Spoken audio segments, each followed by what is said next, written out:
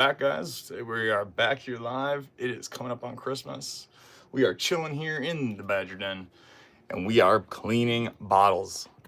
So with that being said, guys, I'm gonna just start kind of pulling stuff about and getting a little set up here while we wait for some people to get in the live and come hang out and see what's up. But welcome, guys. Thank you so much for hanging out. It's Badger Exploration, baby, and we find things. Tonight, we're gonna clean things. But yeah, guys, cannot believe it, man.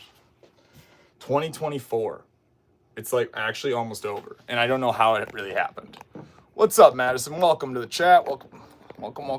Thanks for hanging out. Today we're gonna be going through some really cool old bottles, cleaning them up, seeing how they really look. Like my very first ever complete whole milk. What are these? The quarts, right? Yeah, I think so. In Voss that we found. Yeah, 1 quart.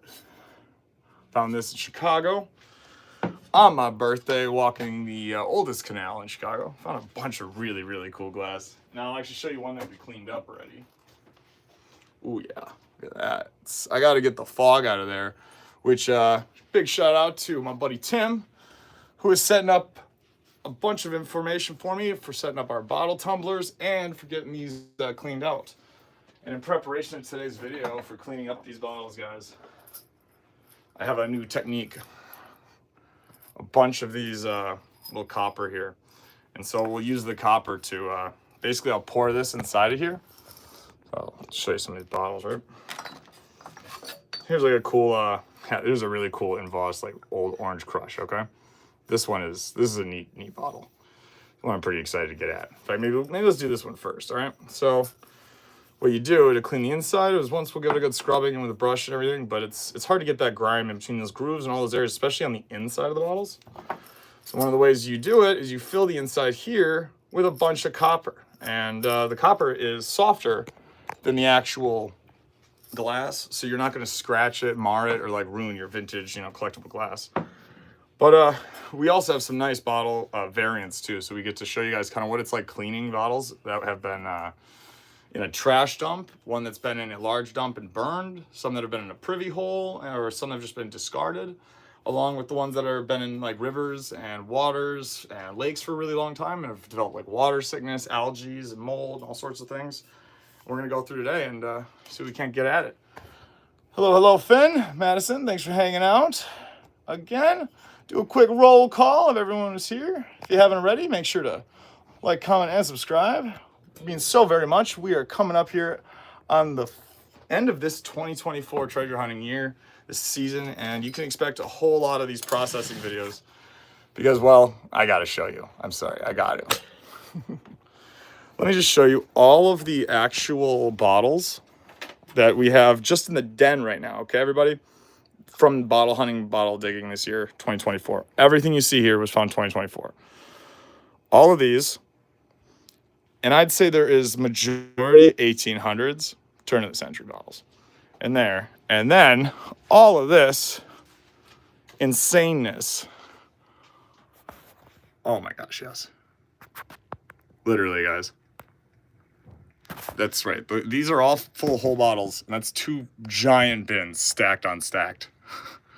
We are going to have so many epic videos, guys, coming out for you guys to watch us find this. But I mean, look at the bottle. Look at this top here. I mean, that's an old blob top. I mean, we have some old finds, guys. We're going to start off, though. I think we're going to try cleaning this orange crush bottle. But I'm going to go through here and say hi to everybody. We've got a bunch of awesome people hanging out in the chat. What's up? We got Raja, Europe, Madison, Finn. Hello. Chills. What's up, my man? Raja, pleasure to have you in here. And Bentley, hello.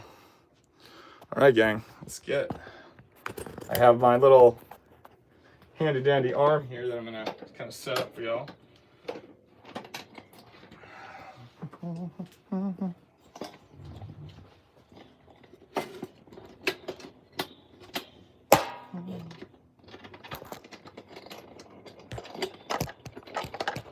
Sorry, guys, 1 second. Sorry about that.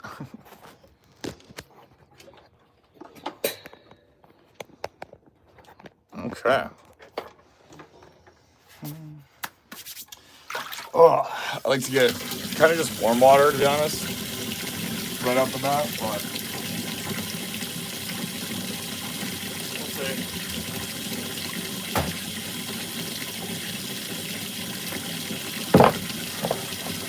Oh, that's some awesome people. Definitely pleasure to have you.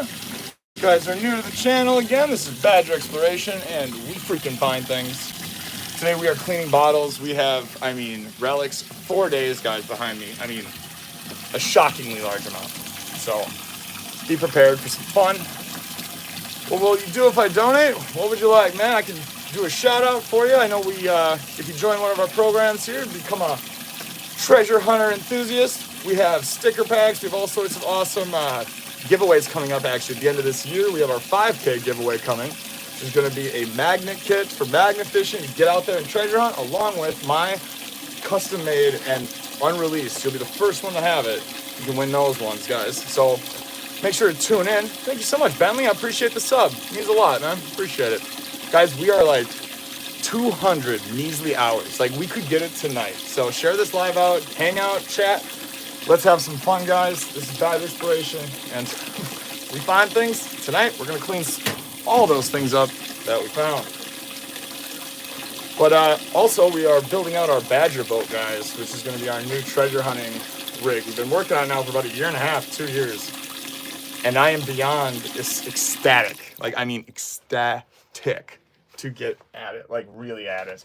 It is going to be an amazing boat. Thanks to a YouTuber and friend, Peterson Farm Family Fishing. I'll have them tag down below. They just changed their name. Forgive me, Peterson. But we upgraded from a 14-foot boat to now a 16-foot boat, flat bottom with a V-point. We're going to have a deck built out on it. It's all aluminum, so we are going to be able to magnet fish, bottle hunt, and all sorts of stuff so much more effectively. But all right, gang, let's get that orange crush bottle going. Right off to Topski's. I'm just going to get it wet.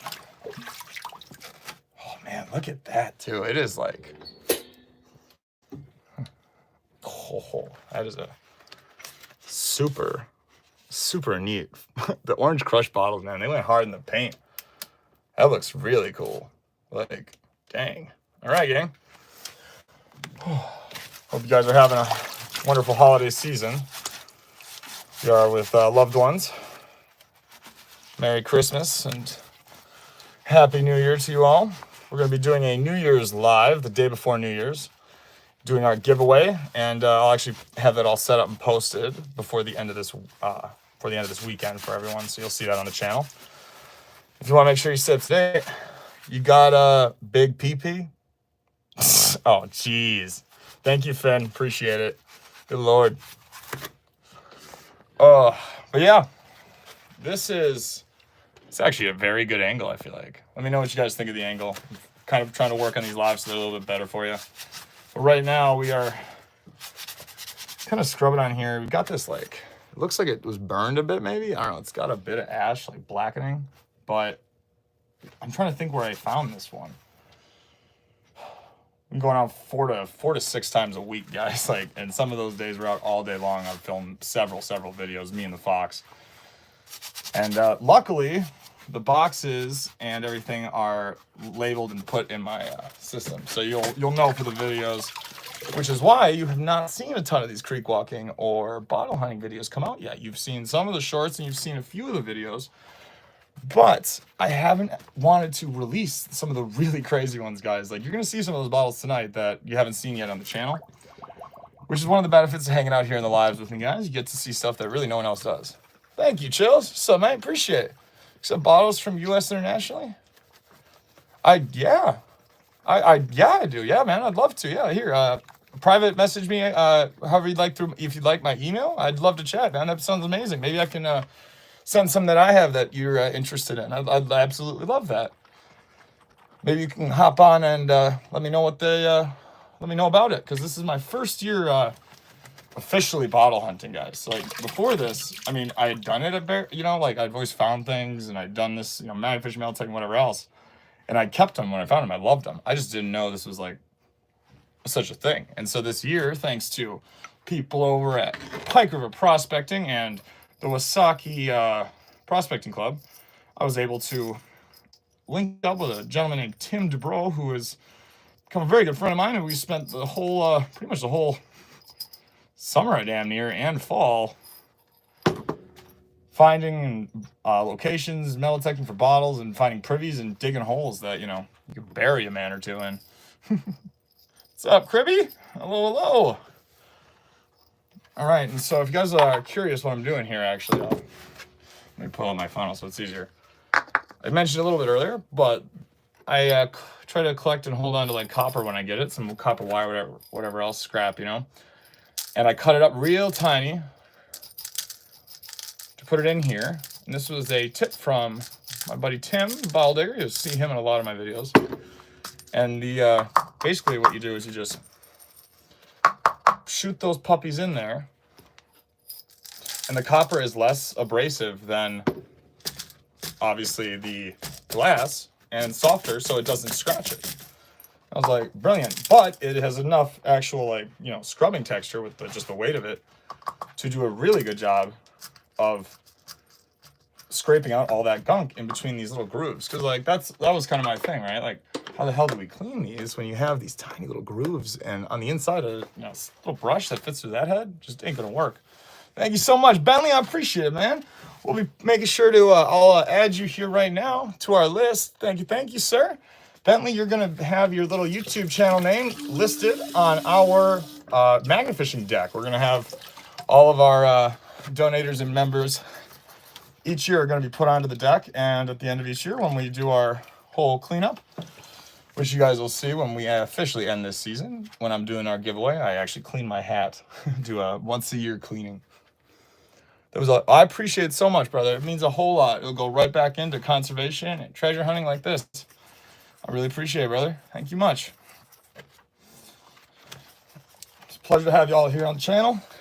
You guys are going to be in for quite the treat. We're going to be live for quite a few hours tonight, hanging out and doing this. And along the way, Miss Fox, my foxy lady, is going to be joining us today, hanging out, chatting, helping me along with the chat, especially once we get going on some of these bottles. But now that we got this guy here, this is coming along, I'm going to empty some of that water out. All right. Shake, shake, shake. So at first I'd use these little like copper, thought they were copper, but they're just coated. They're like little copper, I don't know, like rivets basically. And then I realized, I was like, man, what is it? They're starting to turn like white and like, you know, steel colored. And then I was starting to get scratched and I was like, uh-oh, no bueno. If you guys want, I have tagged actually below, but make sure to check out our merch, guys. We just dropped a bunch of merch a few months ago. I am in love with it. We got hoodies. We got camel shirts like this. We've got tons of different bottles, bags for bottle hunting and collecting on your travels along the rivers, guys. We have tons of mugs, stickers for Badger Exploration. Really show off your Badger pride, you know what I'm saying? It's Christmas time. What a better gift than some Badger merch for your friends and family. Hit that link down below if you want some. There's also some in the description. Doesn't matter how much it is. It's money. Exactly. It is.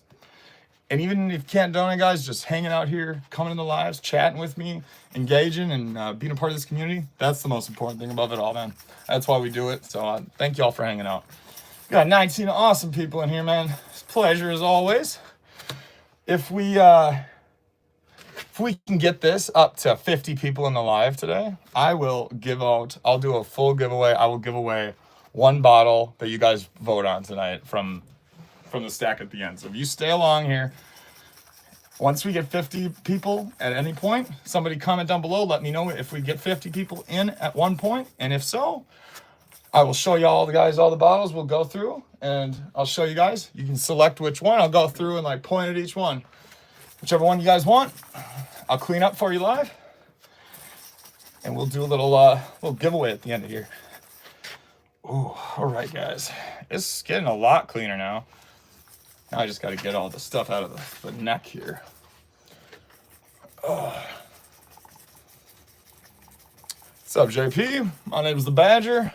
This is Badger Exploration. I am a treasure hunting, relic, and recovery. I do diving, bottle hunting, creek walking, magnet fishing. If it's out there in the world and it's lost, better believe the badger's finna find it. All right. But we do a lot of conservation work. We pull out thousands and thousands of pounds every single year of just scrap, dirt, disgusting garbage out of the rivers and waterways of Wisconsin and the Midwest. And I've been from the East Coast all the way to the West Coast, treasure hunting, metal detecting, you name it. We find guns, grenades, military bombs. We've found cars. We've found now bottles and incredible relics. And what I'm really, really proud of is all the work we've been doing with Pike River prospecting up in northern Wisconsin by locating over, what are we at, almost 20 now, I think, maybe more, logging camps and lost and abandoned towns, cities, homesteads. This is where all of the bottles that you're seeing now have been found. Yeah, I am in Wisconsin. I'm actually based out of Wisconsin. The Badger, baby. Right out of the Fox Valley. See you later, Bentley. Appreciate you for hanging out. Thank you so much. And see you around. Might be going live tomorrow if you care to hang out. Otherwise, feel free to hop in later, guys. We're going to be here for quite a while. Oh, okay. Let's see now. All right. It's looking a lot better, but it's still got some grossness up by the top here. What I'm going to do is a brush.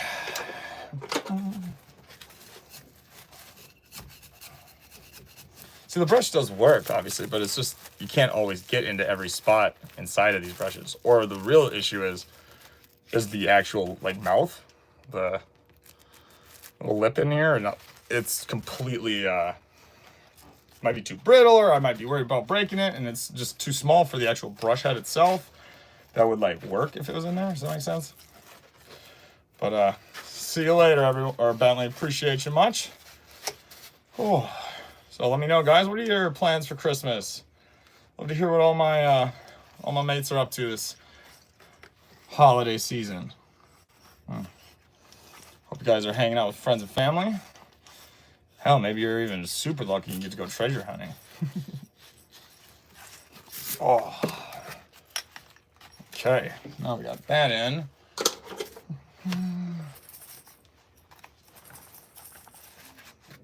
Yes. You're right. So out golfing. Tumbling is exactly what we are going to be doing next.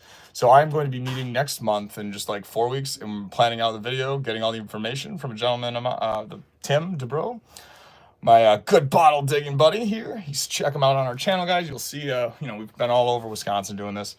He actually has made his own, and I have a kind of an idea or a plan in my mind to take an old like metal, one of those metal kitchen shelving units, they're like stainless steel ones. And I'm basically going to set up like a belt system. So there'll be, I'm hoping to get 9 total or 2 to 3 tumbler tubes per like shelf. That way I can do, 9 to, ideally 9 bottles at once. Just try to get like you said, more done with less hands. Would you eat a zebra? Would I eat a zebra? Definitely, why not? Hell, I'm pretty sure honey badgers in Africa do, so I mean, I feel like I got to, right? Probably just tastes like horse. Why would we need grow?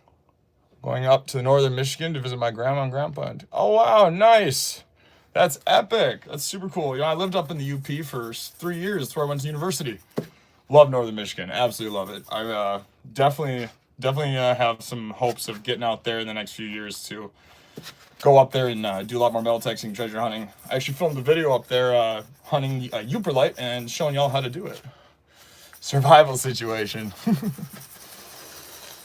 Oh, come on now. I think, honestly, we've gotten it to the point where the inside of this bottle is now cleaner than the actual, whatchamacallit. But I need to figure out, oh boy, 1 second, gang. I gotta grab it from my, whatchamacallit. There it is.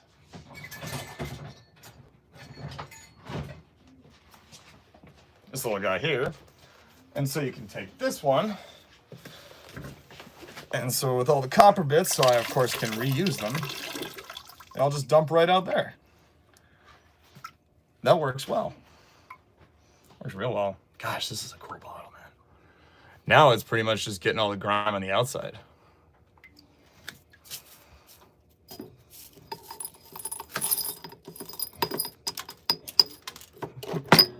Alrighty. What I need to get is one of those copper like Brillo pads. I used to have one, but I'll tell you what, they erode to nothing so fast. You'd be surprised. Ooh, I hear someone hanging out in the background. Hello, hello, hello. It is the man, the woman, the myth, the legend, the fox. How's it going, honey? Hey guys. Hello, hello. We got the whole gang here. I love having y'all hanging out. Finn doing a great job hanging out, moderating. Pleasure as always. Missed y'all regulars a lot. Feel like I haven't seen my family in a minute. Man, this bottle though is so freaking cool. Like Orange Crush. Why'd y'all go and stop making cool bottles like this? Come on now. Honestly. Oh. Hello, Fox. Oh, but yeah, we're getting there. We're getting there. I'm gonna get a little bit of this on there and a little bit of, where is it? You wanna hand me the Ajax there? Yeah. Thank you.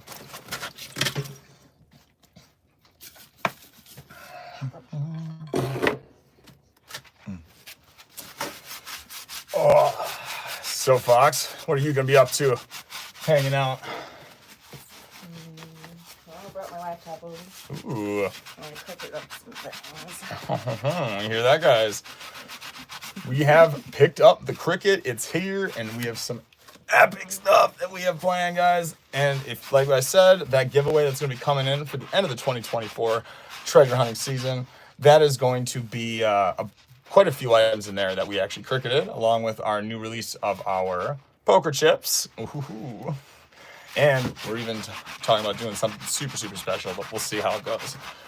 Hello, Finn says, what is this? It says bottle collecting, and I am a treasure hunter. Today we are going through our relics and bottles, cleaning them up and getting them ready for presentation or for sale on our collector's market.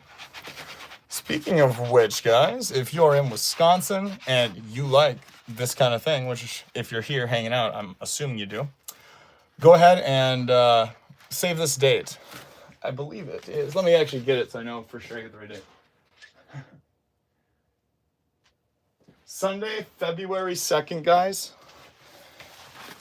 In just south of Milwaukee, Wisconsin, and I'm going to have a huge post about it as well with the actual location and everything. You tumbling the bottles whole or breaking? Currently, I don't have a tumbler made yet, but I am going to be putting together a video on making a custom like 3-tier tumbler system to tumble like 9 to 12 bottles at a time. But until then, we're doing that in the next 2 weeks. Until then, I am currently just scrubbing and cleaning by hand and using cut pieces of copper to clean the inside. So, in essence, I'm tumbling. But yeah, just kind of working it down in chunks and hanging out with you incredible people. Oh, got any bottle hunters in the chat here? I'd love to hear about you, about what you're into and how you got into it. I always think it's interesting to hear how you get into something like this. Like this is an interesting kind of hobby. Ultrasonic cleaner. Really? And that works with the bottles of the enamel. Ultrasonic cleaner. Huh. Wow, that is interesting. I've never even heard of that. I would definitely have to check that out. So that's exciting because I've always been kind of like, what am I going to do when it comes to cleaning stuff like, for instance, this. I'll be really careful not to lose the Pepsi Cola on that. But, let's see.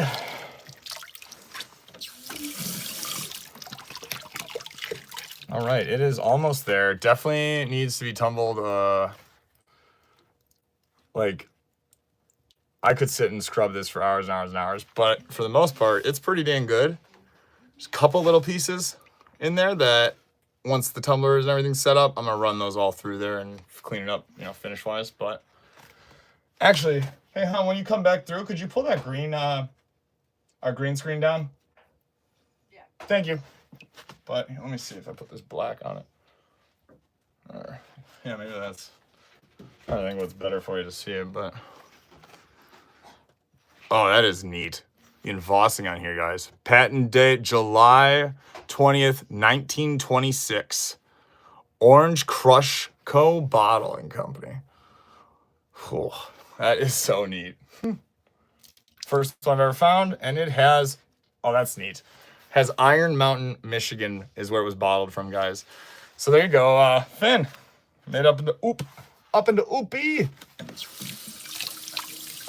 I believe this was the one that, this was found, I believe, when me and Tim went to northern Michigan, or the border of Wisconsin, northern Michigan, and did some diving in some of the most intense, rough, and strong current, rapid waters I've ever encountered.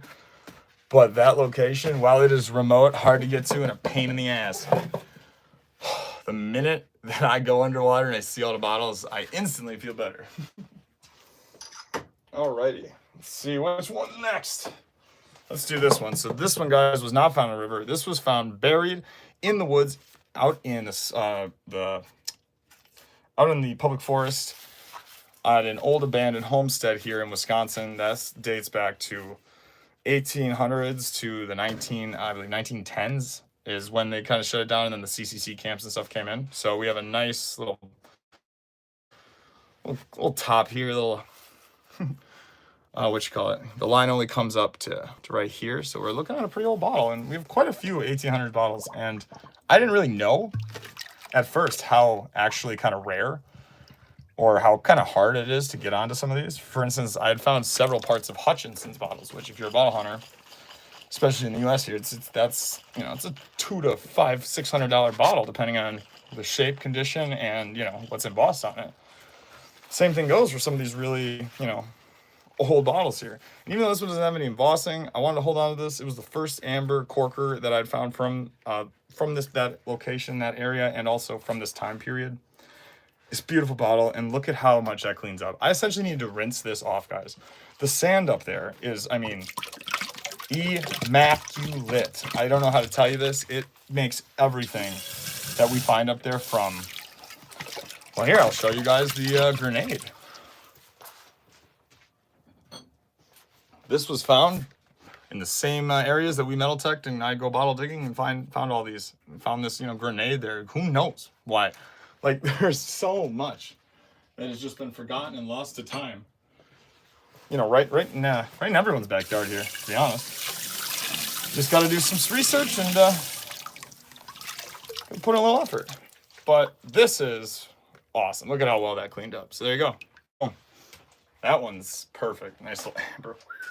Ooh. I don't know the language, but I can say anything in any language. I have a bunch of bottles that we found buried in our backyard, I guess. Oh, that's super cool, man. That's amazing. You should go through them. Try to preserve them. There's a lot of history, and depending on what bottles they are, it could be worth a lot of money, too. Oh. Woo. Worth a lot of money. Almost dropped it. Throws it on the floor. The fox gets it. She understands. She's worth a lot of money. Throws it on the floor. I need to figure out, do you have, here it is. Here's my other drink. Do you have the, that, thing we used to use for the babies? It's like a grass thing that you stick stuff to dry in? Oh, yeah. I think it's upstairs in that bag or whatever, in the laundry room. When we move to that, I'm going to move to tiny bottles soon. That would be perfect. Okay. That's super cool, though, that you found a bunch of bottles. My dream is we're currently house hunting, guys. We're looking for an old property, like an old building, something, or even a property with a bunch of old history on it, and then we'll build even. But that would be the dream, right? Go somewhere, find a bunch of cool old things right in your backyard. Heck, what a commute for me, right? All right. Let's welcome DJ. All right, guys, we're going to go at it. Clean the quart bottle, the Bowman Dairy Company, 1 quart sealed. Let's get it. Big old embossed B up top. Found this in one of the Chicago canals on my birthday, which Halloween this year with the fox. It's a pretty epic day, to be honest. I was shocked at how incredible the day really turned out being. From the machine gun, World War II French Sten gun, to the barrel and slide of a 1911, then finding not one but 2 trailer loads worth of scrap metal and trash. That was nuts, and a nice little chunk of birthday cash. Then on top of it, we go and we walk this canal, very, very end of the day, and absolutely annihilated it, guys. I cannot wait for y'all to see this video. That's where we found this, my first whole milk quart. I mean, this is crazy. I found a bunch of these, like hundreds of these, almost whole. Never one. And it, like, there'd be a lip chip or something. Always freaking something, right? And when I saw this one, and it had, I was, so expect that video is coming out actually this Friday, guys. Gonna be coming out at noon Central Standard Time. Every 5 days we have a full video coming out, guys. We've got so much content. Oh, the old dump from when my town was established stretches for about 3 kilometers. Oh, wow. Closed in the 70s, yep. When a golf course was built, most of the dump on common land, so great. Oh, nice. That's really nice. My local town, which actually was known for their bottling works and the bottling company that was here, they had a combined dump that closed down in the early 70s as well, when they did the that dumping, the Clean Pollution Act. And since then, it's been shut down, but part of it is on like privately owned land. I just, the person has not responded to my request, and the other part is on land owned by 2 different townships. And I have permission from my township, but unfortunately, I'm still waiting on permission to go dig it from the other township, because that is kind of the goal, right? Those town dumps are amazing. Absolutely. Oh, amazing. And I can't wait to get on one. I was on one for the very end of it with a few diggers and YouTubers and gentlemen that kind of work in the same industry as me as in regards to this bottle digging. They had invited me for the tail end of their dig. But I mean, we had hit that after they'd been there for, a year or 2, just destroying this place, and we still found it. It was one of the better days of my like overall days, I'd say, for just digging. All right, is this gonna fit in here? No, it's not. Oh, darn. Okay, it's all right. We will see what we can do with this one.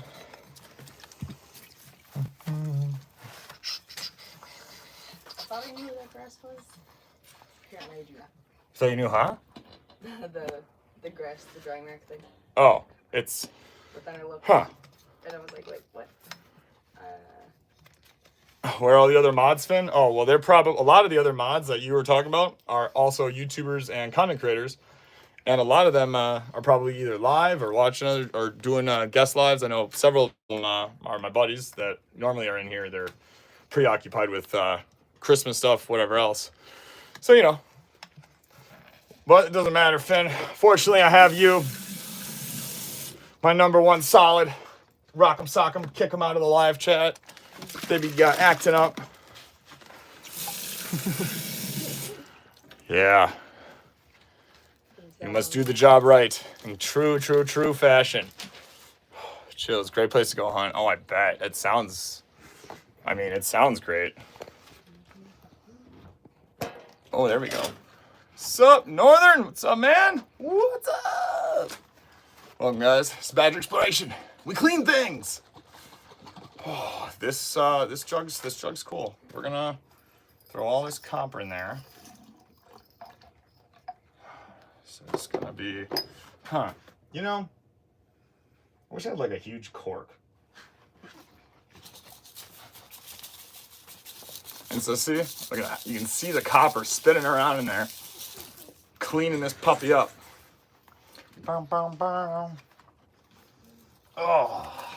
Oh, that's what I should play for y'all. So we have a lot of things, guys, that is just the channel. Everything's been going so much quicker, faster, and just than I really kind of thought in the last few months here, which is amazing. It's such a blessing, and thank you all so much. I mean, I could not imagine where I'd be without all of you. amazing people that have supported and helped me clean up my community's waterways and natural areas while also preserving the history and, you know, incredible relics and treasures that would otherwise just be lost to time. Oh man, this is sick. All right, that is incredibly effective, guys. Like, incredibly effective. In fact, the insides of my bottles, I think, are a little bit cleaner maybe than the outsides now. Like, dang. Once again, big shout out to Tim. That is all you, my man. Thank you for that awesome tip. Oh, yay, the corks. I don't know, maybe. Do we have one big one? We might, who knows. I always be saving things that I know eventually I'll need. It's like corks. Nice to have a bunch of like corks on hand because they're kind of fun to put inside of the old corkers. Oh, not abrasive. Nope. It's not. That's why I put the copper in there. It works really well just to get the actual grime and algae and debris off. And then what's crazy to me is how quick it actually works. How quick it works. Now, it doesn't always work that quick. When you have a really wrecked bottle, like some of these super old hutches that I have that were found in some of these hard, water sickness kind of rivers. You're good. It's over now. Oh yeah, glad you brought it. Leave it out. No, I'll need it. Yeah, that's perfect. Thank you. Thank you so much. All right, now we gotta get this copper out of here. Yeah. Okay. Sounds good. Yeah, no problem. All right. She'll be back, guys. Gotta go fix it up. Love you on here. All right, guys. Make sure to subscribe so hopefully my girlfriend comes back. Doesn't make a cigarette run and never be seen again.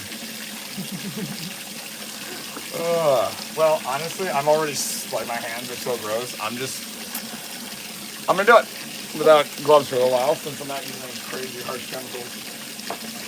All right, so y'all know what this is? You ever seen anything quite like this? If not, comment down below if you know, but I have no idea, gang, what this is. I think it's like an old ketchup bottle maybe, but I mean this is an old one and it's got sand in it. This was found at the same location. Oh, it's got a patent number on it. I didn't see that. April 9th, 1898. Well, that's cool. And so I ordered on label here, but it's got this beautiful like ribbing on it. Now this one was found by Ron from Pike River Prospecting, my mentor and sponsor, and Tim, digging at a spot where I found my super old wood embossed Coon whiskey. He had found several of these and they let me know, hey, so one time when I was driving past, I stopped in. They're like, hey, if you want, we had found these really old bottles. Ketchup bottles? Yeah, that's what they were thinking, like an old ketchup bottle. And I mean, I found a lot of ketchup bottles, but I have never found one like this. So when they said that they had a few left in the woods that he didn't take, I went out there and grabbed them. I was like, heck yeah, don't mind if I do. So I like to dump all this sand. Look at all the sand that'll find its way in there.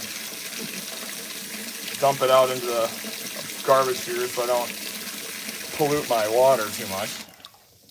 Speaking of which, I'm gonna recycle it a little bit. Oh.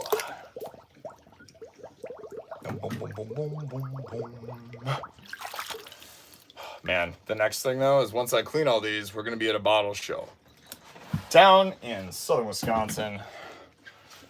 I have a booth ready to go. I'm excited as all get out, guys. It is a big giant bottle show here in Wisconsin. Yes ma'am, I am Badgers. Woo! From the Badger State, living up near Green Bay, Appleton area. But I go all over this state, every damn corner of it. Treasure hunting, relic hunting, doing conservation, and the good work. Keeping that dream alive. All right.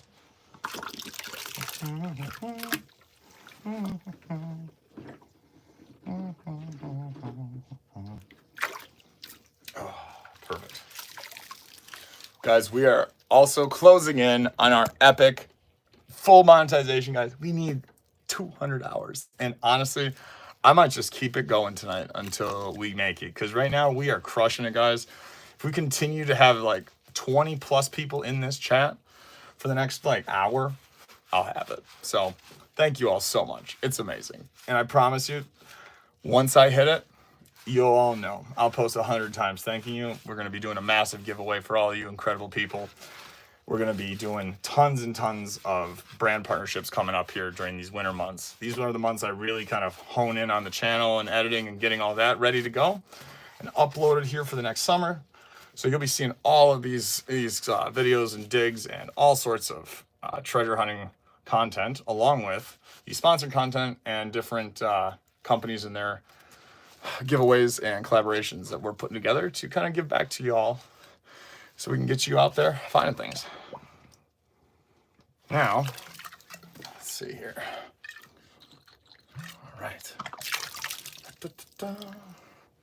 I like absolutely am just so over the moon with this copper thing. Love it. Absolutely love it. Only thing I know now is I gotta have maybe like way more one, but I have to have a little bit smaller, I think, strands is my next move.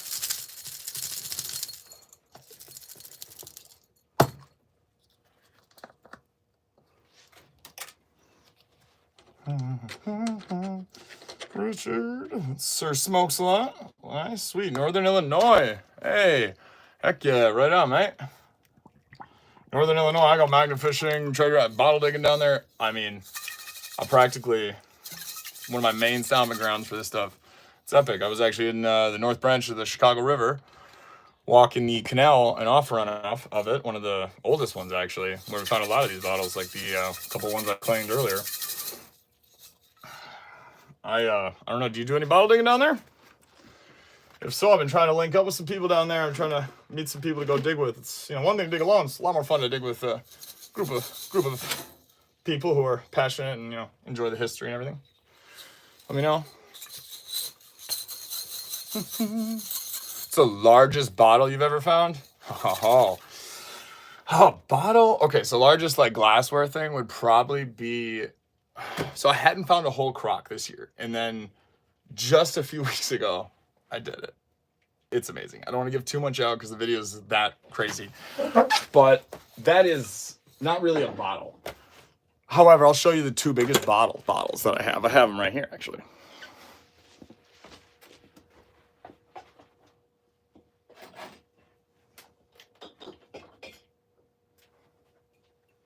First off, this one, which I found this, guys, way in the woods. Now it's I'm guessing like a distill. I don't know what it is. Thinking it's a wine bottle, like it would be stored like that. I don't know. I haven't researched it or done anything, looked into it yet. This one's neat. Really cool. And definitely very big. Cool. Too short. Need a stepping stool or something.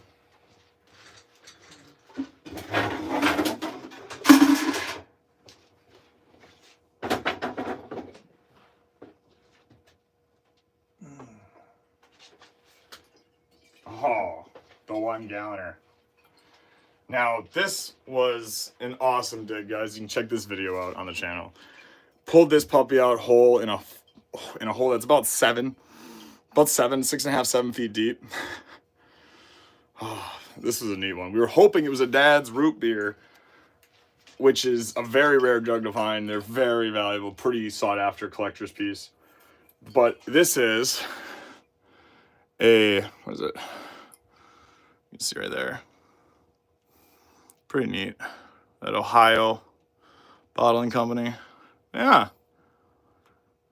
My brother does resale of glass, but oh, really? That's so cool. That's like literally what I do. I sell a bunch of geodes and stones, and I actually have a badger bag, which is a geode and treasure hunting bag that people can sift through. And I do a lot of gold prospecting, actually, all through here. Partnered with the only treasure hunting and prospecting brick and mortar store in the Midwest in Wasaki, Wisconsin, guys.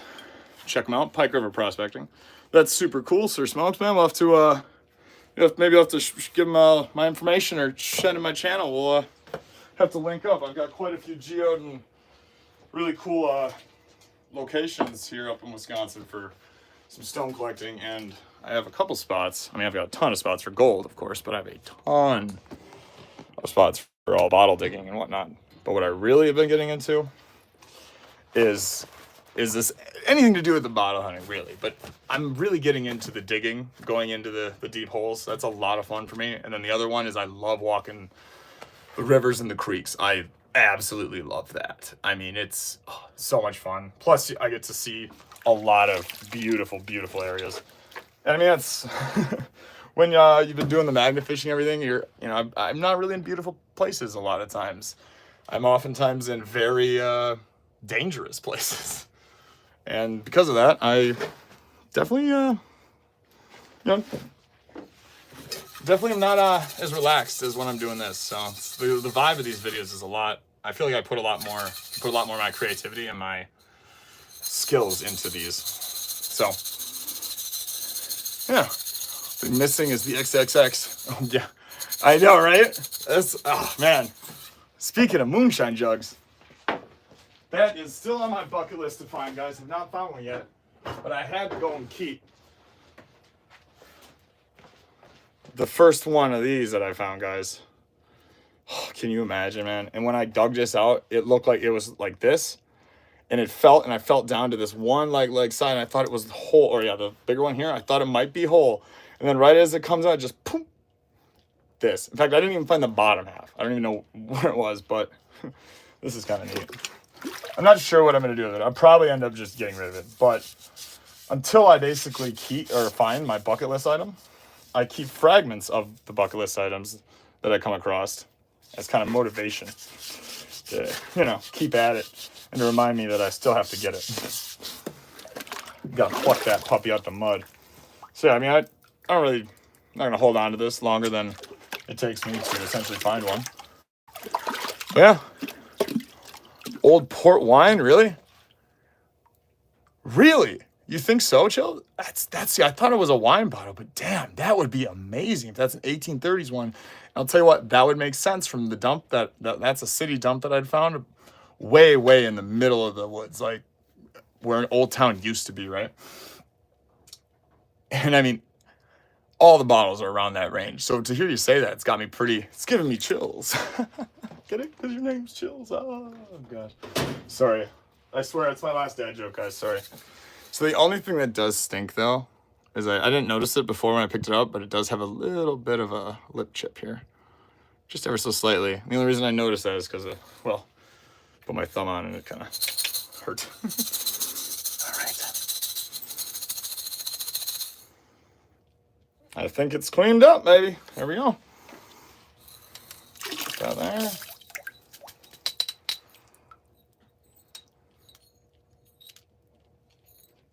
Oh, wow.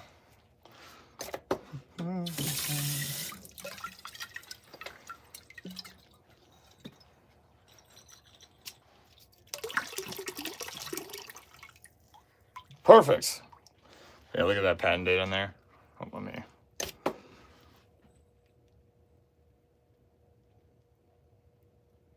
That's so neat, guys. Wow. Look at that.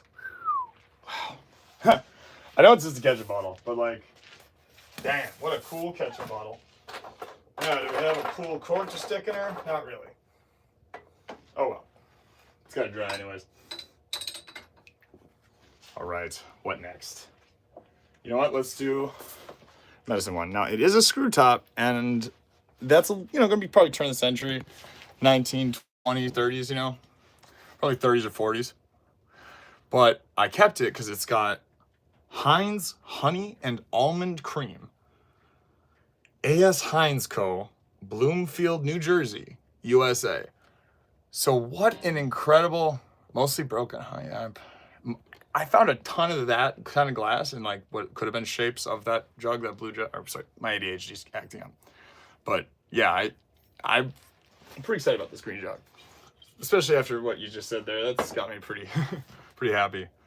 But this is a neat, I love embossing. So to have something like that, let's get it cleaned up. Let's see what it looks like without all this gunk on it. But yeah, I'm definitely a little bit on the on the gotta kick it in gear mode, because we have all of 1,000 some bottles to clean, and we have basically a month and a half to do it.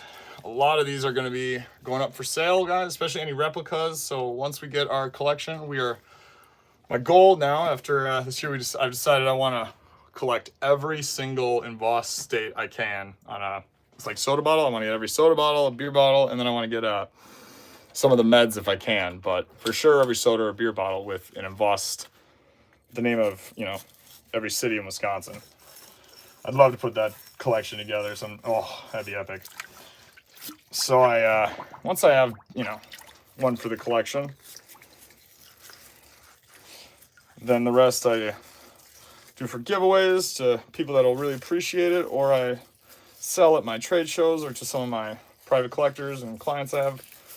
Whenever I come across certain things, I'll reach out to them, let them know. Oh yeah, let's clean up nice and quick. I like that.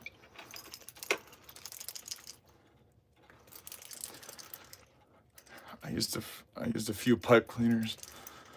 One's I started collecting attached to a piece of steel tent peg. Oh, that is a brilliant idea, Chills. Oh, so just putting it in the chuck of yo, that is a great idea. In fact, I don't think I have any that are like big enough to currently do. What do you call it? To currently do? Like, I don't have any the pipe cleaners big enough to do like big bottles, but I do have some that are about like this long. That would be perfect for the tiny bottles that I'm stacking up here coming up next. Great tip, guys. Big shout out to Chills. Appreciate that, man. That is big looks. I appreciate you, brother. Thank you. Oh, this is turning out something slick. All right, I'll tell you that. Expand under speed and get into the. Oh yes. Really, dude, brilliant. Man, this is what I love about you guys. You're an incredible community. I really appreciate it, man. I have so much to learn, and I just love coming on here, chatting with you guys, and getting to I get more knowledge and more help hanging out and chatting with y'all, I swear, than years of just sitting around trying to figure it out on your own. It's my learning curve is significantly taken care of. Oh yeah, that is awesome. That is gonna be so cool. Yeah, I'm definitely gonna try that on this live. We're gonna go get a tiny bottle next. I'm gonna do that for you, man. Big shout out to Chills. Hell yeah, that's sick. Oh.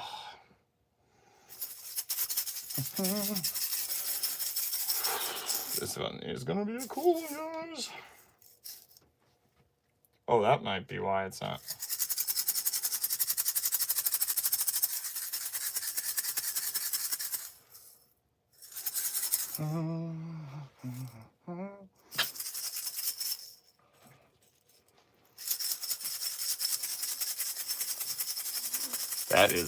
That's such a good idea. So yeah, I got these guys, which are for like cleaning my my pipe, and I picked these up because I have an old smoker's pipe, but I just do that really to celebrate things here once or twice a year.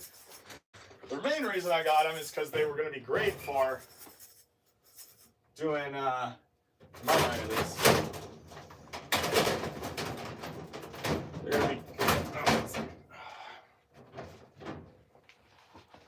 going to be great for doing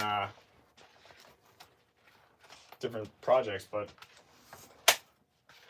they ended up not working quite as well as I thought they would be. So this might be what the alcohol and salt will also clean them super well. Oh, like just your rubbing alcohol?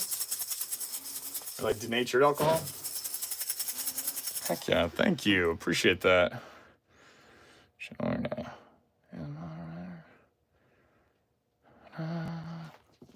Heck yeah. We got 30 awesome people. If you haven't already subscribed, make sure do so, guys. Stay up to date. Hang out and check us out on the channel. But whew, slowly but surely, it's coming off now. You have pipe cleaners, use cable ties? Oh, like just plastic cable ties? Or like zip ties, you mean? I do have those, I know. Huh. All right, I'll set this here for a second.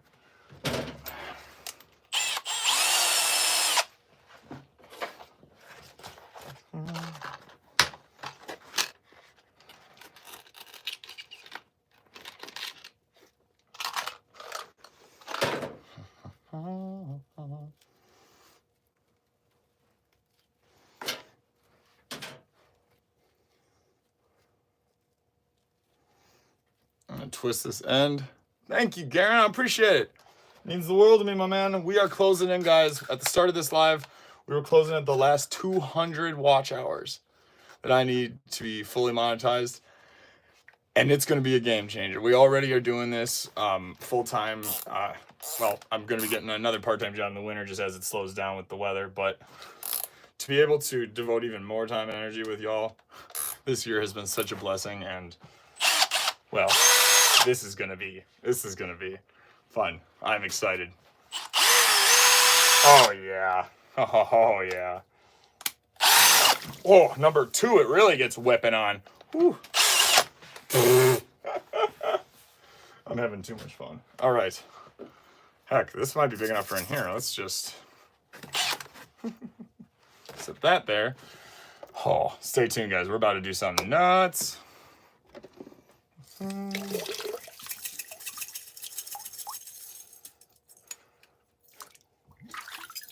You wouldn't think, but like these little copper things, they stick. Yeah, so it got pretty much everything shaken except this little bit right there. Right there. So now we tackle that. Hopefully this works. Bust myself up. I should probably turn it down a little bit. Nah, try full force. No, dude, it works so well.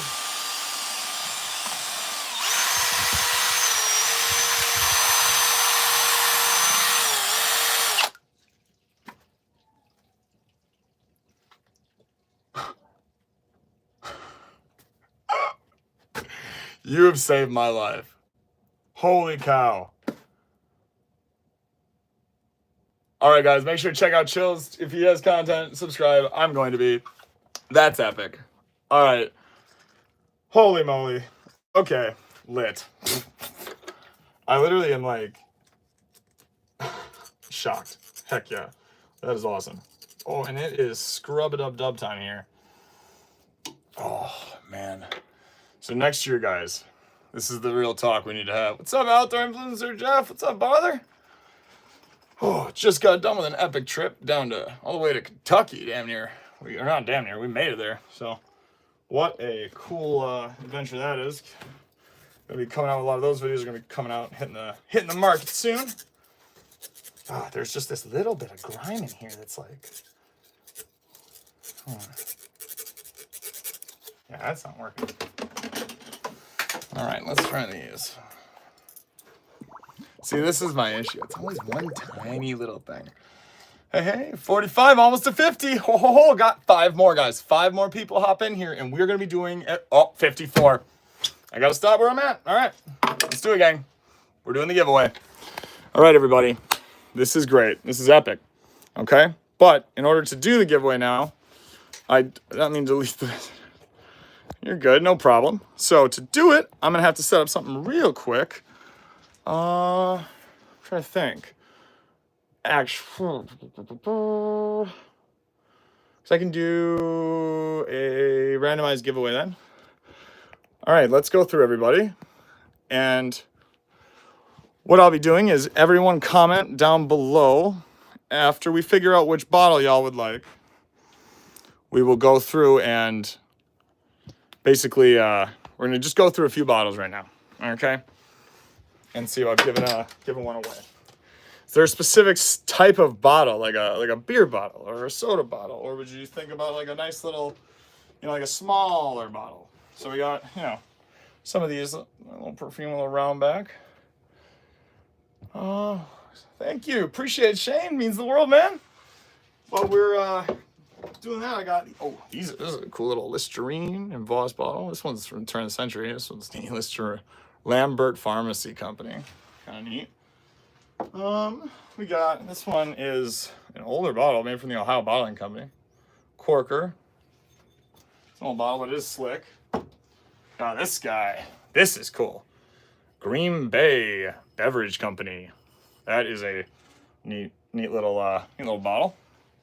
But this is also the same brand I just noticed as the massive 1830s wine jug. Interesting. Louisiana, what's up, Grooves? Pleasure. Why are old bottles so thick? Stop them from breaking? Well, they were thicker because of the way they had to make them. They were a lot of times hand blown or tooled tops, and the process in general, nowadays we kind of have a lot more ability to refine it and use like the minimal amount of material that is required to basically contain it and hold the liquid. And that's more of a, to maximize profits, whatever else. But because of the fact that they're so thick, that's one of the main tells too that's helpful. But also it's a really nice, just feels nice in your hand. Speaking of which, we got like this little guy here. Just to let you know, I'm gonna be giving out bottles like between here and like this size, guys. Like a soda beer bottle, just for mailing purposes. But let me know what you guys are thinking. I'm gonna keep holding them up, but here's a med. This one's slick on. Clean that. Otherwise, we have. Let's find. You know what? We'll get you guys a really cool one. All right, make the decision right now. Do you guys want a small bottle, like a little macro small bottle with embossing, or do you want like a medium one? Whoever's the first one to let me know in the chat, you'll be the medicine bottle. You got it, Shane. All right, let's get it. Time to look through our meds.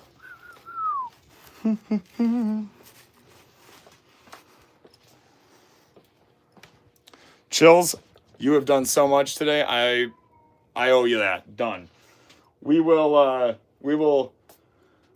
connect if you send me an email. It's badgerexploration13@gmail.com. I'll put that here in the or I can't right now, but I will make sure to definitely send one out to you, my man. Just for all you've taught me in this moment alone. So appreciate it. So with that being said, guys, let's go look at some of these med bottles, see which one you want. It's exciting, honestly. Okay. Got it. These ones are cool. Look at that. There's a little measuring on there. Try to figure out what's got little measuring lines on there. That one's kind of fun. One of these guys. I'm thinking this is like a shoe polish. It's slick. First time viewer, are you sure? Oh, what interesting. I knew we had machines, but I didn't give thought that they made them by hand. Oh yeah, they made them by hand. In fact, some of the bottles I found, that I have a couple of them that are two, I believe, that were found from the 1700s. And the actual process that I learned about from researching these that they went through to make it, for instance, this is a fun fact. Basically, like 1910 and back, your first few like crates or big giant sales, like your first actual send-offs of your product, your bottles, your soda. Say you're making soda, right? And everyone had to make and get their own bottles made, which is why we find incredible little bottles or big soda bottles, whatever, with very intricate custom, embossed locations on them. And when you had that happen, they had to, of course, get that custom ordered, had to have that made, and that cost a lot. So they really wouldn't make money on their first 2 to 3 or 4 even, cases of soda. So they were in the negative detrimentally just to kind of send out a product. So these bottles, they weren't cheap either to make. Like, that's why, 100 to 200, 300 years later, I'm still finding these bottles and crockwares. Ooh, here's a fun little bottle, guys. Remember, we are looking to do a giveaway one. So if you guys will be going through these here, if you guys want an embossed one, let me know. Oh, this one's at like from the 30s to 40s, I think. It's got even a little plastic top on it, but okay, it's just kind of neat. It's got a little thing on the bottom. It's fun. This is cool. I love finding med bottles, guys. They're my favorite thing, little old corker medicines. This one is slick. You have Johnny Depp vibra. No, I mean, I guess maybe. Probably someone's commented, I'm sure. But, yeah. I mean, hell, as long as it's like Pirates of the Caribbean treasure hunter vibes, I'm all about it. What do you mean? That's the move for shizzle. Oh, rubbing alcohol will remove any resin or oil stuck on grime. Yes, that makes sense. I actually have some down here. I'm gonna be using that. So like that. Just nice probe alcohol. That is gonna be good to use. Here is another one with a bunch of medicine corker. Got a bunch of these. Right now, I'm thinking I'm gonna give y'all away one of these here, and I might pair it with something else. But let's see. Tons of tiny little guys. Look at these. Oh, we're gonna be cleaning them with the drill piece here shortly. My favorites are these tiny guys. Got a tiny little corker. Oh man, we got this guy here. Look at that one, huh?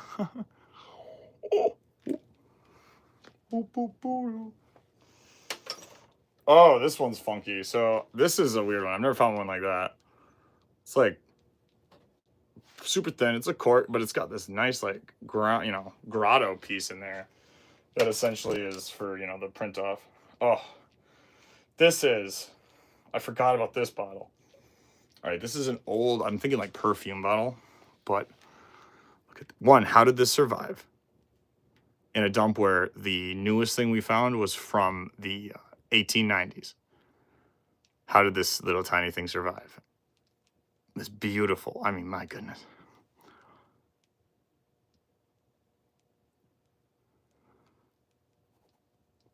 Oh, what's going on in chat? My bad, I'm trying to, Romeo. What's up, Grooviest Bunk Calling Show? The perfect and perfect percentage. Oh, what is going on? My hands are wet. Sorry, guys. I appreciate it, John. Appreciate all y'all coming and hanging out, man. We be doing this pretty much full time now. And honestly, I am so blessed and, grateful to have all y'all hanging out here and helping and supporting our channel, guys. We are coming in at the start of this live, our last 200 hours of watch time needed for full-fledged monetization. And then I'm not just making all my money from, I have another outlet with that to help fund all these adventures and get out here with you guys to find more of this stuff. Like this little shtick one. Oh yeah, that one's neat. What does it say on the bottom there? It says just 12W. Weird.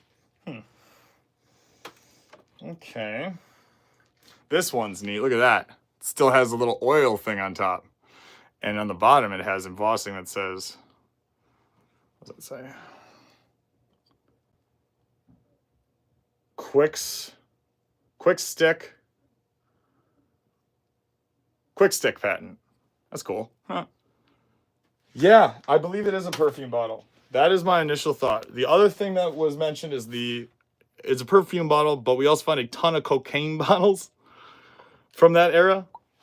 So it could have been that, as you guys, you might not have known though, cocaine was legal up until, what was it, like the early 1900s. I mean, Coca-Cola, for instance, is called that because it had cocaine in it. So that's one of the things with these med bottles, man. When I look back, this one's a cool one, but it does have just some faint cracking in the background. So this is one that I don't want to give away to someone so it breaks. And now this one is not going to be one I'm giving away because this is the first and only one I've found like this, but we're gonna be cleaning this one next, I think. Look at that. Showing you guys more here once we get done. But we're gonna be doing these med bottles, and to choose it, I'm gonna have you guys comment down in the main comments of this video. So not here on the live stream. You're gonna go out of the live stream comment thread and comment Badger X. The one word, Badger, the letter X, one word. And I'll be going through that StreamYard tool. I'll be doing a randomizer tool. And so after the live stream tonight, I will post literally the video onto my YouTube channel, guys, and I'll be giving it notification of the giveaway then for that person, and I'll be tagging them in the YouTube post about it as well. So what we're going to be doing, though, for that giveaway, guys, is I've decided we're going to be giving away this awesome little dude here. Medium-sized med with the measuring on it. Accompanied with, what was it? I wanted to give you all this one because it had some cool little embossing on the sides. And we're going to be doing one other bottle potentially that, you know, I have a bottle that has some embossing on it somewhere in here. So if I come across it, otherwise you'll be getting these two for now. So hopefully y'all are hyped on that. You like that? Oh yeah, Jeff? Well, heck yeah, buddy. We're gonna be doing a giveaway though, and I'll be setting up with StreamYard, and we'll actually have doing all the giveaways live. This one was kind of impromptu, so. But let's get back to cleaning. So we'll be getting these two puppies away. So make sure to go down and comment Badger X, guys, in the comments. Till then, let us get back at it. Oh, what did you say there? We've just had a major river flood. Oh, sorry, come on now. Hands wet. Oh, there we go. And the amount of bottles found in the middle of. Oh, damn! That sounds exciting. That sounds really. Wow. How did that go? Good book series, Garen's a little bit. Oh yeah. All right, Garen. Bet.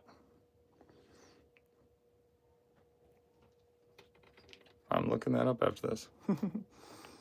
Wow. Laudanum bottles, Mother's Little Helper. Oh, yeah. Laudanum, guys. The big killer of babies. Oh, Mother's Little Helper. I forget what that was. Morphine, I think. It was like crazy drugs that they would give to infants. It was, I forget the name they had it. What was the name that they gave it? The Laudanum for killing, essentially, all those. Oh, man, that's nuts. No, I have not found a whole one. I have several that are like, I mean, almost just disintegrated, like barely any fragments left. Okay, I'm going to try some rubbing alcohol in here quick. Like you mentioned. Oh, I got to take that.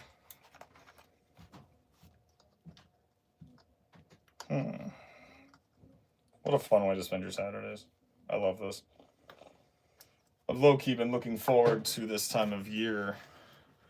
You know, I love digging. I wish I could, you know, be out digging right now or creek walking right now. But all of the finds and everything that we came on, it's just been like piling up on me. And I really want to, geez, my fingers are so wet. Really want to just, there we go. I really wanted to start getting these cleaned up and really kind of working on them. I just haven't had the time with all the actual priorities. So now that winter is upon us, oh, we are ready to go. This grandma's like 9,000 years old. First human to learn magic. Really? Not sure what chat's going on about, but interesting. It's the biggest and smallest bottle. So Finn, the biggest bottle I found is this one. The smallest bottle, I actually just found the smallest bottle I've ever found. I just found it like literally before the first snowstorm here. But unfortunately, I'm not going to find it right now. I haven't been able to find it literally since I brought it home. I set it down somewhere on that table over there where I clean like stuff because it had a bit of some rust and junk on it. And I have a little tool over there that I use for that. And, well, I found out that that's not going to work. Oh, well, all right. Yeah, I can believe, hopefully this gets the grandma. I think this is just,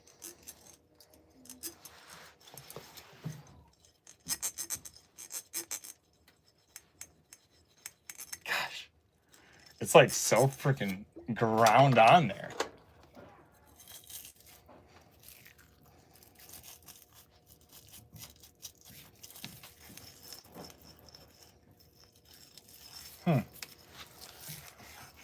That's a large, yeah, right?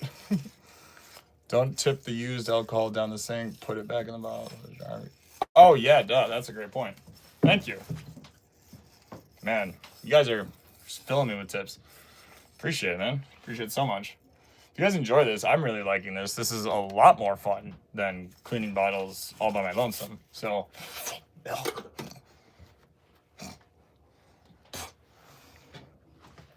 you guys are enjoying this, make sure to let me know, because I'll come and do this a lot more then.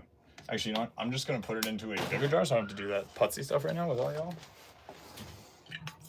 I'm going to put it in there. Cool. There she is. Still got that piece on there, though. I can't seem to get that stuff off. I'm going to have to definitely throw some more copper in there. But Hands honey and almond cream. Pretty cool find. Pretty fun. Now,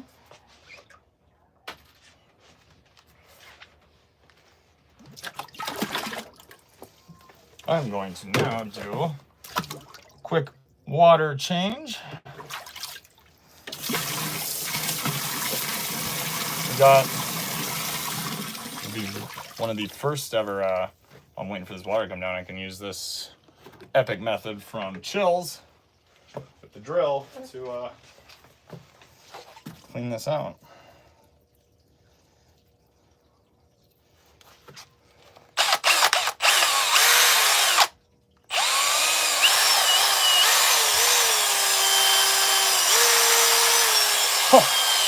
Wow. I mean, just wow. What a deal.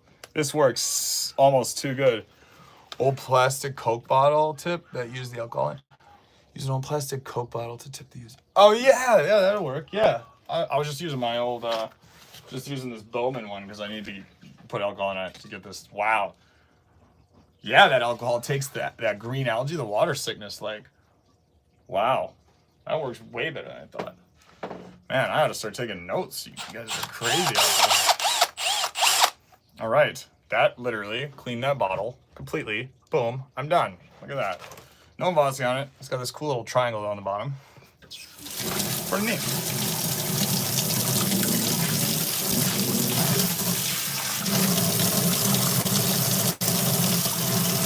All right, let's fill her back up.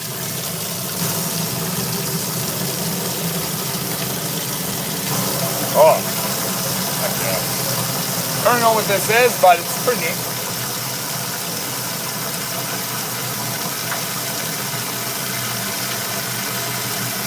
All right, now let's do one of your guys' bottle over here. Let's go be outside quick.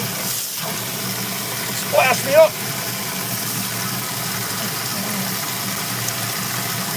Oh, man, what a fun and wild treasure hunting season, guys. Man, I cannot wait to share all of the epic adventures that I had with so many incredible content creators and treasure hunters and friends this summer. I mean, it has been quite the season. We started early in the year. What was it? We started in March. Right at the first week of March with the Great Loop trip, where me and Danny Dip, we did a magnet fishing and relic hunting trip, and we drove over the course of 3 weeks all the way around the Great Loop. If you don't know what the Great Loop is, that is a series of roads and like scenic road that goes all the way around the Great Lake of Michigan. So it goes around Lake Michigan in its entirety, all along the shore, and you basically do one giant Great Loop. It's a Dick Masterson. I appreciate that, Finn. I hope I'm fun in person. I mean, I'm like this, so, you know, a lot of people might not think rummaging through dirt all day is fun, but hell, it's my favorite thing to do. And all the cool shit's in the dirt. Gosh, it works so well. I don't even know, like, how I did this without you, without all of you. My goodness. Oh. Looks like 2025 is going to be even better, guys. All right, let's get this puppy going. Cannot wait. Be giving this puppy out to you guys. Throwing a sticker, of course, because, well, you got to have a sticker.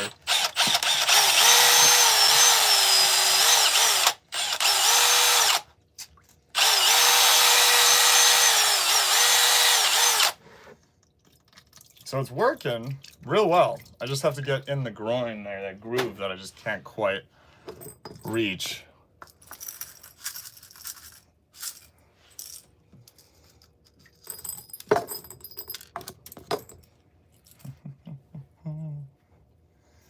Yeah, so I sat around today for like 2 hours probably watching a Netflix show, just cutting tiny sections of copper with a pair of pliers. So long. So long. Alcohol with the use alcohol with the copper pieces? Okay, we'll do. That's okay.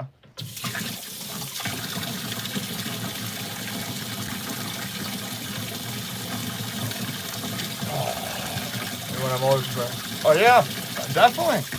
Plus, if you or your family or anyone, guys, wants to come to the Piper prospecting meetings, they're every third Saturday of the month. Or sorry, every third Saturday of the month. I post about them in advance. Check it out on Piper Prospecting in Misaki, Wisconsin on Facebook, guys. Check out the Facebook group of the channel. You can come to a free meeting. We feed you in the field, so we meet at 9 a.m.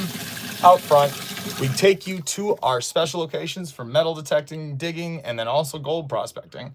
We will give you all the material, everything you need we have ready to go for a significant large amount of people to show up. We then make food and feed y'all out in the actual field, so you are literally metal detecting and you'll have a freshly cooked burger or hot dog served up to you. Free of charge, of course. All of this, guys, is free. What we want is to educate, get people excited about being in the outdoors and finding things. So come on out to Pike River Prospecting in Misaki, Wisconsin, guys. Check us out. Look at how clean that worked, man. Whoo! A clean bottle, baby. Yeehaw! Darn toot. All right.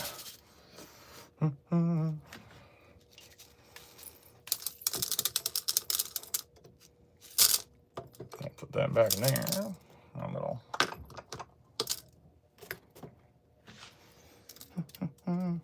Just got me in the mood. We heading out for a hunt. Yeah, that sounds like a vibe, man. Oh, this evening in the heat. Oh, head is hot as all get out. Yeah, dude, when I was bottle digging out and down in the south, it's like 90 degrees to 110, 115 was, or 14, I think was the highest it hit. And I mean, it was muggy hot hell, especially with all those freaking,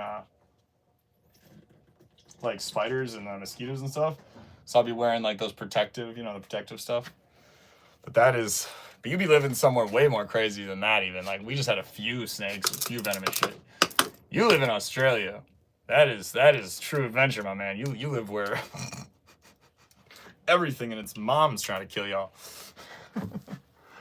That is so cool. I love to see what kind of bottles y'all pull out. I've never seen Australian, but I'm actually super excited for us to exchange some bottles back and forth. I really am. I hope you make sure to email me. I'll get your contact information and we can do a call or something. I can show you kind of some of the bottles I have and you can pick one out, see what you'd like. But let's get some of this copper in here. Okay.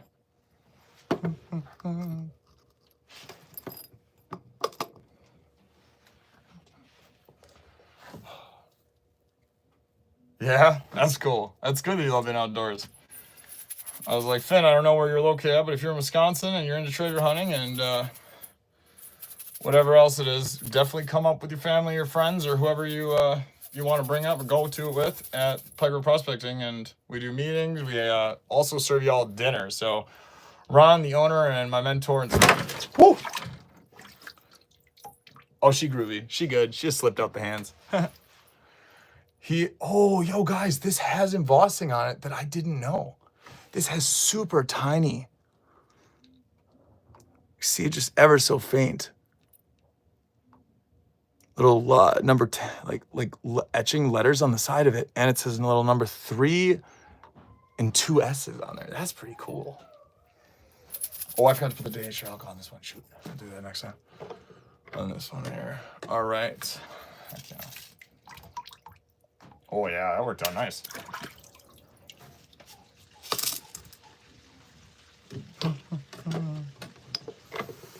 Oh, heck yeah.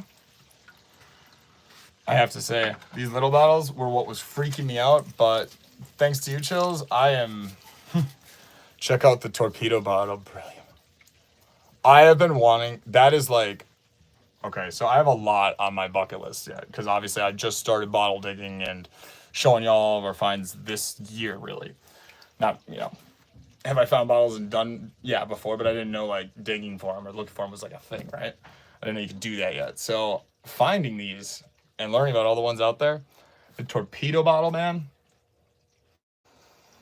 got me itching. That looks so freaking cool. Like, oh, that's exciting. I can't wait to see that. That is cool. That is really cool. I mean, part of what I love about cleaning up these, and there's that other one for the giveaway. Booyah, baby. And if you know what I'm talking about, make sure to go now to the, not this chat, the live chat, but you want to go to the actual live streams comment section and comment down the one word, Badger X, all one word, the letter X at the end. And when you do that, I'll be able to take then your accounts and put them into our StreamYard random prize generator. And I'll be putting out a post on who won. And you guys will have 7 days to reach out and claim your prize. Chopstick with a piece of green scrubby. Not bad.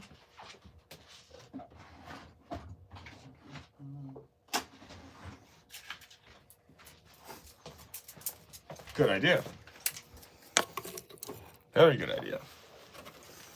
Green scrubby. In fact, I take it.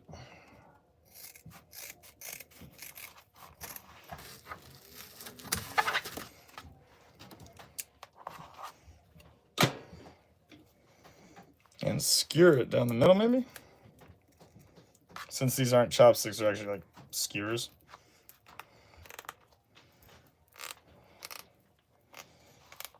That actually, yeah, that might work nice. Huh. Well, look at y'all. Man. Hey, what's up, Mike? Hello. Hey, brother, have you heard of the band Dixie, right? I have not, but what kind of music are they? I'm big into like Americana folk, kind of like string instruments. Who? Your most historical find, grooviest bunk calling show. All right. Saiyan 3. The bottle's Super Saiyan 3. Oh, I can't wait to check out that torpedo bottle though. Most historical find. Honestly, that's what I was trying to get at is I don't know yet. I don't know yet because I haven't cleaned all my bottles. I haven't researched it. I think the most historical bottle find that I am excited about is probably between... I really like to find I just love to find a poison, but I haven't yet. I'm probably the... what I'm literally about to clean is probably one of the cooler ones. And then I do have a bottle from... Actually, yeah, I'll do that one after that little one. That one's cool. That one's kind of crazy.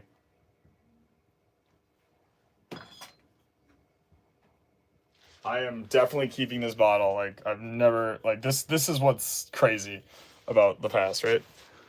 This is Great Radium. Springwater Company Incorporated, Pittsfield, Massachusetts, guys. So this is like radium water. Like, that... to me, that's just like... What? Like... So that's neat. Yeah, I'm excited about cleaning that one up. That one's a pretty historical find. But I have found some from like Elgin, Illinois, all the way up in northern Wisconsin, for instance. You know, like that are really, really old beers, like that are, I mean, from the 1820s. But then you have this guy here. I mean, look at this. It's beautiful. This is a nice old bottle. Little tool dump. There we got, what is that? It says Yuleburg, Portage, Wisconsin, Yuleburg Brewing Company. And this was found nowhere near Portage, Wisconsin.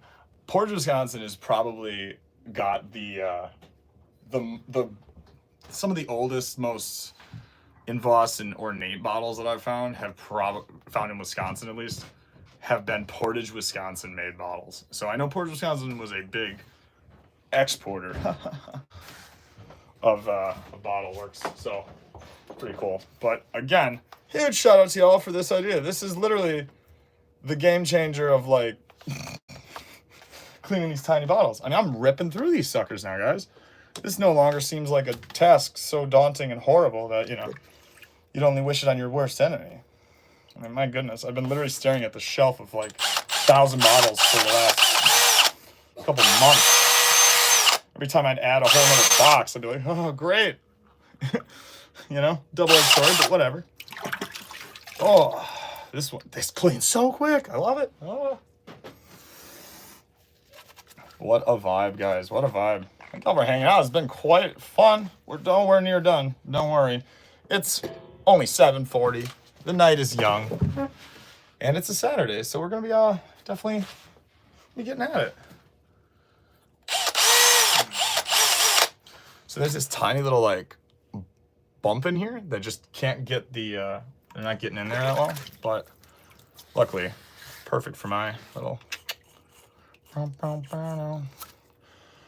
Oh, when the fox comes back, guys, I'm going to play you some of the songs that, what in the hipster is going on here? I am a treasure hunter. We are Badger Exploration. My name's the Badger, and we are currently cleaning bottles dating all the way back from, you know, even the early 1700s. We have a few here, guys. So come hang out. Come learn about history, treasures, relics, and help me help state of Wisconsin preserve all the forgotten history. And look at that. What does that say here on here? It says Sharp and Dome, Baltimore. S&D 29. But it's got this beautiful octagonal. Oh gosh, is that a gorgeous bottle. That'd be great. I'd really, really appreciate that, Chills. That would be amazing. Thank you so much, dude. Like I was saying earlier, it's too bad you're all the way over in Australia. I was like, otherwise I'd offer to take y'all out. If anyone's in Wisconsin, likes bottle digging, likes bottle hunting, and looking for relics, looking to do a lot more creek walking too, feel free to come down below. Let's get at it. And just like that, she clean.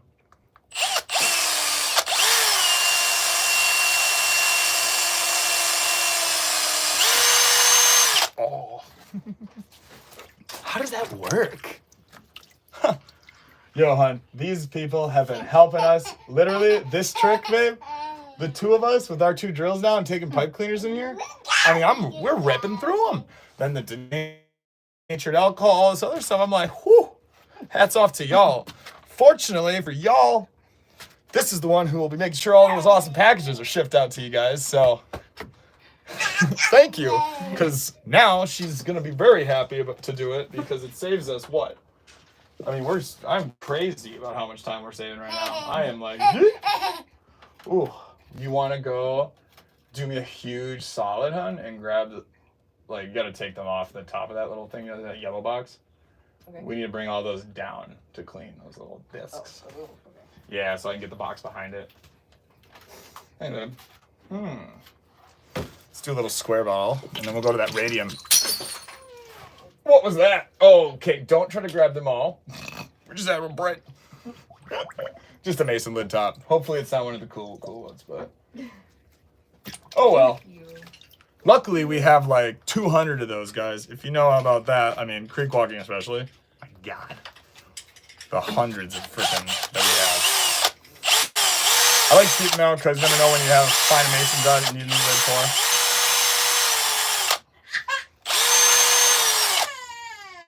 That's the little badger himself. Maybe old snake. Old snake. Oh, you know what? I'm going to go get that bottle. Give me a second. 1 second, guys. That is a bottle. Y'all are going to... Don't worry about it. Just, you're good, hon. You're good.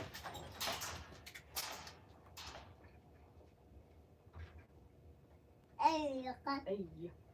Yeah. Yeah.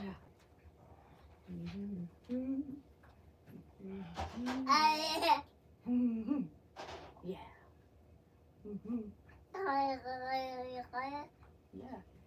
Washing the bottles over there. Yes, he is.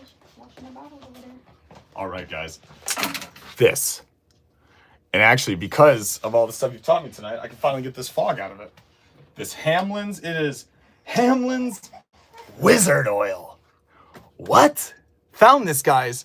Not bottle digging, nothing. I was metal detecting an old foundation that we had found walking through, I mean, several miles of thick forest in the heat of July, being destroyed by every which way bug that exists ever. I go on my first hit, my first target. I slide my shovel in and I pop it up, and this comes, I mean, flying out of the dirt. Whole, no chip, no broken, nothing. This Hamlin's Wizard Oil bottle. And the actual thing that I detected was a old double bit logging axe. So that was pretty cool too. So now we're gonna take the rubbing alcohol here.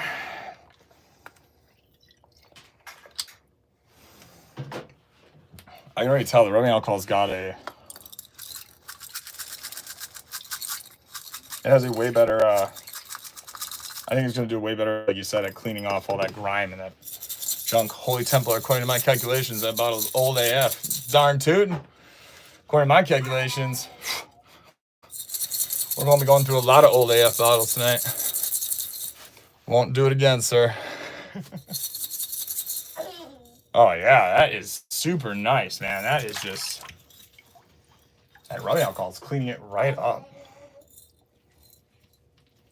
Good call, man. Thank you, guys. Because that's definitely the part of this that I will say, maybe we should do a collaboration. You know, I don't know if y'all are tubers or not, but if you are, maybe it's time we do a series or something on relic preservation and bottle cleaning, bottle preserving, that kind of thing. Lord knows it's something I'd try to look up, but don't have a lot. Found a couple of Vaseline. Oh, dude, like this? Oh, a little perfume bottle. Really? That'd be cool. I found a few Vaseline bottles, actually, that are from, like, New York. Look like this. They're pretty fun. All right. But yeah, that Wizard Oil. Booyah. Oh, I just dumped the alcohol out again.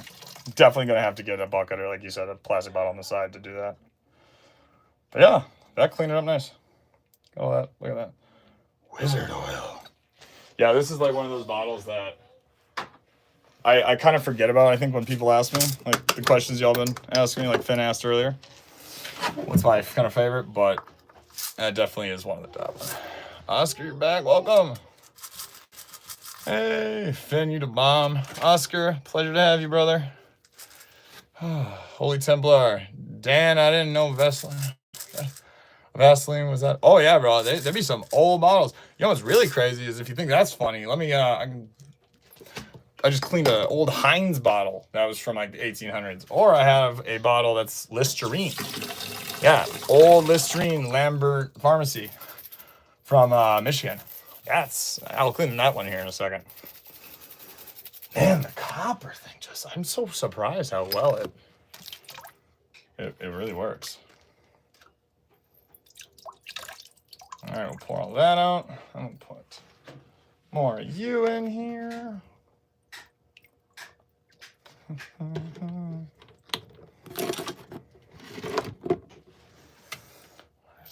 Got all good. Wizard bottle hands. Thank you, man. I really appreciate it. You know, since y'all like all my finds, you like these stuff. Maybe you guys would be interested in a live stream tomorrow, where I just literally go through. Wouldn't be quite as long at all, but I'd go through all my clean bottles in my collection. I don't know. Maybe you guys would be interested in something like that. Comment down below if you are, because if you are interested, I will definitely make something like that.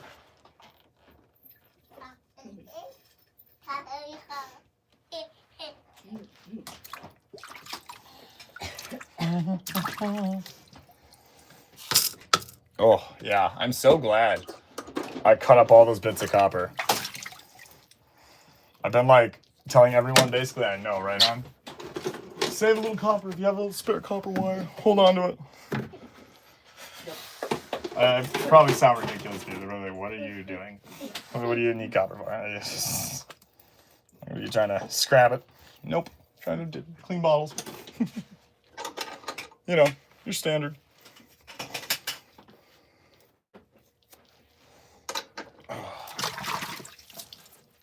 Man. I am just still beyond ecstatic about how great of an idea this the throw your bottles in here. But yeah, guys, I know that there's a specific way that I really love to find bottles, and that's I have a location that it's basically like a mixture between like snorkeling or you could dive it, but I have like one of those air lung things I'm trying to get to do it. But there is so many bottles in these spots, guys. But until I finish my boat, it's not possible to really even get to some of the locations that and then pull anything out like there's spots where yeah, buddy. There's spots where I literally am looking down in the river where I'm snorkeling and diving, and I can see at the deepest point where there is the extreme current, and I didn't use or have my those lungs. I'm trying to get one of the little Nemo that float up on top, have the little air hose that comes down to you, gives you like 10 to 20 feet, works for like 6 to 8 hours, I think. I want to get one of those, or hell, maybe get the sponsor the channel or something, send out a product, and then we are going to be doing a video style that I'm thinking basically I'll just record everything that is down there, and then I guess do like a voiceover afterwards. Or I'm going to try to get maybe a full face mask. It's just so hard to, I guess, get the information across, but the underwater videos are just so much fun, guys. And I think they're really cool. So I'm, keep an eye out and let me know what you guys think. A little clear square bottle, corker. Cleaned up, boom, booyah. All right, guys. Let's go, a little tiny guy. Oh, that's right. We're supposed to be doing the radium one after this. All right, after this. This one's just so quick. It's like perfectly clean. Fun fact, the creator of Tabasco hot sauce, he would hunt bottles when selling up and down Mississippi River. Huh. That is super interesting, man. Thank you for sharing that, brother. That is a neat fact to know. Huh. Did not know that. That is really cool. Wow. So you're telling me an old Tabasco bottle. Whoop. There you go, buddy. Almost knocked over the bucket. All right, gang. Let's clean up this Great Radium Spring Water Co. Inc. Pittsfield, Massachusetts. Because, everyone wants radium water. Make sure you got some fresh, healthy, wholesome radium water. Gotta, man. Freaking gotta. Oh. Found this bottle, guys, in the river I was just telling you about, where there's this deep gully, and I'll look out there and I see hutches, full crocs, moonshine jugs. The current, though, and the rapids that are above it is just so violent. But what I do is I'll put on my belt, basically, my lead belt, my weight belt, and I'm going to crawl along the floor edge. And then once you get into this groove out area, and I can tell that there's no current down in that dugout through the very center where everything's catching. At least there's not a significant current, because I'll see turtles down there, or I'll see other fish, and smaller fish having really no issue just chilling around down there. But then the second they get up, they're taken out, and they're not taken out, but they go downstream. So that spot is, amazing. But it's also super dangerous. It's very hard to get to, and it's even harder to treasure hunt. So, make sure to comment, subscribe, guys. Make it worth my while. No, I'm just kidding. I'm going to do it either way. But hopefully I get radium equals poisonous / harmful chemical. Yes. So, yeah, I have been. But I have a thing, I've got a Geiger counter now that helps me tell if it has any, significant amounts of uranium. For instance, all the glass that Buddy, what are you doing? No, bud, no. It's got all the, Would that fall under the snake oil? See, I feel like, yeah, it would fall under, I feel like, the snake oil category. I mean, it wasn't like something that, you know, they advertised that it did something it didn't, which was provide like health, longevity, and something else. But really, it's essentially radium, like just radium, you know, like radiation, I believe, you know, or not radiation, sorry, radium, that chemical. I think it's like put in here and it was supposed to be like longevity. Like, I don't know, I have to do some research in this bottle. When I found this, guys, is when I just discovered it was a thing. So I feel like it's a snake oil category. I do think you're on to a good point there. It does seem snake oily, if that makes sense. Oh, yeah, bud? What are you up to, huh? Yeah? You got the controller there? Oh, and you like to drop it. That's fun. Oh, that's so much sand in here. So much sand in here. Also, look at the cool color. This is an aqua bottle. I did not know that. Hey, hon. Could you grab my controller so he doesn't throw it up and down? I can say. Thank you. Oh, you're good. This part's science lover. Radium is not the most harmful chemical. It's not. Okay, so Finn, that's good that you know something about it. Please let me know. Like, inform us. What is radium? What is it? Why would they have wanted it in them? Like, what? Why? Why would a company have a whole, you know, business off of putting radium in the water for people? 'Cause this is a drinking bottle. This isn't like, you know, for instance, I found an Edison battery, like battery acid bottle. So it says Edison on it in cursive embossed. So cool. Little bottle like this, but it's obviously not a drinking bottle. Like there were certain like prints or like versions of bottles that you would buy, like your standard, like, what do you call it? Molds. Thank you. But when you get those molds, you'd then add your own, branding, right? Your embossments, whatever you wanted to add in addition to the mold. But the base molds were always the same across the board. And that was a lot of how you actually told or could tell what that was, whether you were to drink it, whether it was like a beer or a soda. You'd even have like things like poisons, for instance, which will have, you know, ribbed edging. So when you would feel in the dark, you'd know not to take it or grab it, or you just know that it was poison. And it's little things like that that are really, you know, interesting little side facts that have helped me kind of identify some stuff, but looking it up's the best. Radium is very radioactive. Okay. Chemical that glows green with ultraviolet light. All right, bet. So, that being said, let's grab my UV light, guys, that I use for just that. It is definitely not, the glass itself isn't like glowing like, Hey, hun. Just to show them, on our bottle display, like the main big shelf, could you grab that one stopper that is the green stopper? It's the only one that has color. Sitting inside of the bottle, top shelf to the left of the TV. It's like lime green. It's a bottle stopper sitting inside of a bottle top. The only lime green glass there. It's like bright lime green. I want to show them what it looks like in the UV light. Thanks, babe. All right, here, hold that for us, Fox. Check it out, gang. Look at how that glows. You see the difference? Look at that. That is uranium. And they believed that uranium, the reason they put it in a lot of glass and dishes and things that you ate from is they wanted it to slowly get into your system. They wanted to leach into your food and everything. Like, they're like, radiation is good. It's the wonder, whatever. Oh, man. Isn't that wild? Gosh. Crazy. I know. And it's funny because, like, they were really intelligent. Like, they did so much stuff. And they made things that 200 years later are still, you know, around in perfect condition. But yet they would drink radiation, you know? Oh, funny. Oh, I guess not too funny. That's the only thing I'm going to have to be careful of. But wow, does freaking work so well.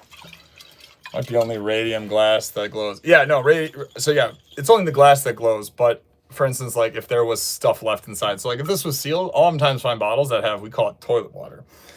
So that is whatever, when that bottle was thrown out, disregarded and, you know, trashed, it was preserved, and whatever was kept inside of it was maintained there for whatever, however long it was buried or, discarded for. And so when we pull it up, it might still have the cork in, it might have the cap on, whatever. And so that is a point where you do have to be careful. Another thing you got to kind of watch out for, I mean, it's really not too much of an issue. I haven't, run into it, but when you start digging these really big holes, there's like structural. Towards the end of our year, we ran into it. We found some spots where we were digging a 10-foot hole, 8-foot hole, and then you're getting deep, And then what happens a lot of times is they would make these at the bottoms of privies. So if you don't know what a privy is, I'll just let those who don't know. A privy is an old like outhouse, right? It's a toilet. So in these old privies, that was your garbage, your dump, your trash, because really until the 70s, there was no standardized laws or practices regarding, your regarding your trash. It was kind of up to you. So everyone just had little dump piles. Some towns had actual town dumps that they would come and collect it, of course, but there was no like universal trash, whatever. So what people did is they just threw it into their privy hole. So which is actually very advantageous for us, 200 years later, 100 years later, when all that privy crap and, human waste turns into basically cushion, padding, and insulation for all of that glass bottles that were just thrown into there. So because it's obviously, feces and muddy junk, when they would toss all their bottles in there for trash, they oftentimes would not break. And then they'd crap on it more and, just layer. And then once they were done there, they would usually put a clay, like capstone or some type of capping dirt over it, like a layer. It's about a foot, can be a foot. Sometimes they're even like 2-3 feet deep. You never know, especially with like bigger dumps in cities. Depends on the spot. And it ends up being, you think, oh, there's nothing here. And then you dig like a couple feet deeper and all of a sudden, bam, it ends up being a treasure trove of like medicine bottles, and specifically medicine bottles, I noticed. Because a lot of the bigger things, I'm guessing they would have used, especially some of these like backcountry ones. So like if it's near a city or a town that had readily available access to, manufactured goods, you're going to find a lot more glass, a lot more bottle, a lot more, or at least definitely have a better shot at finding a lot more interesting stuff. But also, they would reuse this glass because, like you guys have talked about before, it's so thick, so sturdy, it's really, really, built to last, essentially. And so a lot of the farmers would take old whiskey bottles or old basins and store their seeds in it, or store their this or that or the next thing. But yeah, let's get shaking, baby. Ooh, bromine is the most dangerous and is very, very dark purple color. That is the orange vapor that is so heavy it falls like, oh, damn. Man, Finn, appreciate that, honestly. I learned some stuff here tonight that I'm sure I learned in school, but have forgotten since. A lot of shitter dumps through the gold fields here. Yeah, I'd say probably privies, shitter dumps. Is that what y'all call them? That's probably they're kind of my favorite thing to dig because they can be crazy low. Like they can be insane. What? Holy cow. Yes. Or they could have like a couple things or nothing necessarily. You never know. But I love digging those deep holes. I love hanging out in one location, really settling in and, getting a vibe going. Their service, love going live, hanging out with you guys. But I really like just being able to kind of dig a giant hole and get way down in there, man. It's just so much fun. Makes me feel like I don't know, like I'm in Indiana Jones, like Raiders of the Lost Ark level stuff.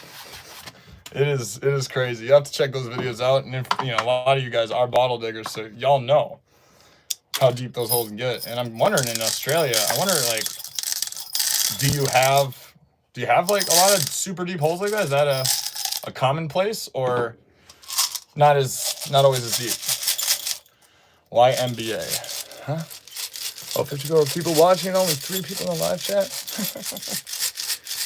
Yeah, man, we got a whole bunch of awesome people. You guys are new. Thank you so much for hanging out. My name is Elijah Dirks. I am the Badger. This is Badger Exploration. And we find things. I'm currently I gotta get this charger in here.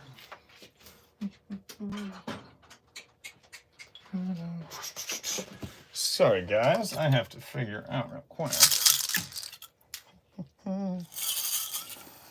Oh, charger for a phone so I don't lose y'all.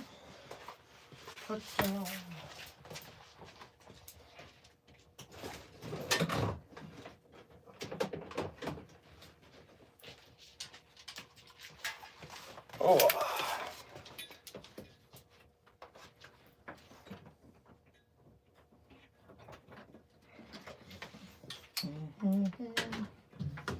And booyah. All right. Sweet. Sorry about that, guys. And we're golden. With no context, it sounds sus. Oh, what does? Pause. For people on what sounds sus? Oh, so basically, if you want context, guys, I'm a treasure hunter. This is Badger Exploration. I basically doing archaeology, going around, researching, finding and preserving relics, bottles, treasure, cleaning up waterways, national forests, you name it. And tonight we are cleaning bottles, going through, hanging out with all my amazing followers, and met some awesome people. You'll see in the chat we got the main moderator, the homie, the Badger fan of the year, the Finn. I'm bored, but I want to hang out. Well, Finn, I appreciate it. I'm sorry that you're bored. Is there something that would make it more exciting for y'all? Something you want to see? Oh.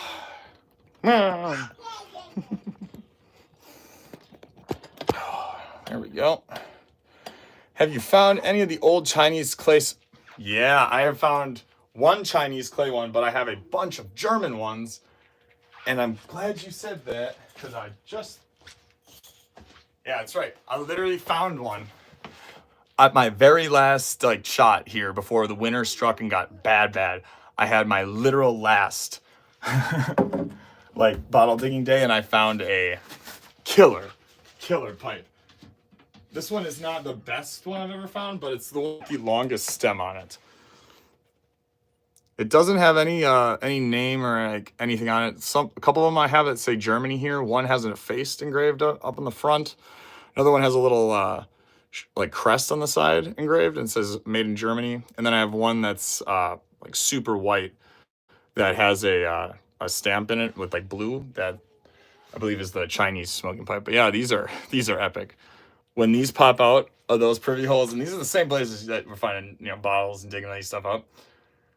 It's so much fun. In fact, that's one of the things that I have done and gotten really built up my some of my custom tools that I built, like these sifters and my Badger barge sifting system that I've devised to carry into these rivers and woods.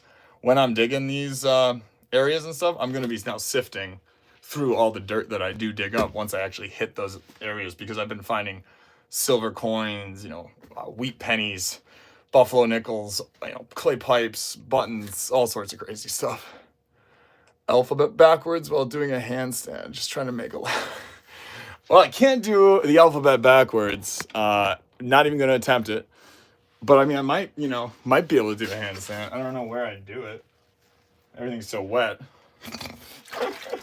Oh, funny. Maybe. I don't know, guys. Is that what you want? You came to the treasure hunting channel to see me do a handstand? This radiant bottle, though, looks so much cooler than I thought it would. Yeah, it was the first time ever? Dude, well, congrats. Huh? I mean, they're cool. They are, finding them. I found 4 in my entire, history of doing this. And I had found 2 of them. I only found 2 this year. And this is my first year, digging, looking for this kind of stuff. Last year, I'd found one when I was metal detecting. I had dug up this big hole, and I kept finding cool stuff in it. It turns out, now that I know, it was a privy. But yeah, Finn, if you are, you and your friend or family or whoever are interested in metal detecting or bottle hunting, I would be more than willing to set something up, especially with the Pike River group there. We can really get us on a spot where the whole group can really settle in and get on some loot. Love to show you the fun of treasure hunting. Man, this stuff. See, is it on the outside? I think it's on the outside.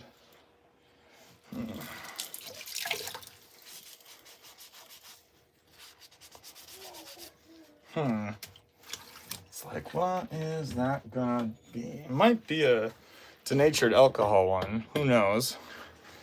Oh no, I was just joking. You're good, man. Oh, funny. Oh, hey, this works. All right, cool. That's coming off now. Bet.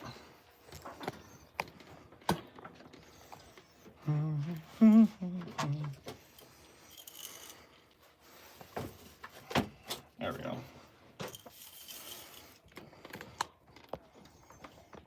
Oh, excuse my thing here. Oh, yeah, that's a lot better. So, like, one of the things I was thinking about doing was taking, like, do you think you could dishwash some of these, or is that just a terrible idea? That might just be a terrible idea. I don't know. Comment down below, scale of 1 to 10, how bad of an idea that is. If you like that clay pipe, man, you popped my clay pipe. You popped my clay pipe cherry. Congrats, Badger. Wow, man. Well, I'm glad to be a part of keeping you fresh and new to the world, man. It's exciting stuff. I have to say, it is one of those things where, like, I'd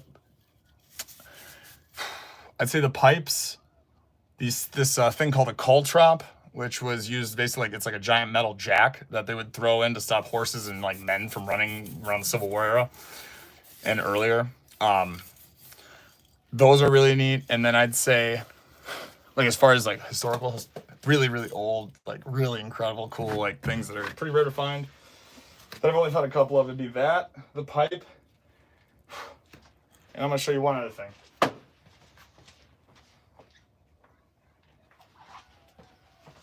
This is a brass, a little bit of a broken out of it, and I did find the inner bell part almost 2 weeks later at the location, and it matches perfectly, fits inside there. This little brass bell was found by me metal detecting at one of the largest and biggest basically logging industrial camp operations that was set up and then just torn down and forgotten about, and we've been cracking away at it ever since. And finding this little brass camp bell, man, things like this is exciting. And this is the kind of stuff, like, this is pretty big, so you'd see this rolling out of a bank or whatever you were treasure hunting. But, like, some of these other relics that you come across, they're so tiny, and so when you throw all your dirt, it's advantageous to just sift through it. Especially, there's no real extra work added when, I'm digging in some of these locations where it's down 10, 15, maybe even, 10, 15 feet max, probably. And then we got one of those little, sack buckets with a rope, and you just tow it up. And when you got to tow it up and dump it out of the bucket to put it back down to, keep sending more dirt up. What you end up having to do is obviously dump it out. So might as well dump it out in a sifter, and then it gives the people up top, something to do, something to find. It's pretty cool. I know when I bring the kids around, bring my girlfriend's kids out bottle digging, her daughter really likes it. When she does it, she just goes nuts for the sifting part of it. She really does enjoy kind of picking through all those little small little things. It's kind of like a I Spy or, Where's Waldo on crack. But that was a memorable moment, man. That's awesome, man. It's a pleasure. Glad you hang out and came on the channel. That's what it's all about. Getting people excited and sharing each other's passions for history. And I'll tell you what, though, right? It's something to discover something like for yourself, like for me, when I discovered that, this was like bottle hunting, all the different stuff. Like, I'm sure, I know a torpedo bottle that Chills was talking about. Huge bucket lister bottle, something I'd love to find. I'd love to find, I found so many almost full hutches. But I mean, so almost full that, like, I have one that is like completely full, you'd think, and then you turn around, there's a tiny little like bullet hole basically sticking in the back corner of it, right on the bottom. And then the other one's just missing its whole bottom, and the other one's missing its top. And so, like, a hutch is a huge find for me. That's one I really want to get on the list. I was hoping to knock that out before the end of this year, especially with how many locations that, I mean, I think what I ended up doing was finding places that were just not, they were all older. I was like 1830s to 1860s, 1870s was kind of where I was at. So annoying, right? Too old. But nah, it's gonna happen. It's just a matter of, I mean, once I get in the water with those dive long things, then it's game over, gang. Game over. Annoying loud sidewalk snowplow outside my window. Man, tell that plow to quiet up, man. The badger's trying to clean bottles. My goodness. All right, so it's mostly hard clay. So there's a lot of hard clay. Up north where I'm at, it's actually beautiful. And if you check out those videos, I recommend you do. Look up the metal detecting or bottle digging, any of those ones that have come out like in the last few months. You're going to see the soil. It is going to be either, if we're kind of in the swampy area, it's going to be that super ruddy, black, wet, soppy ground that's just roots all up and down. And then you'll hit, after about 1 foot to 2 foot of that, you hit your, usually a clay layer or sand right away. You're going to hit either one. When you hit the clay layer, you either have hit a privy and you found the spot that they capped it with, or you found, one of the clay basins that are out there that is kind of, I don't bring a bobcat out to do it, but I definitely have used like a chisel before, or like very ridiculous amount of energy and force. Is there a color bottle that screams old? Yeah, right here. This one just screams 1800s. This one's like, look at me, I'm old as shit. All right, this like aqua color. This just screams it. And then one of the things you look for too, that is a nice tell, is see that little seam line going across? Here, let me use my pointer. You see that little seam line coming around the top? That is, and then there is a line that goes all the way down the side of it, right? From this seam line all the way down. See that? So that is different tiers or like ages of bottles. And so your older ones are going to be applied bottoms and applied tops, which I'll pull one of those out after we're done with this. Your next ones are going to be these, which are going to, or basically the applied top is going to be attached right around here with another applied top on here. And then you're going to have the line come up to like the midway. Then the next version came up to like here, then finally all the way to here and around. And then to its totality now is just 2 halves of a bottle molded together, just 2 lines on each side. Make sense?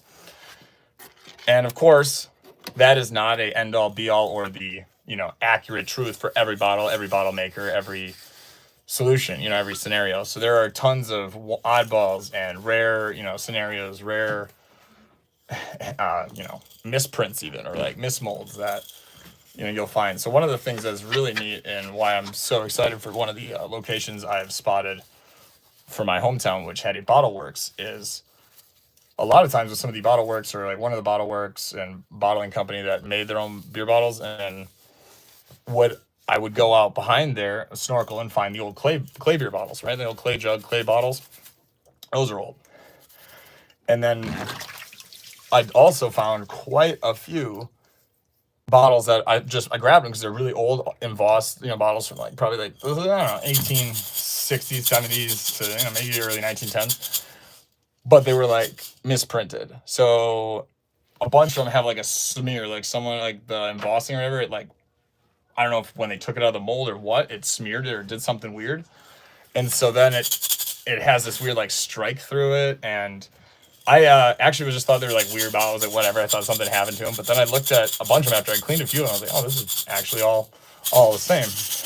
Turns out they're rejects. So they would just throw, because they were on the water, right? They would just throw their trash right in the river. So out of sight, out of mind. Sad, but unfortunately very realistic to how people cleaned up. All right. Layman's terms, respect. What is the tallest bottle you ever found? Tallest? Ooh, Finn with them good questions. Layman's terms, respect. I appreciate that, Patriot. Tallest. Huh. You know what? That is a great question for us to transition into our next clean, since this one was done. Damn near. Just gotta scrub the bottom a little more and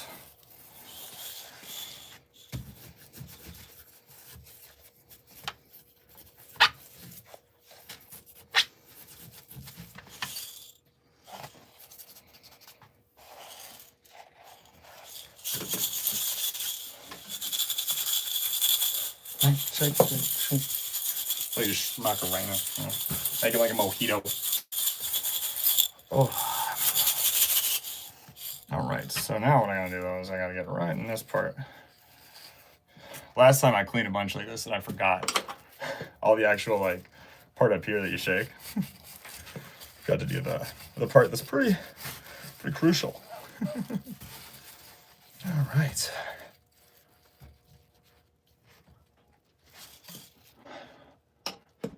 Heck yeah. Premature demolding, releasing the mold while still molten.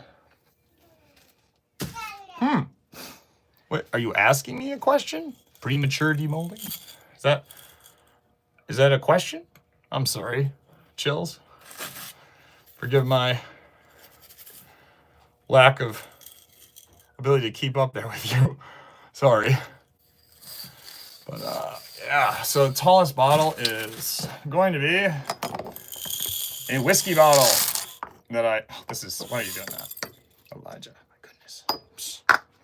Silly duck, Elijah.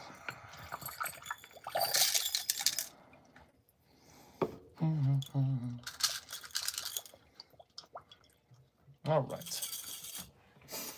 Bum, bum, bum. So Jeff, it's on the smearing you says. Oh, so basically what they were is it was a misprint. So from the actual bottling work. So they made all those bottles, and when they came out after they were done, they weren't what they had they wanted. Like it's something in the manufacturing process that they had done wasn't done correctly. Does that make sense? It's like an error, and so even back then there was corporate waste, and so they had to throw them out. But now, just like not like nowadays, for instance, just like when you would have come across something like a misprint, or you have misprint dollars, they are very sought after for collectors because very few of those ever made it to market. So here it is, man. Oh, that is a cool one. It's got a few spots on it that are they're in there really deep. I'll have to probably it'd be more of a tumbler thing. A lot of these I'm gonna probably have to finish up later on, but just to get through to see this one is, oh man, that's exciting. That looks way cooler than I thought it was gonna be. This is a neat old bottle. It's heavy too, guys. Radium. Whoo! Found this, baby. Whew. All right, let's go get that tall bottle.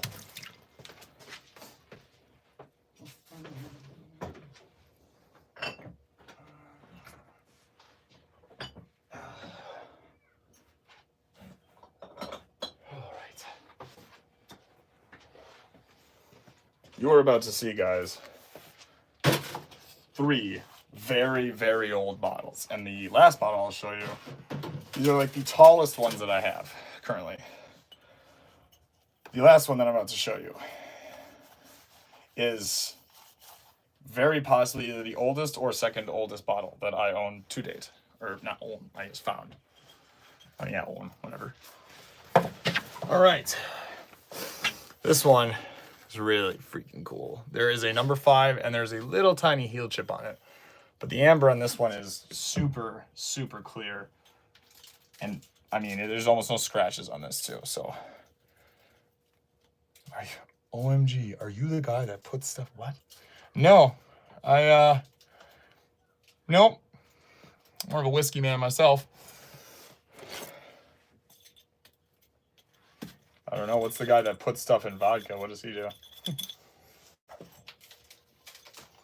Put stuff in vodka? So air pockets and glass, really cool to look at. Yeah, right? It's like that radium one I have. It has a bunch of little bubbles in it. I'll show you guys.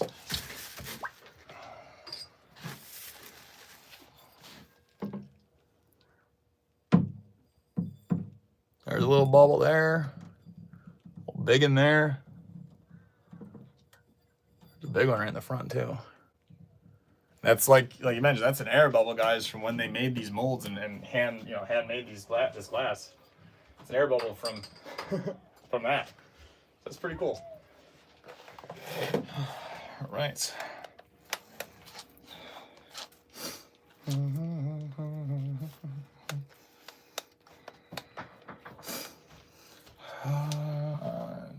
why do you keep retracting your comments? Chill. Who are you talking about? I don't know. Keep in line there. Y'all better listen to her. Finn is in charge of the All Hallowed live streams. Oh. Alrighty. And I absolutely love the bottles that I dig up because they are, whew. Oh, much love, everyone. All right. I appreciate you, brother. I thank you so much, man. I hope to see you soon, and welcome to Team Badger, man. Welcome to the family. We have many treasure hunts to come. Pleasure to have you on board, guys. Each and every one of you. Whew.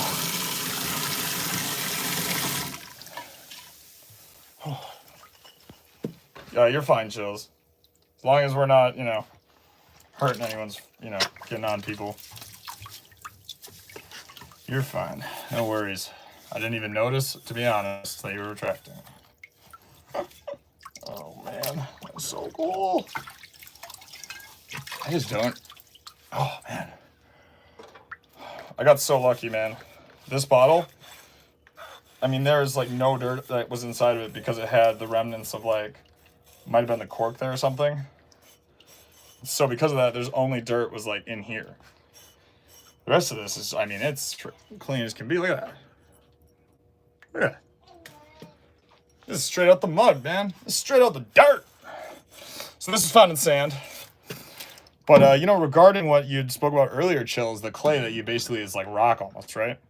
It's not, and we have a huge clay layer here in the Fox Valley in Wisconsin because of the way the glaciers came and scraped, which is why we have a lot of, really interesting geology and things you can find geologically. But we also have this massive clay base and clay layer that is be tough as all hell. And one of the things is when I was down in Appleton area, I was magnet fishing. They had a construction site there along one of the old parts on the water. And I'll tell you what, one of the places I find some of the coolest, oldest bottles are in those old towns along the Fox Valley and along the river, the Fox River. So I'm going through there, and the old bottles in the Fox River there. I'm going through there, going magnet fishing, and me and my girlfriend were going past. They had piled up all this dirt from a construction site and some apartment complex that they were building, and then they were dredging out a section of this old canal that they're going to have the apartments on. Well, that canal used to be part of factories, and there was the bottle works down the way a few hundred feet and whatever else.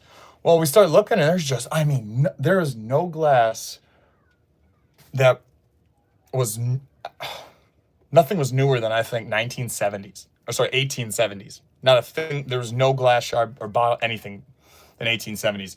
We found local embossed with the address for pharmacies. We found, almost 50 Hutchinson tops, the broken off. That's why I was so devastated I couldn't find a full one.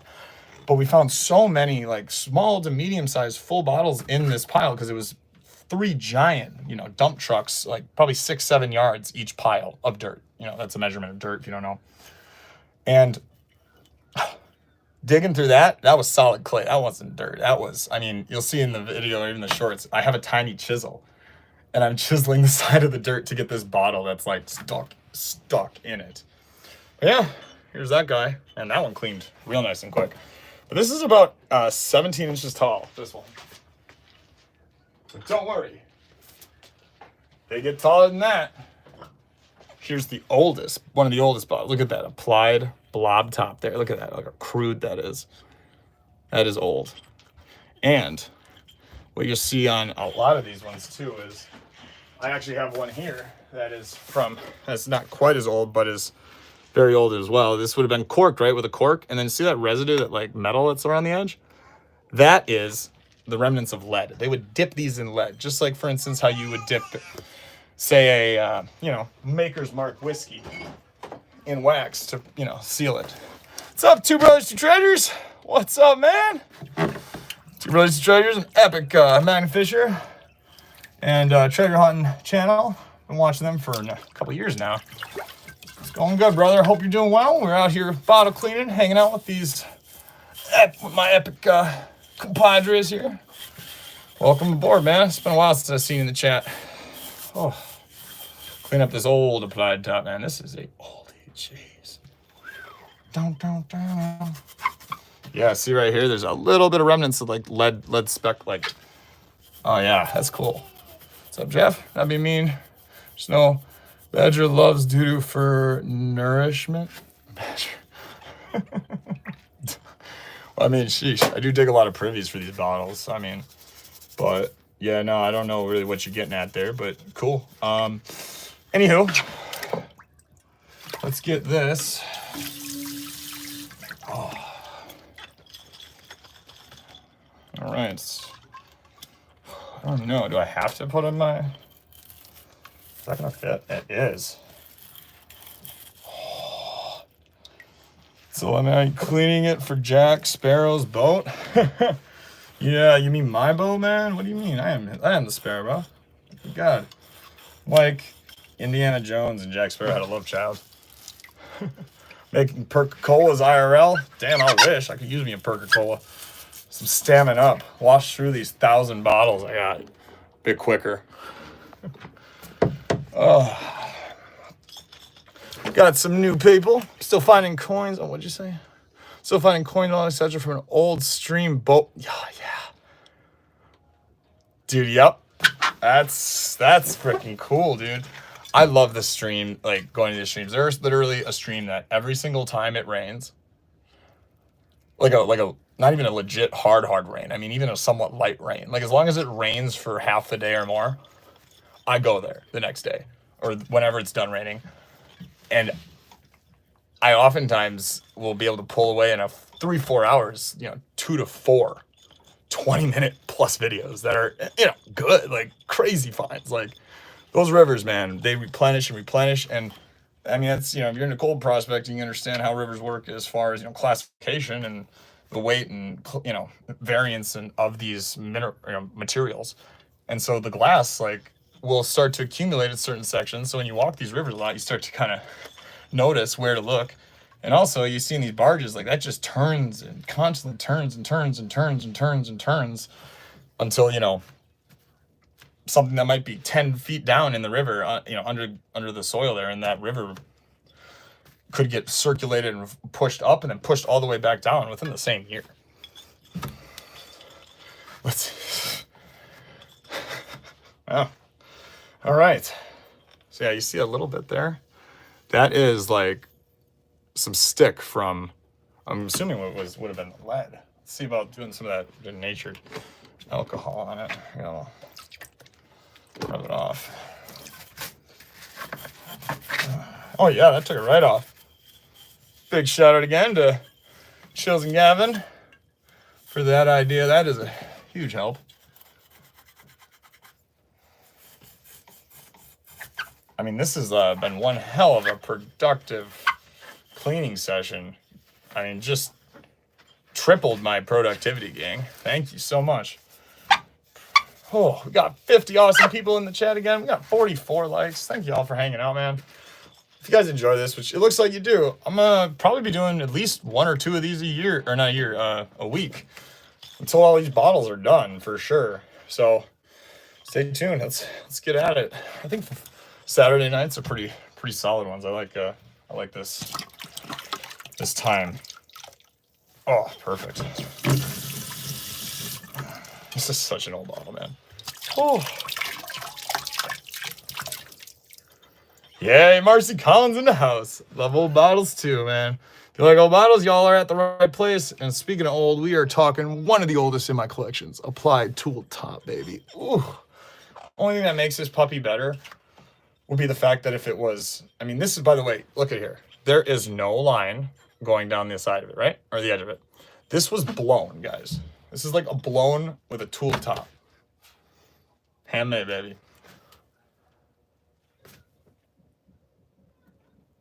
All right, Jeff. That's enough out of that. All right. Fun out here. Yeah, Marcy? Ooh, that's pretty cool. So, like, that's my question for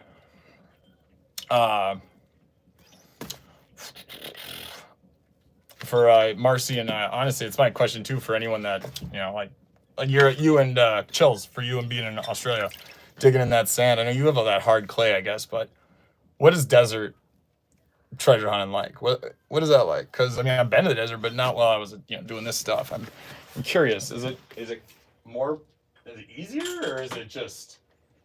I feel like it would just be horrible, just so hard to actually get into the ground. I feel like it would just be so hard. It'd just be so hard to actually dig through it. But I don't know. You can see the bubbles. Yeah, there is crazy bubbles in these glasses. Now check this one out. This is my tallest bottle to date, standing in, Finn, at 21 inches and some centimeters. We have this embossed with beautiful, I mean, eagle, grape, crest here with the U.S. crest seal in the back. Garrett's, established 1835. It's Garrett and Co. Inc. Virginia Dare. Yeah, Virginia Dare. Respect to the U.S. Patents Office, and it is a wine. This is refilling prohibited, New York, made in New York. So I looking this up. I found actually a bunch of like smaller ones of these, and I even found a little sampler one. This is like a cooking wine. But this bottle's pretty freaking cool, man. I have found a few of these Garrett bottles, and I know quite a few diggers by me who dig in the same areas. And no one that I know has found a Garrett's this tall or like seen it. We have a bunch of really small ones, so it's pretty cool to pull out this guy, and I love the embossing on it. Gorgeous, beautiful looking, like crest, and to have one now that's really big too is pretty cool. All right, let's see. Hard to dig, but there's a lot of cool treasure to find. Oh yeah. That seems to be the case though. My hardest spots to dig that are, whatever is just really hard clay, crazy insane amount of, roots, rocks, whatever, right? Those always tend to be the places that, yeah, you got to work 10 times harder usually than you thought, but you walk away with 10 times the cooler treasure, which makes sense, right? That's why you take the road less traveled. Oh, more treasure on it probably. All right, I'm gonna put some copper in there now. I'm gonna like feed it through with this stick here. Yeah, the old mines. I went twice. I've gone to Arizona and looked for the treasure, Superstition Mountain treasure. And especially when my grandma lived out there for a number of years, where she had spent her retirement out there. Literally, like you could see it, her Superstition Mountain from her, bedroom window. So like, I spent a good amount of time out there. Unfortunately, literally like a couple of years before I got actually into all this and discovered this, right? I spent a bunch of time out there hiking around looking for it. But I had found several entrances to a mines, and I only had gone into one, and I am like, Now, I'm excited to get back out to Arizona sometime in the future, because those old abandoned mines, or even the old abandoned ghost towns. I mean, me and the Fox, we're currently trying to buy our, a homestead like property here, and we're looking for decent amount of land, rurally located, especially now with Elon Musk's internet thing. I can run my business from anywhere, and basically just do my shop, everything all from that spot. And we were talking about like these people that all go out and buy these old abandoned abandoned or foreclosed or like forgotten ghost towns. There's a bunch of people like Arizona, Colorado, all throughout actually, like the US, specifically the West. And then these towns too, especially like the ones in Arizona, some of these people I'm watching on YouTube, there's tons of buildings, like standing buildings from them, because of, I'm guessing, Arizona and its climate and everything, it's so temperate, like chill there. It's not, it's not like here, you don't have rain, freeze, thaw, hot, 100-degree swing each year. Oh, there we go. So there's like a little bit of think that's on the outside. I don't know.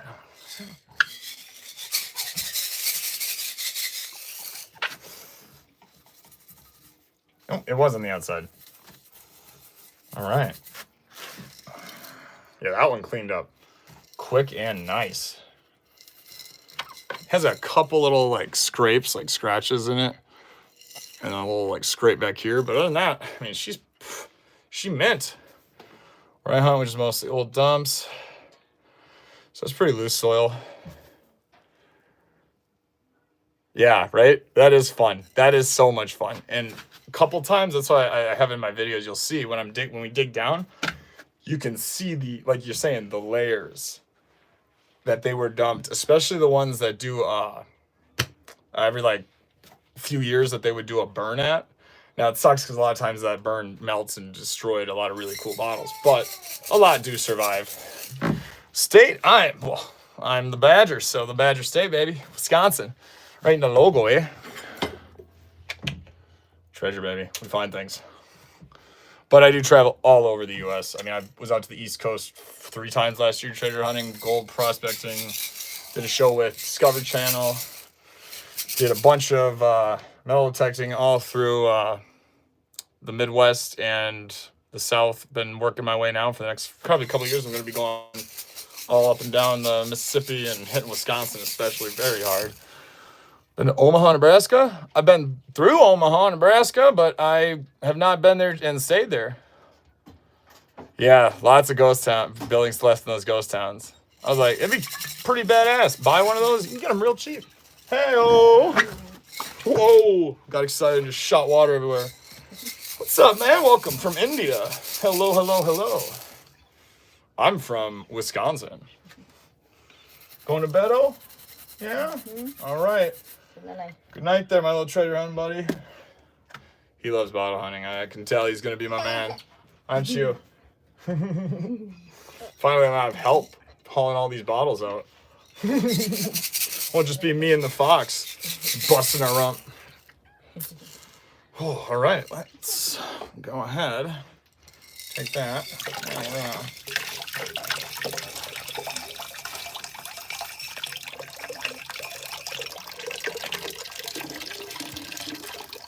All right. Ho, ho, ho. Dump the copper out now. And we have, here we go, guys. The cleaned Garrett's bottle. That looks so cool. Oh. Yeah, it's like 21 inches and some change, man. It's a tall bottle. There you go, 10. Tallest bottles.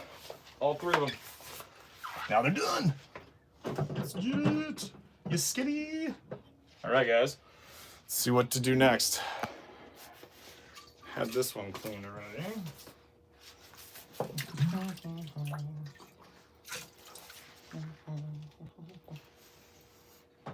All right. What do you guys think? Yeah, this is a cool one. I wonder what the little one is going to be like when older. Right? I know. So do I. I really hope he likes what I do. But if he doesn't,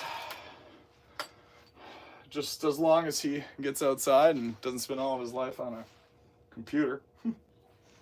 Although I have to say, he is quite Mr. I mean, I know he's young. He's like 15, 16 months. But he just loves everything. And he loves going to the rivers. He loves being outside with me. I take him along anytime the weather is good. All right, are you cleaning the bottle? I thought you had something to drink at first, too. No, I don't have anything to drink. I'm thirsty as all get it, though. I'm in Brevard near Sebastian Inlet. Oh. I bet. I know. The hurricanes, all that storms down there. Now, my prayers and thoughts go out to all of the people that have been affected by that. But putting that aside, yeah, right? So much treasure turned up. There's got to be, I mean, the videos coming out of that area is, oh. Am I cleaning the bottle? I thought you had something to drink at first, too. I am cleaning the bottle. So I finished all those. Now the question is, out of these are been cleaned. Which one's next, right? What do we want to do? Yo, let's do this one. This is really weird. One of my recent finds. I think it's a whiskey. It's got something on the bottom engraved.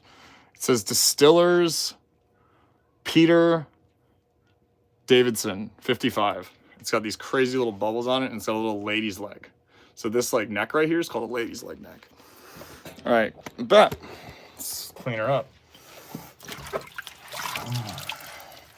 Now this is from the most recent and largest town dump that I have located right at the end of the season, where I found that clay pipe, and a lot of basically everything there is almost exclusively, like it starts at 1890.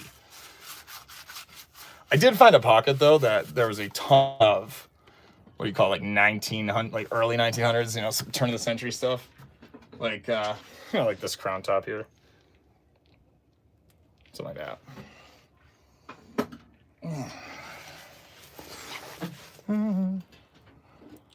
Got 95 awesome people in here, guys. If you're new to the channel, my name's the Badger. Welcome. This is the treasure hunting channel. We do magnet fishing, bottle digging, if you can find it, and it's hard to find.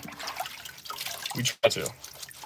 And now that the season is coming to its natural end, it is cold as all get out here in northern Wisconsin, where I live. So we are to the time of the year where we go through and clean up all of our old treasures and bottles, and that's what we're up to today, guys. We are deep into a bottle cleaning session, and after this one, I think I'm gonna go whip through with my drill from, shout out to Chills, right there in the chat, as you see.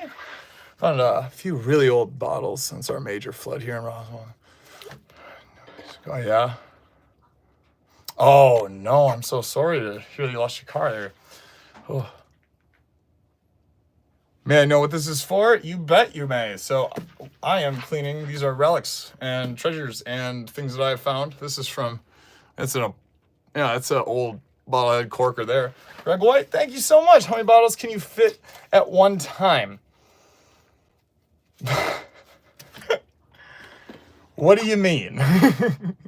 I live in a Volkswagen, and my dad let me dig up the old outhouse dip at the end of our yard by the alley, and we found 8 number old bottles. Oh, that is really cool. Good for you, man. Well, thank you so much. How many bottles can I fit like with me on my way out, like on the river? A lot more than you can think. So if the river is deep enough and good enough, as far as like not super rough rapids and crazy, I'll bring this tiny little floating, I call it my Badger barge, which is this little PVC barge that's 4 feet by 2 feet wide. And it also has a section where I can take the middle section out and throw it in and use it as a sifter in the water. So I will tote that behind me a lot of times as I walk these creeks. Otherwise, my main mode of collecting is this. I'm actually redoing the straps and everything on it. I'm gonna have a whole new harness on it. Is I have an old wicker trapper basket, and I do some leather working, and so I'm gonna add on a new leather backing system. But I can probably pack out about, I mean, well here, this was from one day.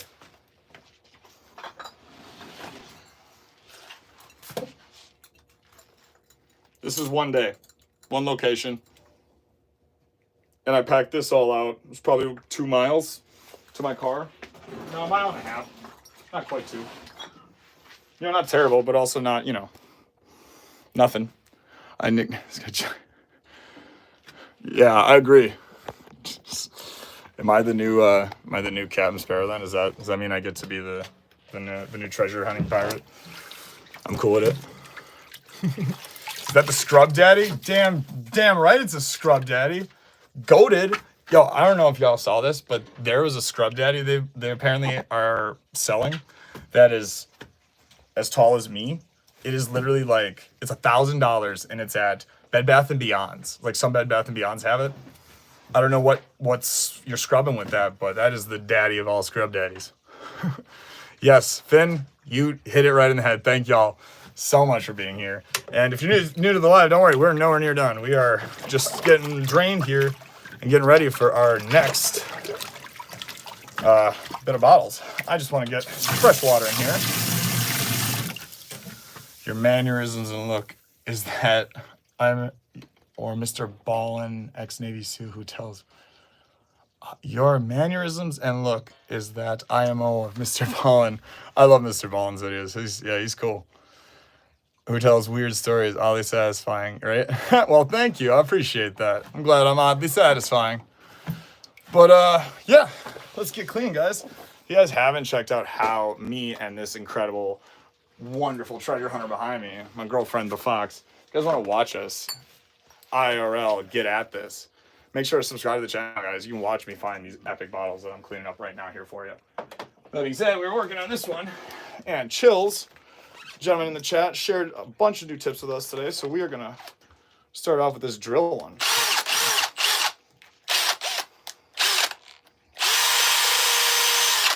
Oh, that works so ridiculously well, especially for like the necks. Oh man. Ooh-wee. Where did all right, that is, there it goes. You ever come across any old antique bottles made with uranium? Yeah, actually just like 10, 20 minutes ago, before you said that, probably came in live, we showed off some uranium. I believe that you put it back.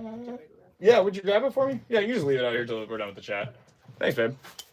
It's super hard to find.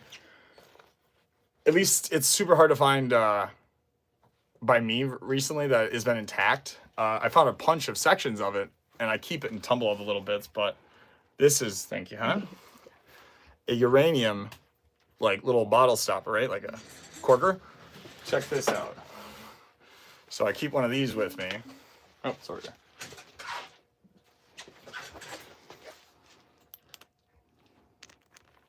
That's right. Look at how that glows, man.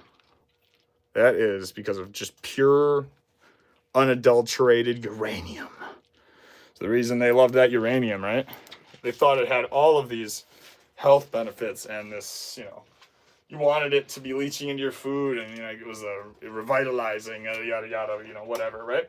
Well, it's not, but they also even made products like this, which I cleaned earlier in this live. This is Great Radium, spring water co incorporated by Pittsfield, Massachusetts. Now that is, I mean, that's crazy. Can you imagine buying and drinking? This is a big bottle too. That's bigger than your beer bottle. You know, radiation water. Oh man. And people will be thinking I'm crazy for the rivers I go in. Psh. This here's the lady's leg that we're cleaning. It's got crazy weird little divots in it, and pretty intense embossing on the bottom. Distillers Peter Dawson, Limited Co. Number 55. Yeah, it's pretty neat. Come across a lot of strange things, but one of the things that has eluded me has been I have not found any rose glass, like whole rose glass or rose glass dishes or anything yet. Thank you, Finn. I appreciate that. This hat is as much a part of me and my life as my left or right hand, damn near. This hat was given to me as a present for graduating high school, right before I took off and went backpacking by myself for a long time through Europe. And my sister, it was a gift for graduation from her, and it's probably one of my dearest possessions. I mean, this thing has been worn to all hell. I've made myself a new band for it, put on my little fixins. That's why at the end of this year, every year I do a little live stream to say usher in the new year, and I clean off my hat. But the cleaning of the year. Thank you, Doyle. I appreciate it. Oh, my cat's name is Frankie. Frankie Whiskey Derricks is her whole name. You know, gotta make sure gotta have that bougie YouTube cat, right? So originally when I got her, I thought she'd be coming with me on all my adventures. Well, no, she is not into that at all. She does not like that. No. Are those bottles worth money? Darn yeah. Yeah, they are. Now, is everyone worth a ton? No. Are there some that are worth $300, $600, $800? Yeah. Yeah, there are. You know, I mean, everyone right now on this table, for instance, all these embossed ones, and you know, are the cheapest one on here is about $12, I'd say right now, the current going price, because there are a lot of like local embossing, so they're pretty easy to get a accurate price in my area. But yeah, I mean, that's one of the beauties of this treasure hunting, guys. I mean, check out the channel, check out what we do here at Badger Exploration. Not only do we, put forward a ton of opportunity to get people and events going, get y'all out cleaning up the environment, but we are doing like I said, conservation. We're cleaning up with magnet fishing, creek walking. I'm not just taking out the stuff I want, but I'm taking out bags and bags and filling up huge amounts of trash. And I bring a trailer with. I keep a counter actually. And next year, we're going to have that counter on our fresh website that is going to be launched here come January 1st. So excited.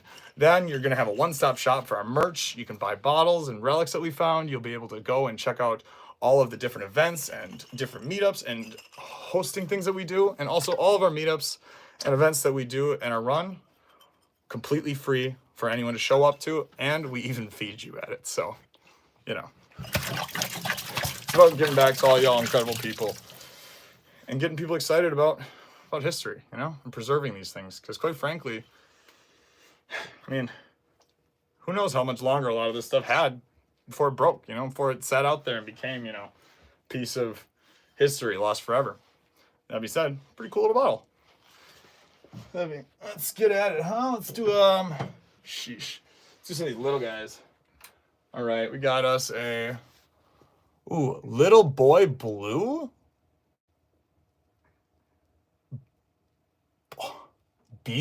B-L-U-I-N-C, Bluink? Little Boy Blue. That's awesome. Yeah, of course. Well, thank you. Appreciate you coming and hanging out, guys, and asking questions. You guys have any other questions? Whoop. Oh, thank God. We're good. Man, I got to find a better way to dry my bottles. It's good after, like, the first 10, I'm good. But after that, you know, there's just so many. There's only so many spaces. Oh, wait, babe. I could start putting them in the dishwasher. We have a broken dishwasher down here that I could just use as a... That's true. Actually, yeah. I might go grab the bottom thing of the dishwasher, low-key. That's funny, actually, yeah. Oh, so this is going to go right in here. Perfect. Look at that. Whew. Whew. I got a real good look there. Sheesh. I'll be like, sheesh. So these are just some pipe cleaners, right? This is a tip given to me by Chills, one of our subscribers. He's here in the live for a long time. And basically what it is it's, you know, put these in there. And booyah. We got spinny brush.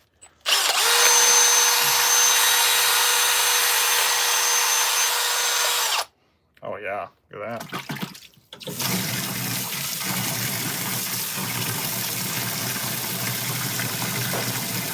Well, now I need to add pipe cleaners to my list.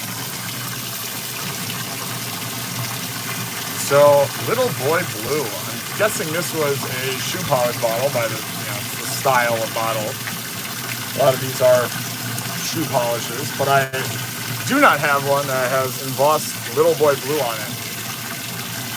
See, this is why, especially in rivers, when they get super corroded and covered in junk, I always make sure I if it's of a certain era or a certain style, I make sure if I can't 100% identify it's, you know, slick or not, I still take it if I can, if I got the room. Because a lot of times, like this one, I probably thought it was slick. And going through cleaning it now, I'm glad. It's pretty neat. Little Boy Blue. And then it says, yeah, it says bluing. This is, bluing. Jeez. Like a bluing solution for, like metalworking, maybe like a blacksmithing? I don't know. Maybe? See, I've used bluing solution. I mean, I have literally a bluing solution right over there. It's a chemical reaction from when you have like fresh steel. It's like a finish you can do on it, which gives it that bluish, you know, hue. It's pretty cool. Huh. All right.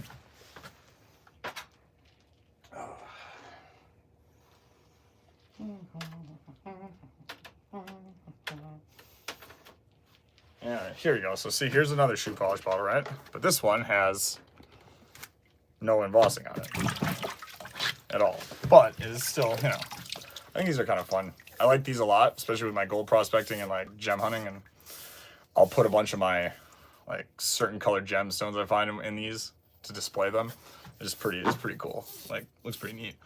Plus, when you go to like Hobby Lobby, they, my girlfriend turned me on to Hobby Lobby there. You go in the one section, they have a every style and size cork you could imagine. So it's pretty slick when you do what I'm doing, because then you can re-cork these cork bottles. Just kind of, I guess, the point.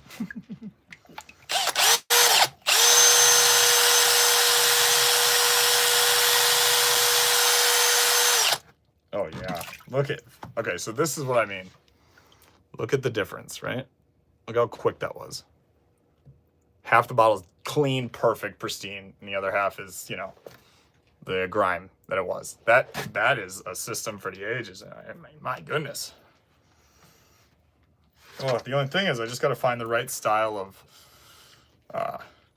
pipe cleaner.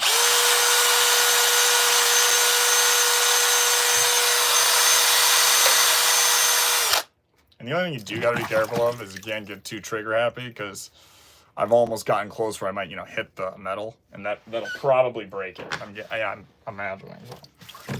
Haven't done it yet. And I say yet because, you know, it's always just a matter of time, it seems, for you.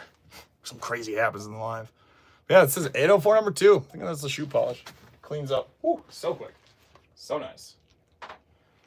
I'll be like, sheets, sunset on the beach. And then we got this little guy, which I think is like a cream or a milk. On the bottom, it has this, I think it's like an M or something. Some type of print on it. I don't know. It's like a M with an A underneath the M. All right, we'll clean it. You'll see it in a minute. All right, guys. We have 47 likes. Damn. Why don't we get to 50, huh? Y'all can do that. For shizzle. We can get a few more likes. We do a lot of bank fishing, and I'm always on the lookout for hidden treasures. Oh yeah, dude. Bank. I bet you find a lot. I'm always doing a lot of just bank walking for those treasures. Although I will say, there are spots that I have found, like treasure hunting and these creeks, little random spots. I have seen catfish that are bigger than me in these rivers, like 6-7 feet. I have seen sturgeon. So cool. Little scary though. It's like seeing dinosaur. You know, when you're like in the Midwest, in Wisconsin, like I am. You know, I'm just used to seeing like your typical fish. And then you get those come out of the corner of your eye. You're like, that looks like a monster in comparison to what we have. You know, normally in this area, like what you're used to seeing typically. I will say this: rivers, man, my favorite thing. I'm just loving the river walking and diving and all that. It's, oh. Look at how that looks. It looks like a chocolate milk smoothie.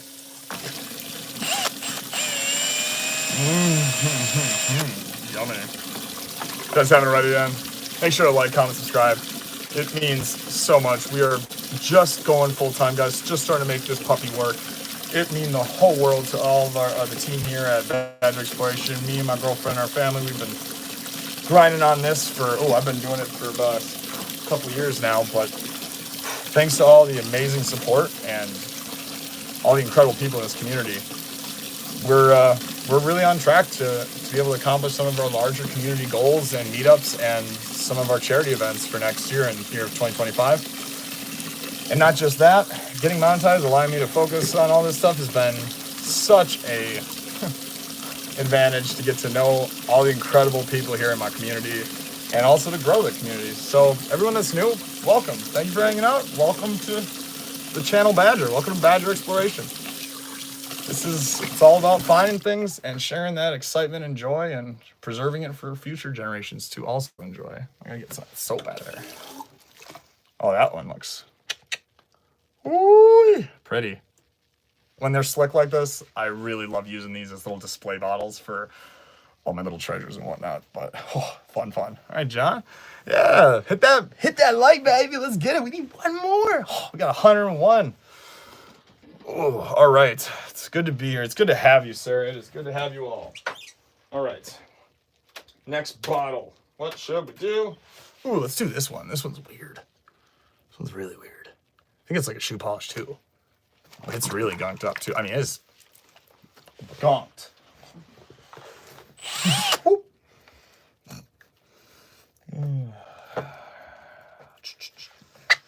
Man, I'm gonna have to go get myself a drink soon. Turkey.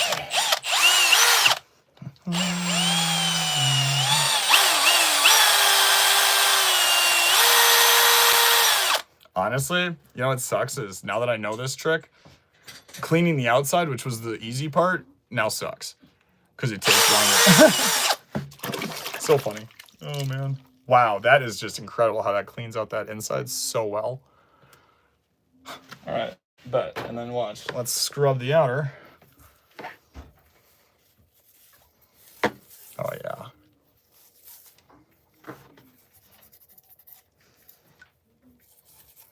Now this one is got not even a marking on the bottom. And the way it's made, I can it's old. An old little jar. So whatever it held, polish, paint, whatever, is pretty cool. But I will say, this is gonna be so neat to put my little like crystals in, the little tiny crystals, or well, big jars for ecospheres. Oh, you like big? Oh, really?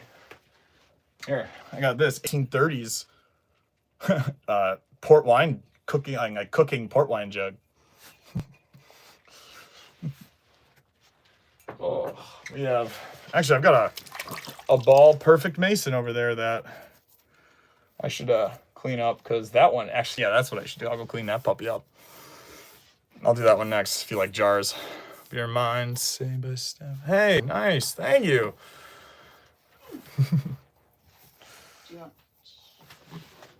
Oh, we'll do the Jack Daniels. Could you put that in my bedroom cup though, so I don't, so I just got a lid for it, so it's go over. Thanks. Thank you so much, huh? Dang, what a, hey, we got it! 50 likes, woo! All right, let's rinse this puppy out. Wow, look how quick that cleaned up. You saw how dirty that was before? How quick that is. I mean, it used to take me, guys, I have over 20, 30 bottles clean right now. To do that, it used to take me double the time, at least double. I mean, this is crazy. Absolutely nutty. Okay, all right. Let's go with this little weird guy, little grotto bottle. All right.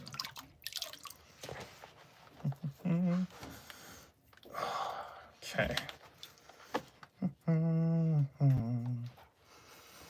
50 likes, 51 now. Do you search old dumps? I do. I go to old dump sites. I use all sorts of different techniques. Go and get the old sundry maps. I find old homesteads. I go metal detecting. I even use LiDAR. I work with my local DNR. I use anything and everything. I am a treasure hunter. So we out here trying to find it. And one of my favorite things to dig is dumps and privies. Privies because those holes get deep and they're narrow and they're deep and you feel like you're, literally digging for buried treasure. Because I guess you are. But also, it's a vibe, guys. Like, go check out one of them videos. Like, go check out one where you see me and Tim in a hole that's literally like 7 feet deep. It's a vibe. I don't tell you.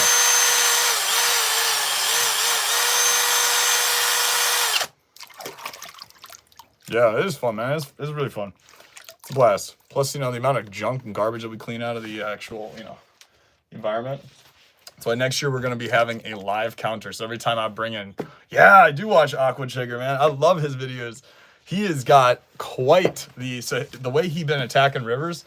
That is how I've been doing videos this year. As far as I haven't posted a lot of them yet. I'm editing and getting them ready for this winter. But yeah, I have 2 kayaks, one for me and the Fox, ready to go. I have a 16-foot John boat, a Lumacraft with a trailer that I've rigged up with a fishing deck for my magnet fishing and set up in the back all the storage for my diving gear and everything. Also, I'm going to be setting up on there, if it works, I have 2 options. I've got, obviously, the boat will be set up and I have my little dive lung that I'm hoping to get, those air lungs. I'm going to be reaching out to that company. So, if you guys want to see that, make sure to hit them up for me if you want. But no, basically it's a little thing that pumps air, right? And so I can stay down there an unlimited amount of time instead of when I'm diving with my dive tank, I've only got a couple hours or so. But that is going to be, next year, guys. Stay tuned. If you're here now, you're fortunate. You're one of the early subscribers. You're gonna get to check us out when we're finding really, really crazy stuff next year. I mean, we were given a boat this year. We were given a trailer. I've acquired all of our like new sponsors now. Things are moving in a direction that finds us finding things, I think. So one of the things that we have going is a plan to search and hunt out one of the most sought after lost treasures of Wisconsin. That's all I'm going to say right now. But if you guys are interested and make sure to subscribe. You'll definitely, when I post about it, you'll definitely know and hear about it or see about it. I promise. It is going to be interesting. I'm putting together a crack team. In fact, a couple of those gentlemen were actually popped in and said hi earlier. All right. So, oh, nice. Oh yeah, that helped. Cleaned it off a little bit. Garrett AT Pro, nice. I got a Simplex Plus, a Nocta Simplex Plus, and then I got a Rico Max rim core. Sesh, love the handle.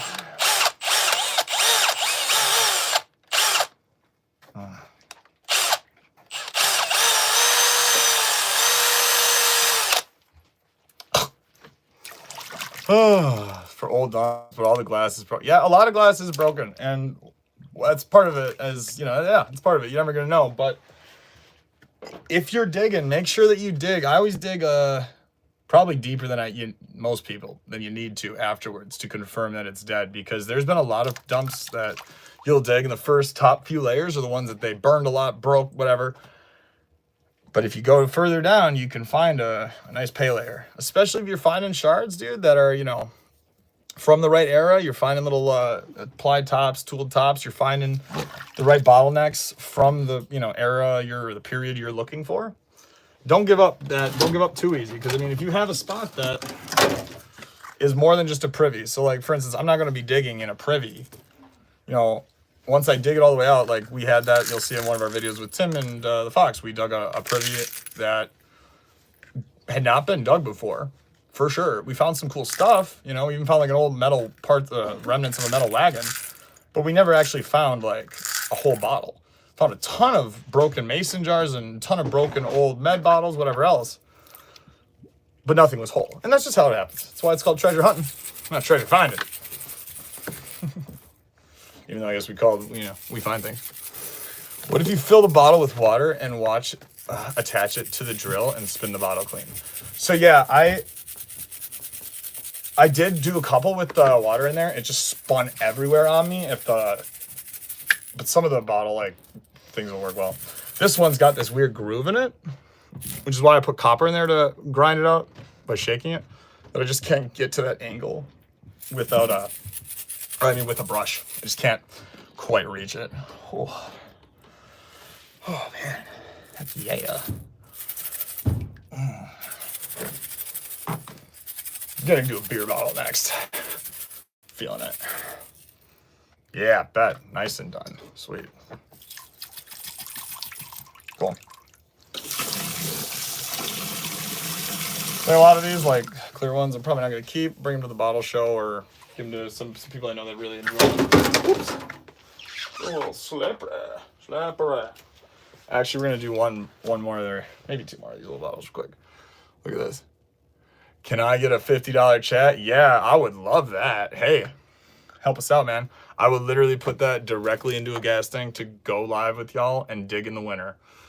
I bought a portable heater for a spot that I have, just in case, Look at this little guy. It does have a chip on the lip there, but I'm gonna hold on to him. He's got this cool embossing that looks like it's, I don't know, like crackly leather, like I don't know, like a snake skin almost. It's kind of neat.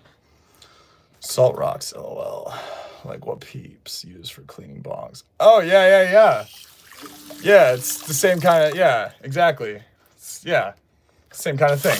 Actually, you know what? That might be, I've never used it.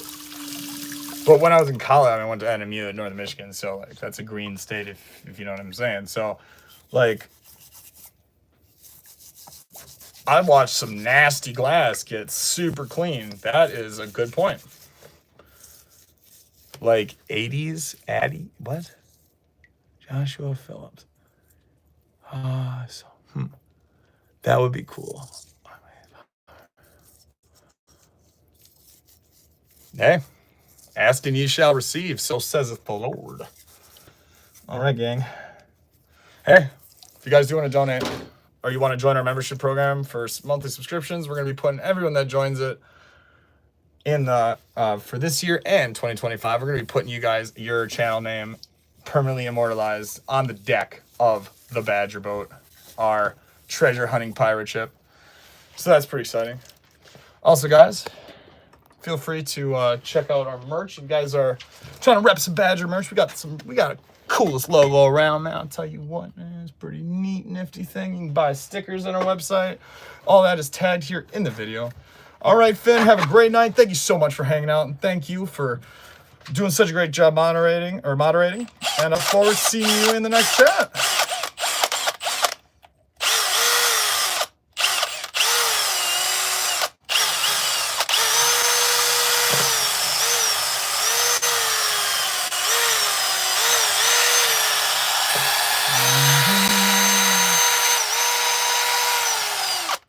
Wow, that is working really well.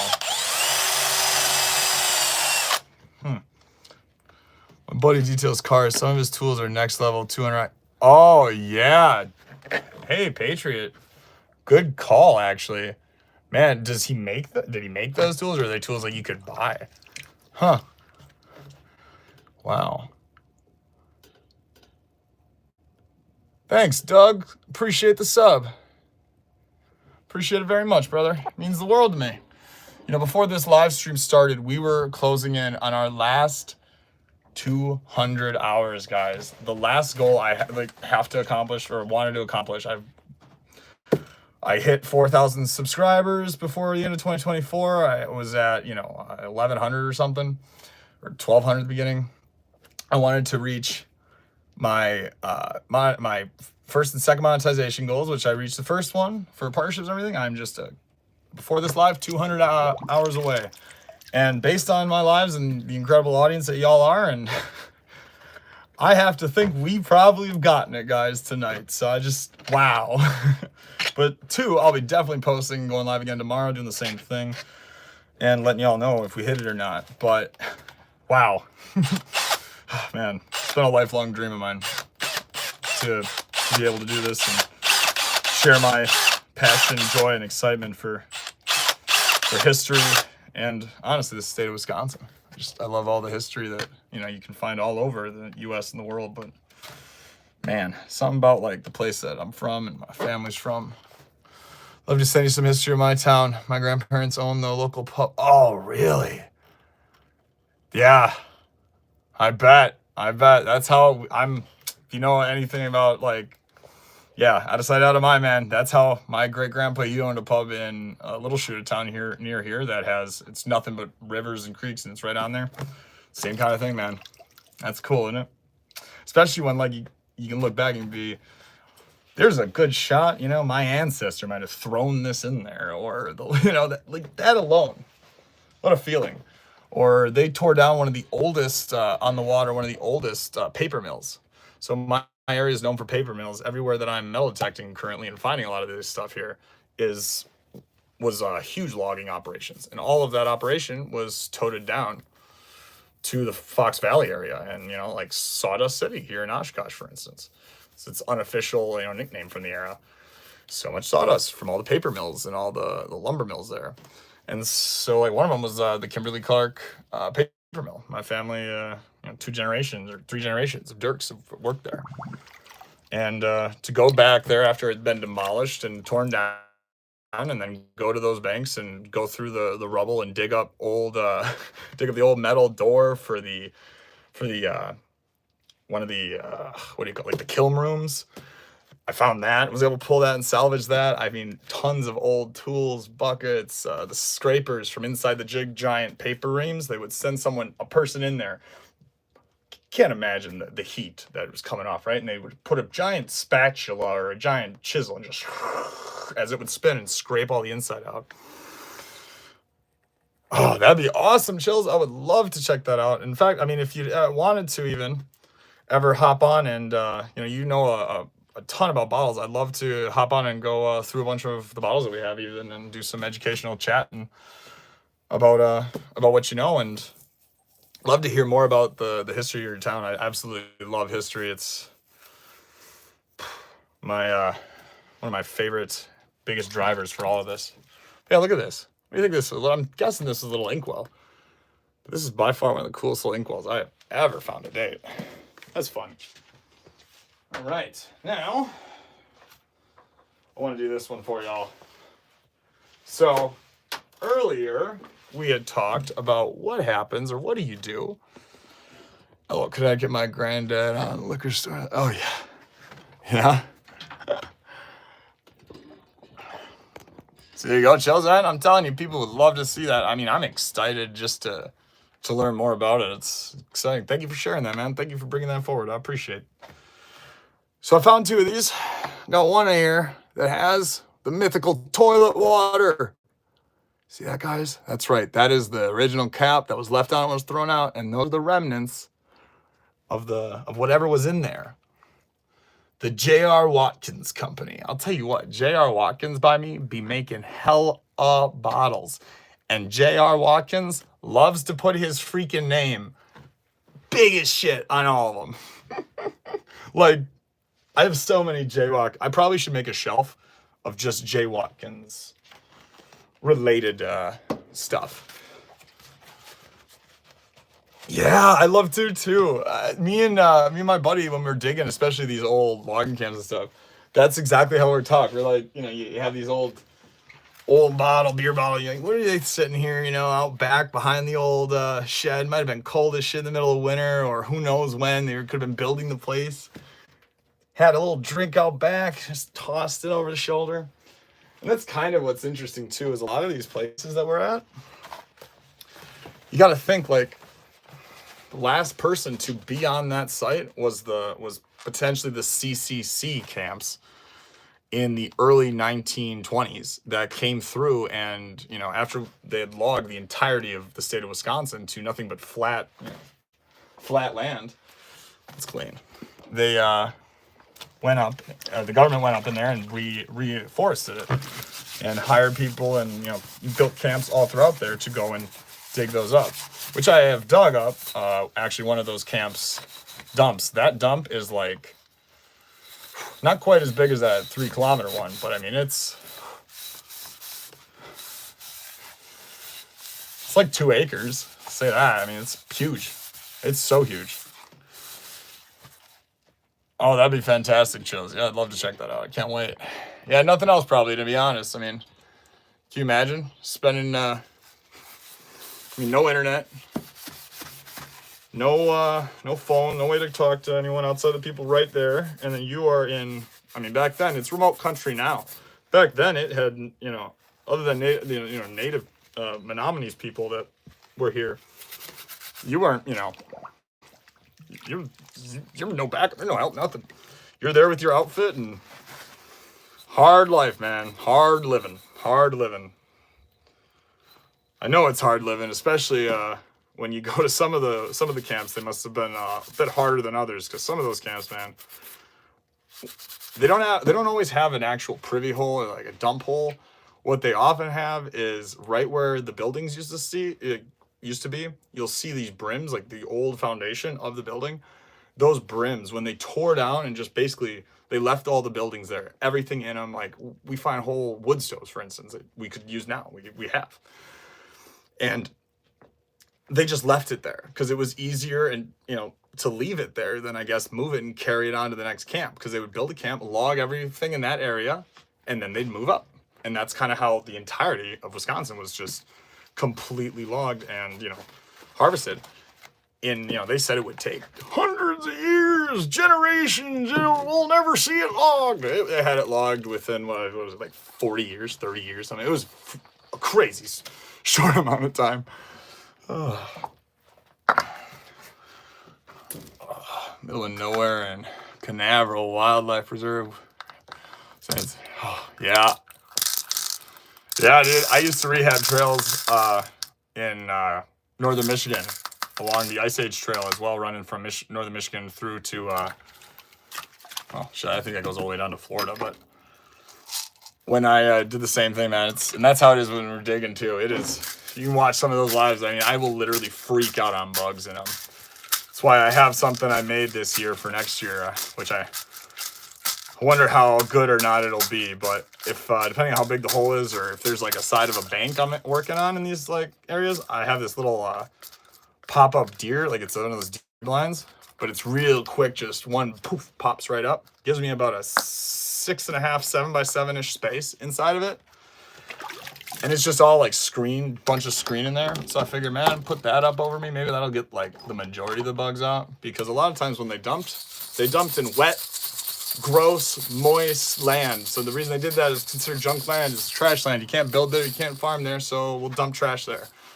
And what loves to specifically be where there's wet, dark, damp, all the bugs, everything that goes creeping, crawling at night. So yeah. That is, I feel you, dude. If you have any tips on keeping them off you, I'd take them. Do you use a drone when doing research around the search area? So I don't currently have, the resources for a drone at the moment. I would love that. I actually have my drone license from when I used to have a drone, but that was back when I did videography I did like stuff for my states and the other basically like travel agency stuff, just pretty cinematic shots. But yeah, no, what I use a lot of is I use LiDAR, I use old plot maps, I use Onyx, I use Google Maps, I use anything and everything I can get my hands on. But I do go out with my one buddy who does have a drone, and we do use that to kind of scour locations that are, most of the spots you couldn't see with a drone because they're all wooded. Like it's all in the woods right now. Like it's just not, drone wouldn't help. Maybe it wouldn't even help in the winter or in the spring when there aren't leaves, because you can't get, with all the foliage, you just can't get that shape out enough.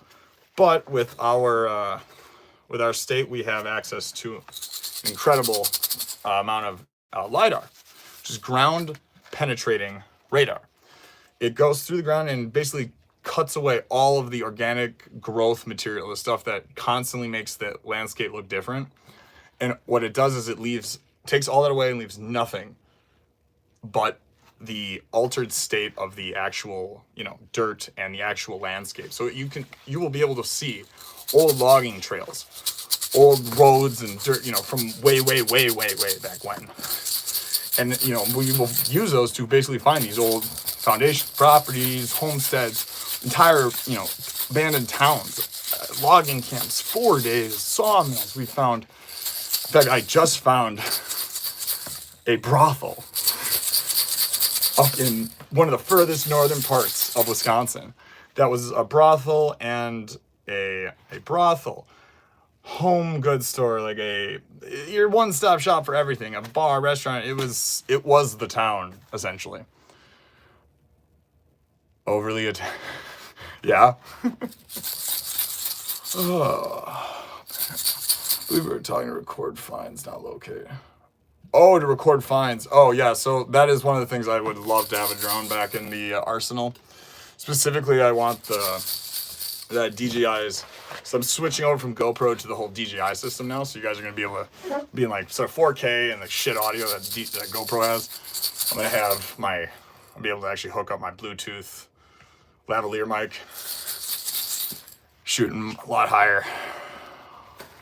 Do you refurbish old beer bottles for a living? Kinda. I guess I find old things and restore them / preserve them for a living, and then share them with you incredible people. So welcome. Just another day in the den. All right, let's get. See, some of these that have been like these 200-year-old ones that have just sat and rolled around on the edges of these banks have this this layer that you think you get off, but when it dries, it shows up. Let's have a cheap Alexa press drone, which works great. Oh yeah, I suppose not. Yeah, that's exactly what I was thinking. So like by me, there's not that would be great. Yeah, I agree. So I do use that in the southwest of the state. I'll bring my buddy, or that's what I used to do last year when I had a drone before it crashed. It is super nice. Yeah, that's amazing. Especially I would use it for. I actually didn't use it for bottle digging as much. The main research I used it for last year was to fly down rivers in towns. So I would get into a town and then I'd have my drone like in the back of the trailer. I'd take it off, sit in my car, and then I'd just go fly along all the rivers and see where good banks were for me to like drop down, go magnet fishing, or where there might be a spot I could go. And if that town didn't have any area or it just didn't look good, like you said, you don't have to get out and walk it and do all this extra work. That Dick Tracy hat's bad. Thank you, brother. It's that bad, right, baby? Had this puppy since I turned 18. It was a gift from my sister. And, shit, I'm barely taking it off since. John's got it right. Hit that like button. If you haven't already, guys, subscribe. Share it with your friends. Let's make this channel... make this channel pop off, eh? This is, looks like it's gonna be because of y'all today. Immense gratitude, love, and appreciation for all y'all and your support here today, because honestly, because of you and this live today, we're monetized. I'm gonna go ahead and say, yeah, we're monetized. We gone, done, and did it. I mean, now it's just icing on top, baby. This is just cream. The filling. Oh. See, like, I've never really concerned myself with any of that stuff or worried about it until I've reached every goal except getting fully monetized, and I'm so close. If I do this before 2024, there won't be one goal that I wrote down that I did not achieve. And that is massively in thanks and gratitude to my incredible girlfriend, the support that she gives and does here at the channel. It's, oftentimes hard to be, hard for all y'all to see, but that's why we're going to make it more evident, more clear. Like, she wants to be more and more a part of it in the videos. But the amount of stuff that she does in the background, guys, is what's helping keep me in that chair editing or out in the field making the videos is Neff and all of the help that Fox is doing. An old glass bottle imprinted crab apple cream by the railroad. Whoa, that's cool.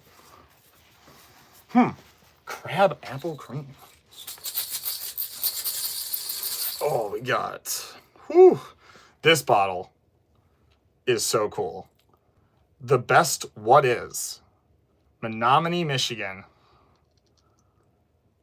Leesom and Heinz Brother Brewing Co.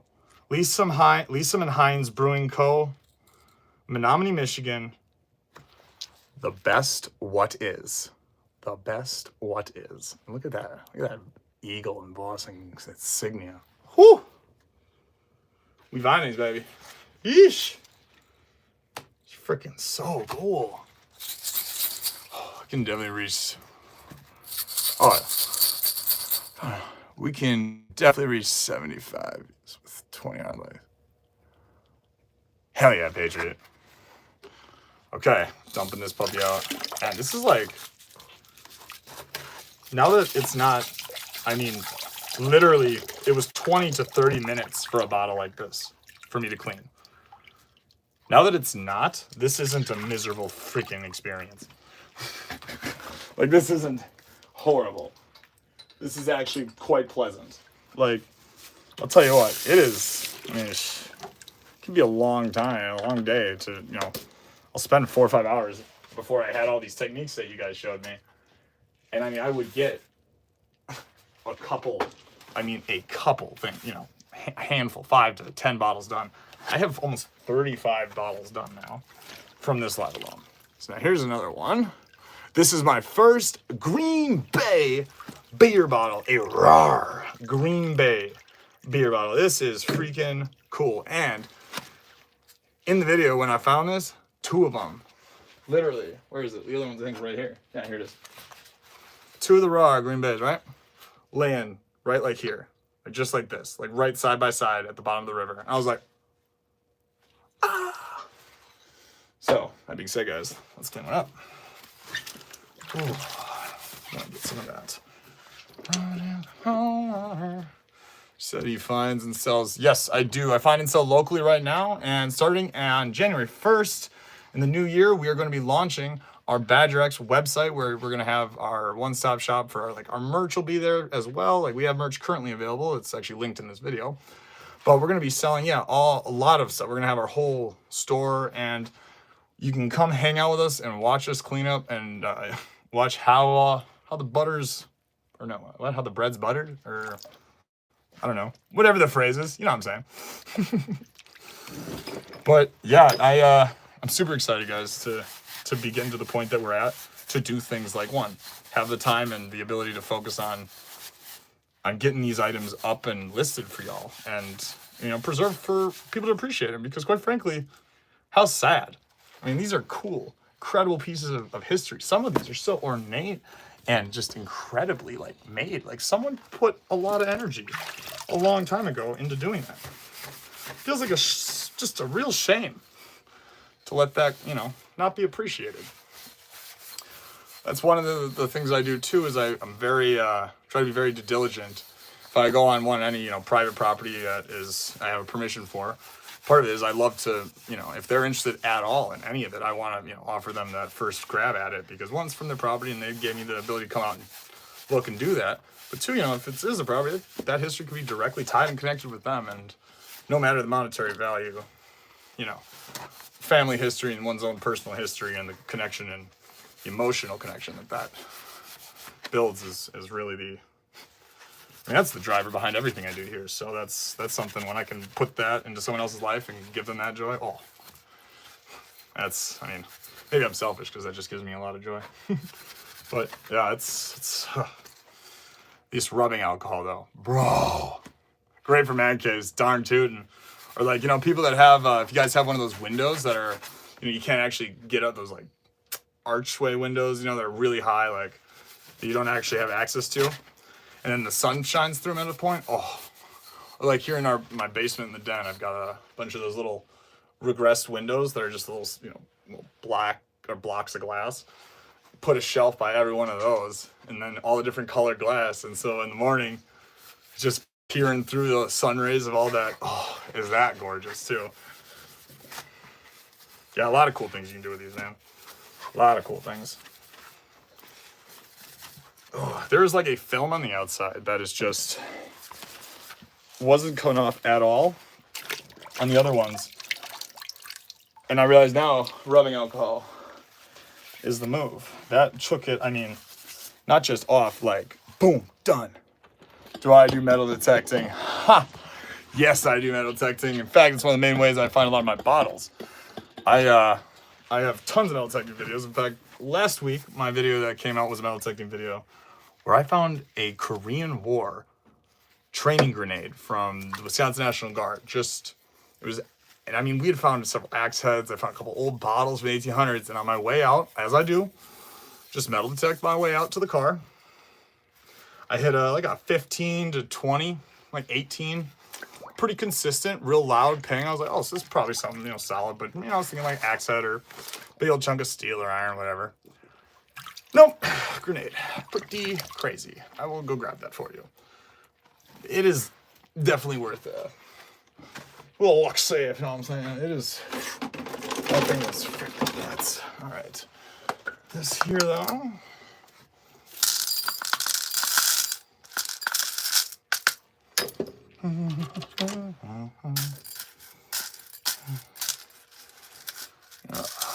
Thank you, Tin Man. I appreciate that. Thank you so much. I hope you enjoy the adventures and what we find. What's up, Jeff? Jeez. Good Lord.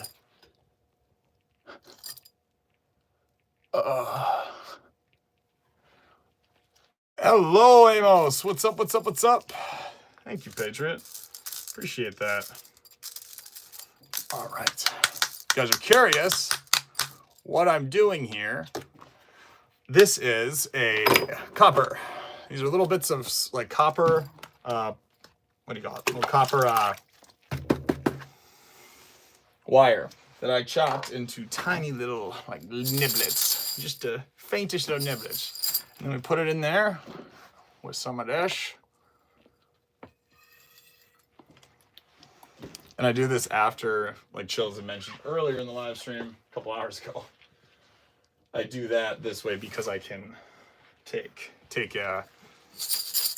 the denatured alcohol. I take all the grime and the sand out first, so I can put the denatured alcohol in there with this, because that does take off that stuff so much quicker and easier. And then it also does a fantastic job, I'm finding out too, of stopping it from having that, what do you like, the dried soap look on it, you know? A couple of big jam/mason jars full of, yeah. Dude, yes, that's what I've been doing with all the broken pieces of like uranium glass or any bit of uranium glass I found at all, I've saved. And then once I get a tumbler here in next week or whatever, I'm gonna put them in one of the tumbles and just like, yeah, get them smooth and tumble them into like beach glass. And then I just want to straight up, yeah, like I wanted to put a little puck light underneath, you know, like a black light, you know? Oh, that'd be cool, right? Like I thought it'd shine through it. Or I thought taking an old mason jar, filling it with that, and then having like a little lamp coming out of the top. And then, you know, so you could have like a normal light that shines up, and then you could get those little LED lights that go around the rim of the top of the jar that could shine like straight down too. Cause yeah, like it's stuff like that. Oh, that's what's got me so excited for the treasure den. For instance, someone had mentioned a YouTuber earlier talked about aqua chigger. Bro, I cannot wait to make my version of his, you know, relic, or what is it called? His relic refuge, or his relic den, his relic shop, whatever. But my badger den, essentially.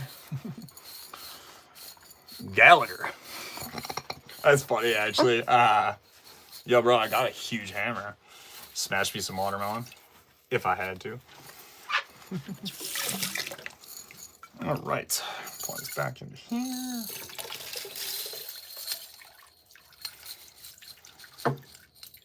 Okay, I'm gonna keep some in there because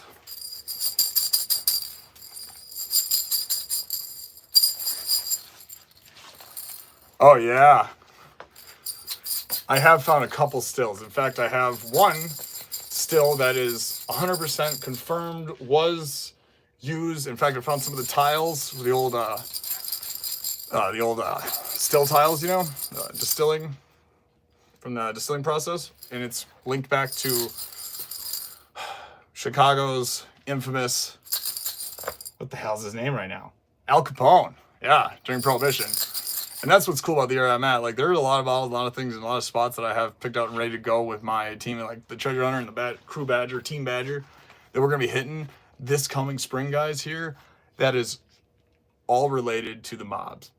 We have so many locations. They used southern Wisconsin and all the way up to the tippy north part of Wisconsin through into Marquette, where there's a spot that I used to go cliff diving all the time called Rum Runners. Rum Runners is a spot that's basically, you know, if you took the Fox River of Wisconsin, like, so here's the state of Wisconsin, right? Like my hand, right? Here's the little peninsula. Chicago's down here. You go straight up, hit Marquette. There is an alcove thing that they called Rum Runners, and they would do constant runs from the other side of Lake Superior over to Michigan, where some of Al Capone's men would then pick it up there, Rum Runners, and run it down and distribute all throughout. And that was also part of where they would get a ton of their material to actually distill. It was pretty cool history, and there's a whole section at the Marquette, Michigan Museum and Board of Tourism. What's the purpose of cleaning the old bottles? Getting the max shine? Yeah, getting the max shine so I can see the beauty. So, like, for instance, I know what it really is and looks like, but also, I mean, they're worth money. They're collectible. They're items, they're collectible items. So I don't have a Green Bay one, so I'll be keeping like this raw Green Bay one because it's got a little bit of this little tiny, not a crack, but a little tiny bit of like a heat fracture, right? I'll keep that one. And then, you know, if this one turns out better, this will be like the one that'll go up for sale on the website. And that'll be, you know, available for anyone who's interested in it. Pick it up. What's up, Radio Mon? Hello, hello. Oh, thanks, Amos. Appreciate it, brother. Appreciate all y'all hanging out. But yeah, I mean, I get at this. I'd say we get at cleaning like this every week now going forward. But if you guys really do enjoy it, we might be able to do it some more. Oh. Ooh, let's do this one, huh? What do you guys think of this one? Is that the move? A little Albert, or Yuleberg Brewing Co. Portage. Portage, Wisconsin. They made so many bottles, I swear. Making jelly. A little bit better angle. There we go. Okay, let's see. I almost wonder if I do yeah, whatever.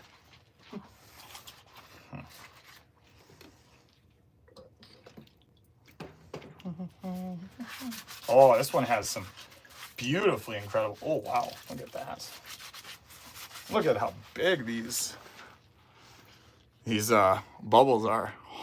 What's up, citizens? Hey! Citizens Bagging Fishing, hanging out. What's up, Colt? What's going, brother? Looking for the federal. Oh, what's that? What's the purpose of cleaning all the high blood? Cheeseheads are notoriously loyal to local. Damn straight we are. Hey, my family's been here for four generations, going on some more. So yeah, I mean, we are. I will say it's true. It's like, for instance, I don't even think my family. We just as a rule of thumb, they all live in this one town, Little Shoe, basically, right? That's where we're all from. So as a rule of thumb, you just don't. You know, you're probably related. If you're a Dirks, you're probably related to someone in Little Shoe. So you just stay away from that as far as your dating pool. And that's what I hear from a lot of people in Wisconsin that are locals, like longtime locals. So we are loyal to the history. We stay put and we get invested. One of the things that I'm just proud to be a part of the people that are there helping preserve this history is the fact that I'm pray that, you know, someday I'll come across something that I can confirm 100% was, you know, my great ancestors or my great ancestor for sure came in contact with this. That's kind of how I feel about the that one door at the mill. I mean, I know for a fact some of them had to have come in contact with it at some point. All right, so the outside now is a lot better. It's got that, like, film comes off way quicker with the alcohol, the denatured alcohol. So much quicker. Now the inside of this will be the next step. Okay. Yeah, so I noticed one of the things I cut, some of this copper I cut way too short, or way too small. Like, oh yeah, this ain't gonna work. Too small of a hole. Ah, here's my normal one. That. Okay. Me wondering how I'm gonna explain to the pastor that I'm late to church because I was watching the cleaning beer and the right? I appreciate you, my man. If you come up with a really good way that you told him, please let me know. I'd love to share that on the channel to hear what excuse you gave. Hell, he might be a G. Probably like, man, I get it. I get it. Respect. So best way that I find old bottles, I don't know if it's the best way, but it's my favorite way, and that's like creek walking / snorkeling. So I literally just grab my EDC treasure hunting bag, which I'm gonna be making actually a full breakdown video on what I carry to show you guys like the essentials. Like if you have those 10 things in that bag, you can walk out with the same stuff I have. You just might, you know, it takes me longer sometimes without a very specialty tool. But yeah, no, I love the creek walking. I love to drag a little barge or a little float thing behind me to put stuff in and just scan walk. I like to metal detect in there. I have the Simplex Plus, so metal detecting in the river is, you know, a dream with that. Carbon fiber frame, battery life, like 6 to 8 hours. I mean, I'll go days, it feels like, without charging it. And I mean, it's just so tranquil too, because it's, you know, it's no population up there. It's, you know, a few cabins you might see, or your casual dude on a canoe fishing for, you know, walleye bass or something, but man, is it? It's gorgeous. I even have like one of the locations I was at where I found this very bottle. It was just probably 2 foot deep little stream, but it's really, really wide, and it was a big gravel area, collection point. Found a bunch of bottles, like hundreds. And I was there for my second day in a row. I was there alone. It's about 3 hours from where I live, and it's about an hour and a half from the nearest gas station. When I'm in that river, right, it is so remote. So there's like, it's hooked up to a 3,000 plot. It feeds into a 3,000 plot acre of national forest land. I don't even know how long my head was underwater, right? Like snorkeling, whatever else. You know, I'm going up. I come up just to readjust everything and show a little bottle I found up above the water, talk to them. I look probably 10, 15 feet away from me, and you'll see it all in the video. The video's live, guys. Let's check it out. There is a full-grown mom, like doe, female deer, standing probably 10, 15 yards in the center of the creek, and 2 of her baby fawns are frolicking around. They had no idea I was there because I was underwater at my black suit. I was up against the bank, you know, underwater. And when I came up, I felt so bad. It was so majestic, so beautiful, like that Bambi moment, right? But I scared that poor mom, that deer. I scared the living hell out of her because, you know, she was chill, everything was fine, and then boom, I was there. Things like that are pretty cool, though. I mean, the stuff that I am blessed to get to witness just because of, you know, right place, right time. It's pretty neat. You guys get to witness it too. So, like, one thing that happens with these bottles that are in some of these rivers. Hey, what's up, little badger? Guys, that's Rowan, aka Little Badger. He'd be coming out on all of our little adventures. He is really, really big into the magnet fishing. Trying to get him into the bottle digging. Comment down below, guys, if you think he should be into bottle digging next year, so you can join me and his sister. I gotta find something to dump this in. Definitely gonna do that soda bottle idea Chill's had. All right. No, fine, whatever. Just put it back in there. Again, that's fine.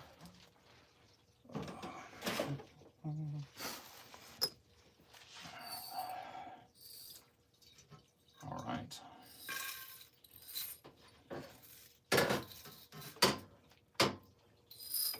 Okay, that.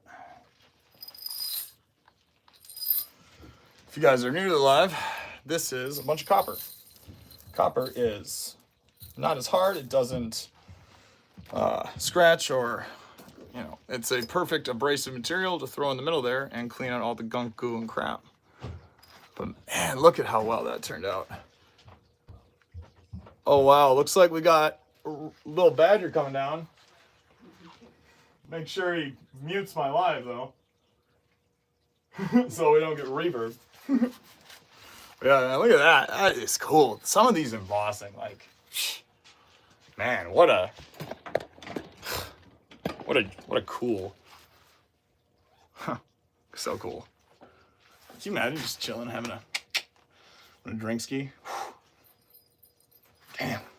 It's a sturdy bottle, man. I mean, if you drink beer or even just soda out of glass, you know what I'm saying? Like, they aren't like sturdy bottles, you know what I'm saying?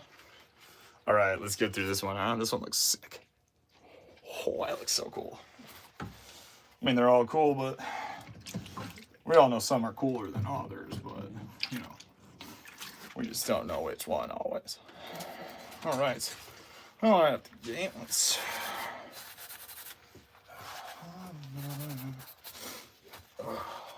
Maybe.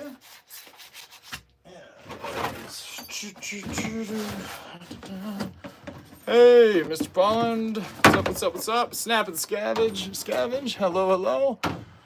Yeah, he did start a channel. He has got a few videos he's going to have to learn how to edit. I've got him sitting on my desk right behind me, actually. Me and him have made a couple videos. And he's even got an old GoPro. Wow, that's going to clean up well, I can tell already. Holy moly. So I have this here just so I can basically pour the denatured alcohol and then, like, reuse it because, well, you know, denatured alcohol, apparently. See, I don't know what kind of like pad this is, but I gotta find another one. It is like a bit more abrasive and like aggressive than this one, and it's a little bit more wily. Like, I don't know if it's the same. I feel like it's the same, but I don't know. I don't know if it's the same. You know, or maybe I just get like a copper brush. Oh. It comes off with that alcohol so good. Man. It is like, I mean, the tumbler, right, beforehand, I was pretty much like, I love bottling, and it just might be the bullet I have to bite, is I'm just always going to have to spend a crazy amount of time cleaning them. Or I'm going to have to build a massive tower of bottle tumblers, because you can only tumble one at a time.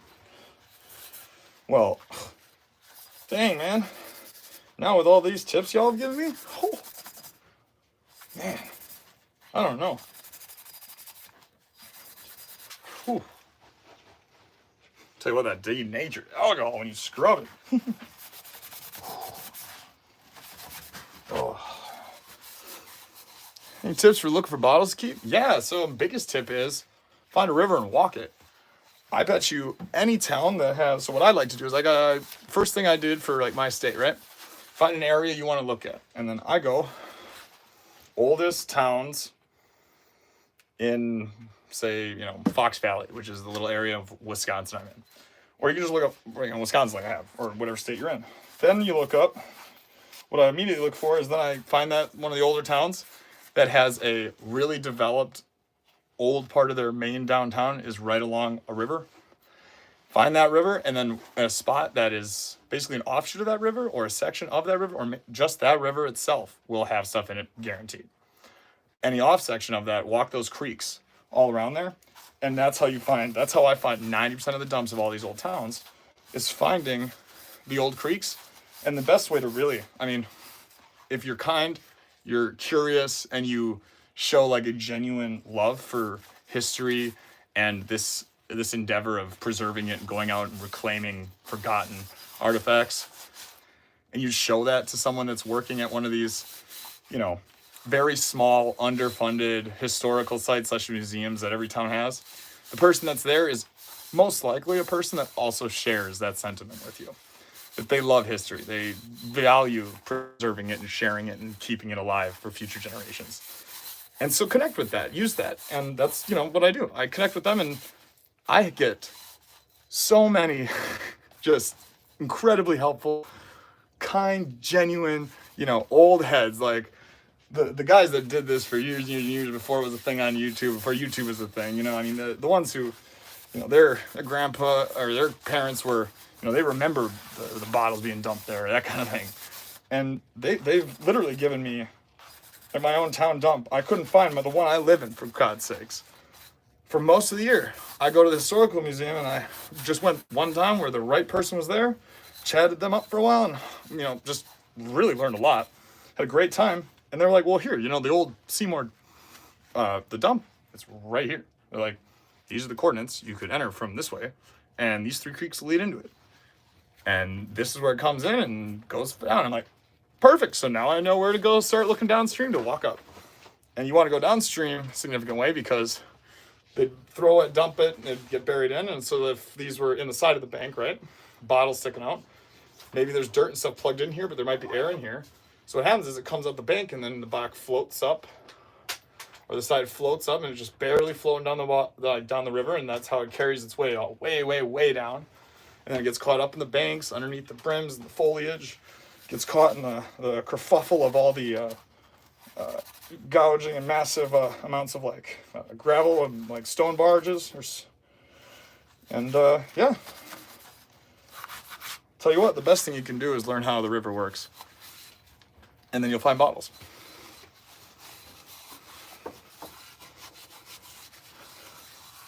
Yeah, Patriot's 100% right. Do not plan to go do what I just said. The research days, when I go do research reconnaissance, that's all I'm doing usually that day. It is, they'll get you stuck. I've spent many hours in a conversation that I'm not sure where it's going or if it had anywhere at all. But you know what? That's how you find some of the best stuff, man. Or learn some of the best stuff. Happy accidents. Oh, all right. There now. So we got most of the junk on the outside off now. Ooh, green or red, I believe, is the most abrasive Scotch Brite. I personally use gray for the outer of the bottle. Oh, okay. I did not know that. Interesting. Okay. And so what, gray is like a not aggressive one? I don't know, because I think of the creek, you know, if it's like, if I'm finding a bottle and the bottle is from digging, as long as they didn't do like a burn at it, like if it's not one of the places that it got super burned or, you know, iron burn, rust stains on it, they're super easy to clean. That's not a problem. I mean, basically, I just rinse them off. But when it comes to like actually, you know, scrubbing the outside of these, the water sickness or whatever, the algae and the junk that gets on them, oh my Lord. This is gnarly. It's so thick, the film. I mean, the outside of here, look how much better just the outside looks, right? And I haven't cleaned the film off of the inside. And I bet you once I do clean the film off, I get the inside cleaned with the old Copperuski, bet you any money there's gonna be some spots I missed on the outside that'll probably, you know, pop through like no tomorrow. Doing good. Welcome, Bad Influencer. What's up, brother? Welcome to the line. Thanks for hanging out, man. Pleasure to have you here. We are cleaning relics and bottle hunting treasures. You know, if you guys like these videos of me going through all the bottles, you guys might like the video of us going through all the metal detecting finds and cleaning up like the brass, silver, all that stuff. I mean, there's a lot, guys, that needs to be cleaned up from those. And maybe you'd enjoy that. I didn't really know if anyone would be interested in it, but I will say it is a great way to kind of communicate with y'all. And I've learned more tonight about cleaning bottles than last 4 or 5 weeks of studying YouTube or looking things up, man. Dirt on the bottles. Where I dig basically peels off, being dry. Yeah, I'd imagine. See, the issue with like my is in the rivers, you're gonna get these algae water sickness things. I mean, this was found in the same river, right? Like, look at all that. Like, it's just so gnarly. I mean, there's algae growing on the algae, for God's sake. And like, that's why this abrasive stuff tends to just cut through a lot better. I mean, it's super nice to not have to literally use a brush for everything like I was. And all it did was literally take like, I spent like an hour today and watched some Relic Riley and some creek walking videos, man. Just sitting here on the table cutting up section of copper wire, little bite-sized bits here. Alrighty, look at that. That is coming. All right, so like I was saying, guys.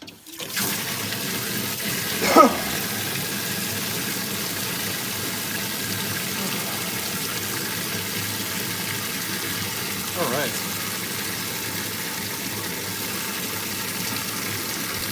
Not bad.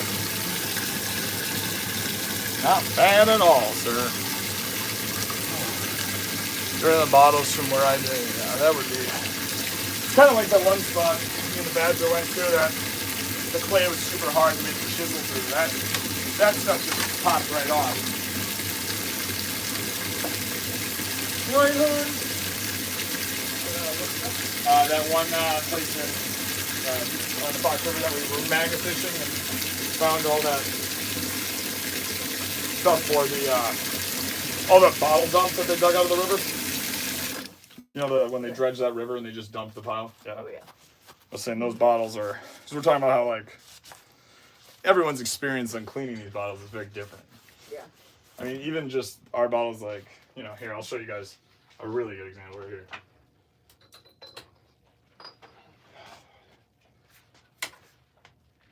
These bottles were found at the same place, within 200 yards of each other, okay? This one has just sand. This was buried in a privy hole about 150 yards off up the way near a apple tree. So that's one thing too. Apple and pear trees, and if you're south, maybe plum or other trees, but I know by me specifically, it's apple trees I look for, and sometimes a pear tree. If there's just a random apple tree or pear tree in the middle of the woods, it doesn't have to have fruit. All right, just look for the tree. Know what the trees look like. Mark it, stop, metal tech all around there. You probably found a very, very old homestead, trapping camp, something where someone was living. Because if they lived up in the the northern parts of Northern America, you were doing that. You had an apple tree. It's one hole, and you plant it, and you've got fruit each year, right? So when I found that, I privy hole. Then went down to the riverside, right? And that happened to just be the spot where it wasn't where they dumped all these. They had dumped these about a mile up the river, but it was because of the bend in that river. It created this massive sand and like gravel barge trap area where these would collect and then sit, and then they get tucked underneath these banks here, and they'd float in and just be piled in there. I mean, we have, you'll see in the video now that I'm cleaning these because I want to have like the finished clean one to put in it. You're gonna see like Neff, specifically the fox, pulling out I think 10 in like a 2-foot section, like just like they're pushed in, like they all just got trapped and pushed in underneath the bank, and the foliage just catches them. So here's the difference in cleaning these, right? This is like, that'll be number one. This is maybe the first one we do, all right? This one is just sand. It's just sand. There's nothing but water. Nothing but water in here right now. And it's just a ton of sand. I mean, you just rinse it off. Which, compared to my,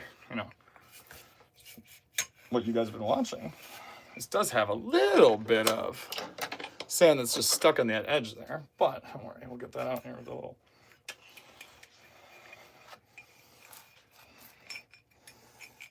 But this is a double applied one, so this is the reason I want to clean this this one off for you is I want to show you guys the lines on here.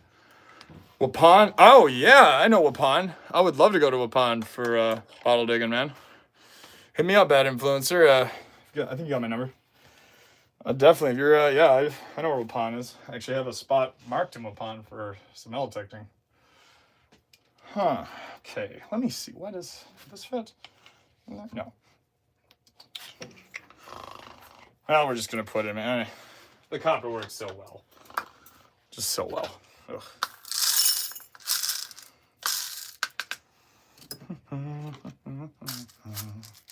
Oh, really? It's just right down the road? I don't know. Is it like the last time you said right down the road? I'm just kidding, brother. All right. Well, hey, you set it up. Let me know a date, man. I'll do it.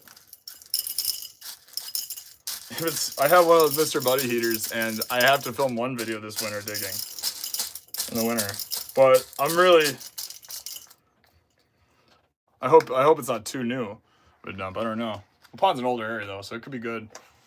I like that part of the state in general though. It's a very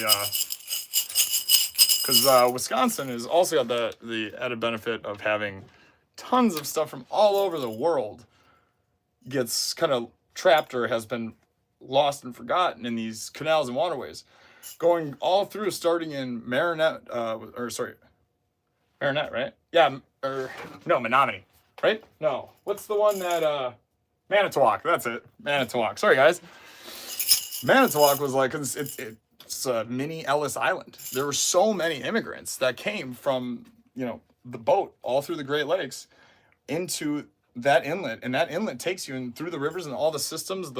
Wisconsin is an amazing place for industry at the time and people to travel through because you could get to almost the center of the country. Instead of starting on, New York, Ellis Island, you could start the center of the country and move your way west, or just be right in Wisconsin like many people did. And it had an incredibly large fluctuation of, Chinese, European immigrants going back to, the early 1800s, late 1700s. And so with that, you have crazy, I have a 1500s era German beer stein that I found last year snorkeling in the middle of a canal in the middle of nowhere because these canals and these little riverways, they just dredged and used constantly back and forth these like traveler passenger boats, right? And so in my mind, you got to think, what happened? You know, was he sitting on the side of there having a beer, enjoying his stein that he brought as an immigrant all the way from Germany? You know, was he a master brewer and he lost his mug because I don't know, someone tried to rob their passenger boat, or maybe they hit turbulence, or they hit a rock or a floating log. Who knows, right? Like that's what's crazy. I mean, I know a couple people actually right in that from that town where I found that they've found just they're just like kayaking or just going and doing regular fishing. They have found, I mean, stuff from, what was it? One of the dynasties in China, like these porcelain figurines that were. It's in the museum actually in Milwaukee now, I believe. To get more information on that, so I don't tell you the wrong thing. But so all right, there you go. Just boom, instantly, super clean, clear. And here's what I wanted to show you on this. So this is a very old bottle. So you have, this is the first piece. This is 3 pieces was put together to make this. 3. Piece number 1, the bottom, the barrel, the old gut. Then you got this right here where it was attached, right? Ring around. And then you have these seams here. And then what's crazy is they only go up to right here then. And then they applied this top, which is when you look at it, it's not all even. And it's a little bit wonky. And this was just sitting in sand, right? So this just basically rinse off. Cool, done, bet. Okay, let's see what else there is. This one, well, this one is gonna take probably 5 to 10 minutes, maybe longer. And before all this stuff that I'm using currently, it would have been a 20 to 50 minute thing for one of these that is really bad. Oh, is that right, Clay? Or not Clay, sorry, bad influence. Clay found some? Nice. What's old? You got years? 1800s? I'm looking at 1800s, early 1900s, 1920, like 30s is cool. I mean, it's all cool, but like, that's where my goal is, yeah, in that age range. Look at how thick that crap is, right? Look at how this, oh man, this is just crazy how it cleans off. Look at that, it's freaking gnarly.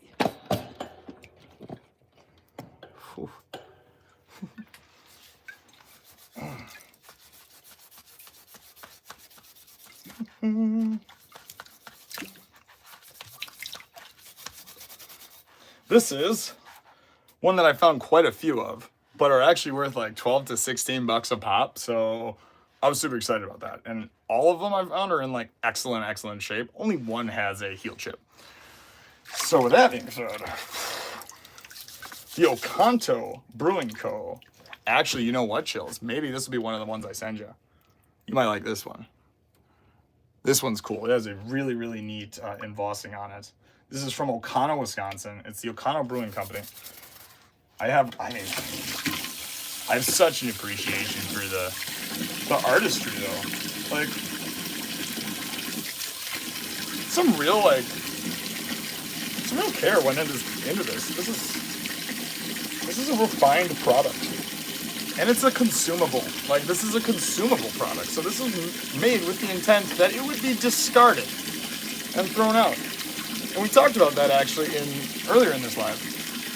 I mentioned how bottle making, like part of why they're so thick, they're heavy duty, they're really incredible, pieces of history that can survive being tumbled and thrown and burned and buried and re-emerged and going through water and banging against rocks, you name it, right? They weren't cheap bottles back then either. That wasn't just like, it was how it had to be made. It was the only way they could do it. That's because it was so handmade. It was, barely, tooling came out in the late early 1900s, and they're very crude ways of making glass bottles. And every single person that had a beer, a soda, in every town basically had their own, had a beer, had a soda. Partially why I'm trying to collect every embossed city in the state of Wisconsin for my collection. they had to go take the, you buy the base print or the base, mold. Thank you, mold. I know who I'm saying thank you to, but the mold basically would be what you could buy this from the Ohio Bottling Works or the larger scale companies that own the rights to it. And then you would take that and you'd be able to add your embossing, your decal, your logo, your stuff to it. Even like pharmacies, would put emboss the address of the pharmacy onto the bottle. And so part of the industry was just a given, apparently, that you were not making money on your first, the first few bottles of soda. You didn't make any money on. That was just to pay off the costs of what the bottles cost the manufacturer. I mean, looking back on how we do it now, you imagine going into debt and then you don't sell all your Coca-Cola. Yeah, same here, man. Yep, the embossing. I don't care really what it is. I just love it. Yeah, it's so cool. It's I mean, even some of the slicks are neat when they're really unique bottles. Especially the older ones to me, because like no one bottle is exactly the same because of the handmade character of it. But when you come to the that feeling of you pulled this out of the dirt, man. You did whatever you did and you found this. You were the first person to touch that, hold that, have an experience with it, and then carry on its experience of being an item in the human existence. You're the first person in like 100 years or more. That's incredible. It's like, I mean, it's why I'm so excited. I mean, I found several in these creeks, several fragments and like fractures. I have a lot of Native American tools, but believe it or not, I have yet to find a full, whole arrowhead. When I do, and when it's, I'm sure it's going to happen, when I find it, I mean, that's thousands of years potentially. And that's some serious that's some age. Hey, Detroit Lions. All right, Detroit Lions, so I'll fill you in. Well, my name is Badger. This is Badger Exploration. Treasure hunter and bottle digger, relic reclaimer. We go around all over the state of Wisconsin, the U.S., finding, recovering, and preserving history, relics, and treasures. What we're doing tonight is going through this year's epic bottle digging haul. We're cleaning, chatting, doing a Q&A, and hanging out with these amazing people here. If you haven't already, Detroit Lions, make sure to like, comment, subscribe. Check us out. That way you'll get notifications of it. So you can watch us clean these incredible finds each day. This is a 120, 130-year-old bottle right here. Man, the history. The history. Whew. Tell you what, though. I am Peruni. Whew. The prune.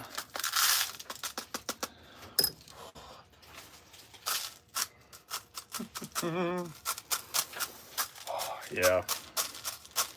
What a year it's been, though, man. From finding a World War II German Sten gun, magnet fishing, downtown homeless camp in Chicago. Which, here, you guys want to see that machine gun? Oh, I wasn't joking. We find things here, guys. That video's live. Go check that out. That's right. This is a stamp press grease gun from World War II, baby. Used by the French. I have two different people chatting with me, looking at it, and they're going to possibly help me actually get it restoring and functioning. They believe that it's not totally ruined because where it was dumped was an old car manufacturer and parts place. Like they did like auto body, whatever stuff. Because of that, I'll tell you how because of that, it was tons of oil and the pollution that's just in that river. It's disgusting. That's one of the few rivers I wouldn't go in. And there's not a lot of rivers I wouldn't go in on. I mean, yeah. Like, no, there is not a lot he wouldn't go in. But of those rivers, that is one of them. And all that stuff is what they're thinking. That's what I think. Preserved it.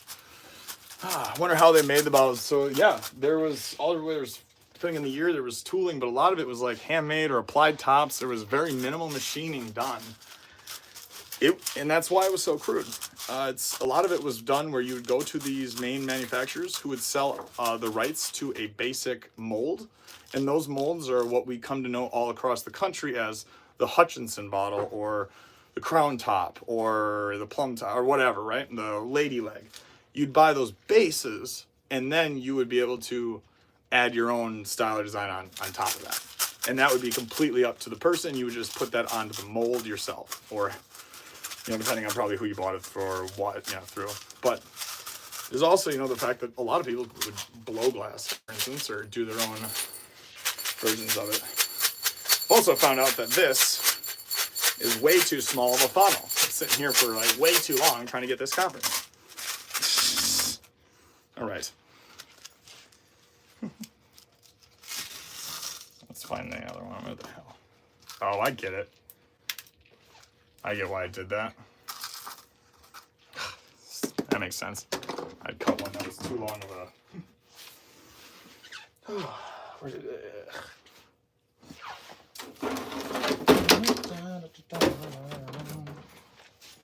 Oh, is that right there? Yeah, well, I'm glad to help.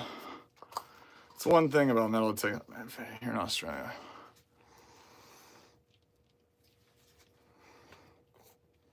Yeah, see, that's yeah, that sucks.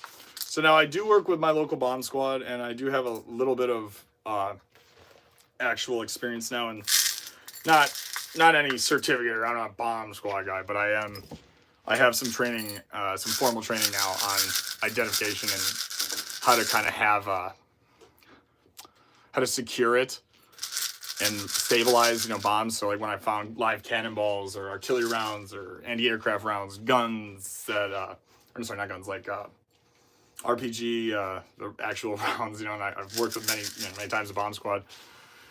But like, yeah, that sucks. A lot of other countries, you don't get to keep that stuff, and that is unfortunate. I mean, here I'll call cops, and a lot of times I'll get a call back a few months later if they do take it. If you know, it's not involved in case or nothing comes back on it, you know, they'll give it back to me. So, and that is part of the thing here is we have a really incredible law in the state of Wisconsin. Is like a finder's keeper's law. We have a lot of actual stuff, oddly enough, put in place for people that do what I do, strangely enough. So where in Wisconsin are you? I am based in the Fox Valley area, near Green Bay, Appleton. But we go literally all over. If it's in Wisconsin, I will go, no questions asked. But, you know, I mean, we're pretty much down to go all over the country. But the next few years I have so much opportunity and things set up here and locations that I'm just, I don't even know if I'll have time to go to other places as I get older. I'm like, there's so much here in Wisconsin to hit. I mean, I definitely will. I gotta go to Australia. I wanna go hit up mines in Arizona. I wanna go find opals in Missouri. Oh, the land of misery. Sorry, my buddy lives there. Love Wisconsin, though. But yeah, Fox Valley area.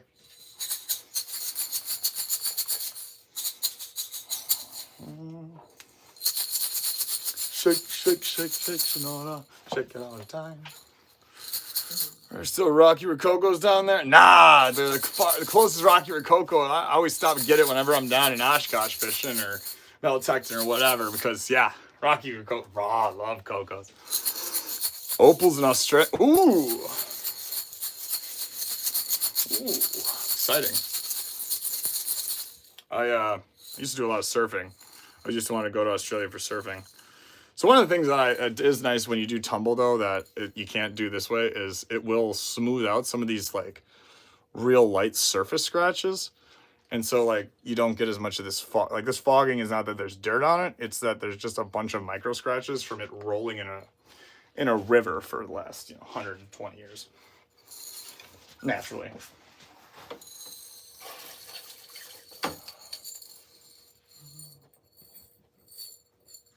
Sweet. That works so well. Just nutty. All right. There you go. Another one on. Another one bites the dust. Ow. Like, I mean, Neff, you know how long this is taking normally. This is what, 4 or 5 times the speed of our normal. Like, yeah. right? You're doing pretty, yeah. Right? I know. Speedy today. Oh, that's all because of the, you know, these incredible people here on the channel, man, giving me these tips and tricks. I mean, I've literally found more out from my incredible, and see, you guys, that's what I always say in the video, y'all are super intelligent. So I just figure out, wait till y'all tell me instead of my research. I mean, I'll spend hundreds of hours each year researching crap, you know. And I've never heard any of this stuff you guys are saying. These are great freaking ideas. And I mean, some of it I'm almost like, how did I not think of it? Because, like, you know, whatever. Dig out, old outhouse, you mean privy digging? How, if I'd ever dug out a privy, sheesh. I dug out a privy last week. I dig privies for breakfast. Why, you got one? I'll dig it.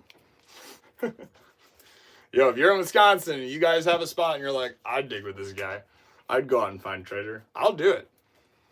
If it's treasure, if it's real. I mean, and even if we don't find anything, I'm aware. It's treasure hunting, not finding. And if you're wondering what I'm doing, I'm stabbing all the dirt that got packed into this little guy, so it'll come out. It is, man. YouTube is free university, free education for all. Damn straight, dude. Mm-hmm. I learned more about videography and being a videographer and running my business from YouTube than 4 years of college. If I do it all over again, for my specific degree and what I went for and what I'm doing, videography and social media marketing with an emphasis in entrepreneurship and like business management, I don't think I'd go back to college. I would get the mentors that I already did after college, or I'd try to find mentors like I did and research the hell out of it for free. What's up? I'm on a small farm in Indiana. We found bottles. Oh, wow. Really? That's very cool. Man, I just was just in Indiana like 2 weeks ago. Traded around metal detecting with a bunch of my buddies. Very cool, man. That's super neat. You should get your metal detector out there and try to pinpoint where that all is. Sounds real cool, dude. Man, just like anywhere in your yard, huh? Just a horseshoe. That's pretty neat. Could be dangerous though if you're mowing the lawn. Where at in Indiana? So I drove through, came down to Chicago to Michigan City, was there for a couple days, and drove straight down to Evansville. From Evansville, we spent a couple days over just across the way in Kentucky, magnet fishing. Found a couple incredible stuff. Found a massive dumping ground, guys. You want to check that video out. So me, Danny, Dip, and Outdoor Influencer. They're specifically magnet fishing channels, and so we were doing a big magnet fishing trip that time. That was a neat trip. Oh man, I am gonna. Wow, it is time to get new water. I'll tell you what. This water gets gross quick when you clean river bottles. When you clean anything but this one river that me and Neff hit, which are the bottles I kind of wanted to, that, you know, like I am. That river, man, for whatever reason, holy crap, hon. Those bottles are hard to clean. Yeah. They are so freaking hard to clean. Yeah. Oh. This is my favorite drill brush. Ooh. Were you by Fremont? Yeah, I was by Fremont. Nice. Shorelines in Arizona. Desert response here. Oh, yeah. Nice. Yeah, dude. Yeah. So that's kind of part of what we think about the grenade I had found. There's a section of the forest up there that the National Guard used to use for training grounds. But yeah, so that's where I found this guy.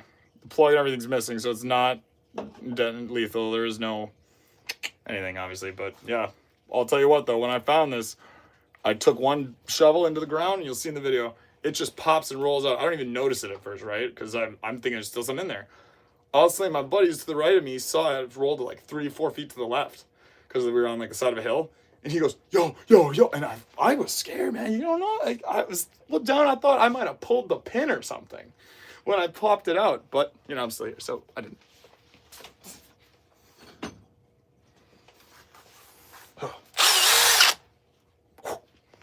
Smash it.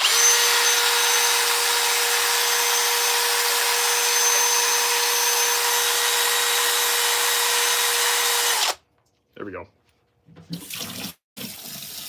Oh, man, this one's got a bit of rusty rust on her. That's one of the cat. All right.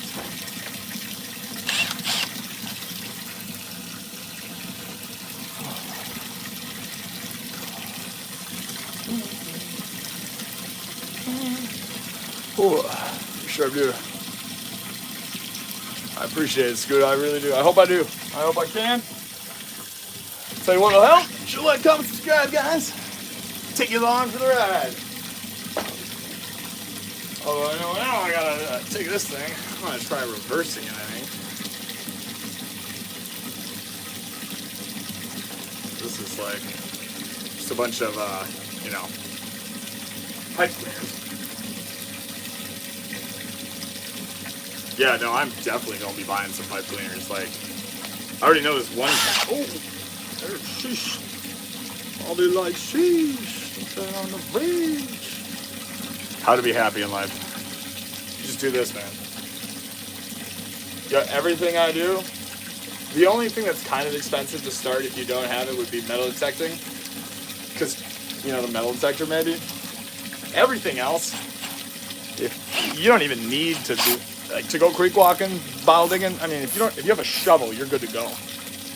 And if you're creek walking, you don't even need that. You just need a bag. Or, you know, that's the beauty of it. And I love to find things that have the lowest threshold possible to get everyone and anyone out, easily finding and enjoying life. And I, sheesh, find some treasure along the way, good deal. Right on. All right. How are those small ones? Or how are those small ones from earlier? Yeah, right here. Pretty good. Currently cleaning this one out. And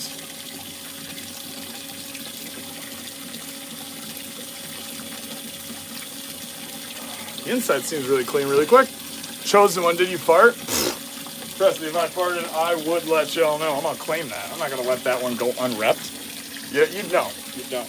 Okay. Oh. Woo! Tell you what, man. You smile, baby. Something about it just gets me going. So, these amazing subscribers, Chills, was informing me that I was right. I thought this was some type of cooking wine. It's a port wine bottle from the 1830s. He was talking about how he's found a few, but they're rare and huge. I literally found this one. Like less than 8 inches from the top. I mean, it's nuts. This is at the one we went to together. This is when I went back the second time to go pick up the stuff we couldn't get on the side of the bank. This is also the spot that I found a Model T and dug it out, and it's sitting on the side of the bank right now with little floats and a thing on it and a tarp over the top, ready for me to come back in the spring to grab it. Oh, mercy. I don't know how a Model T card found its way 3 miles from the nearest road. I mean, obviously there was a road at one point there. Yeah, one did go flying. It did. You saw that? The pipe cleaner go flying? I wasn't sure if it did, but I thought it did.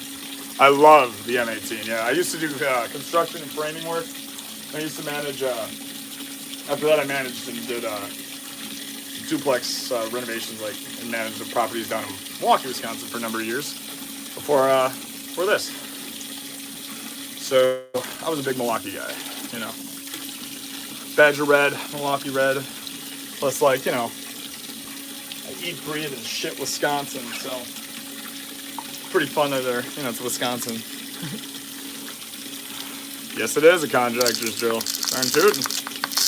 Hell, that's why with the whole Milwaukee, the M18, the whole system, I'm going to get one of the little, I have one of the extender for my deer hunting stand.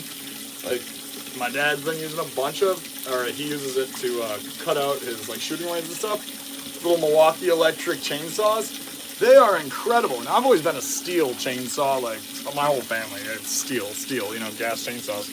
And when the electric ones came out, I picked up, like, a Ryobi, but, you know, Ryobi. It was terrible. And so I, you know, discounted it for the last 12 years. And then my dad picked that thing up, and it works so well. especially like when I'm hitting a lot of these old trails, you know, if I don't have to carry gasoline and like you still need bar oil, but you don't have to carry gas on the other stuff. There's a lot of times I'm on these old logging roads, these old dirt roads, you know, miles from nowhere, and there's no way to like turn around.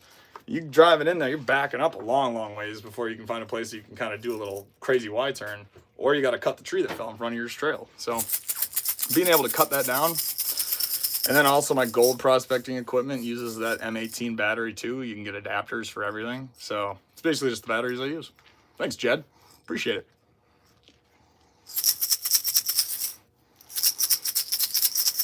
It is a little heavy though, I will say. It's like, you know, I have the M12 series too, right? So like if I'm doing a bunch of putsy like detail finishing work, or I'm doing like little shop work, or I'm doing anything that doesn't require, you know, I'm not doing big stuff, I way better like this. Way more, you know. But I don't want to get it. It's been having a little issues, so I didn't want to get it wet with water. All right, cool. It cleaned out perfectly. Sweet. Now, honestly, I would probably just like transport it. But you guys want to see like this weird one clean? Just like, look at that. Nuts. Yes. Yeah, it's been helping so much. Oh yeah.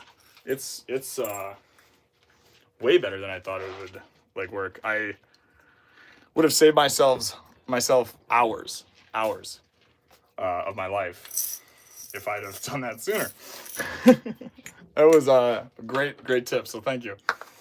Man, this is the only hard part about these littler bottles sometimes is getting the actual.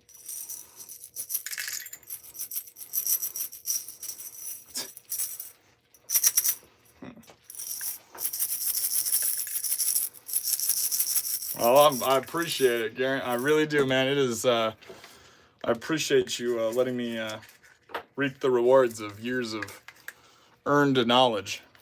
I understand what it means to learn something on your own painstakingly. So to have the gift of not having to make 100 of the little errors I always usually do when I learn is a great blessing. So thank you, Gary on. Appreciate it. All right. Just got M12 soldering on. Oh yeah. Oh, that should be nice. You do a little pipe work on, huh? Yeah, that would be really nice.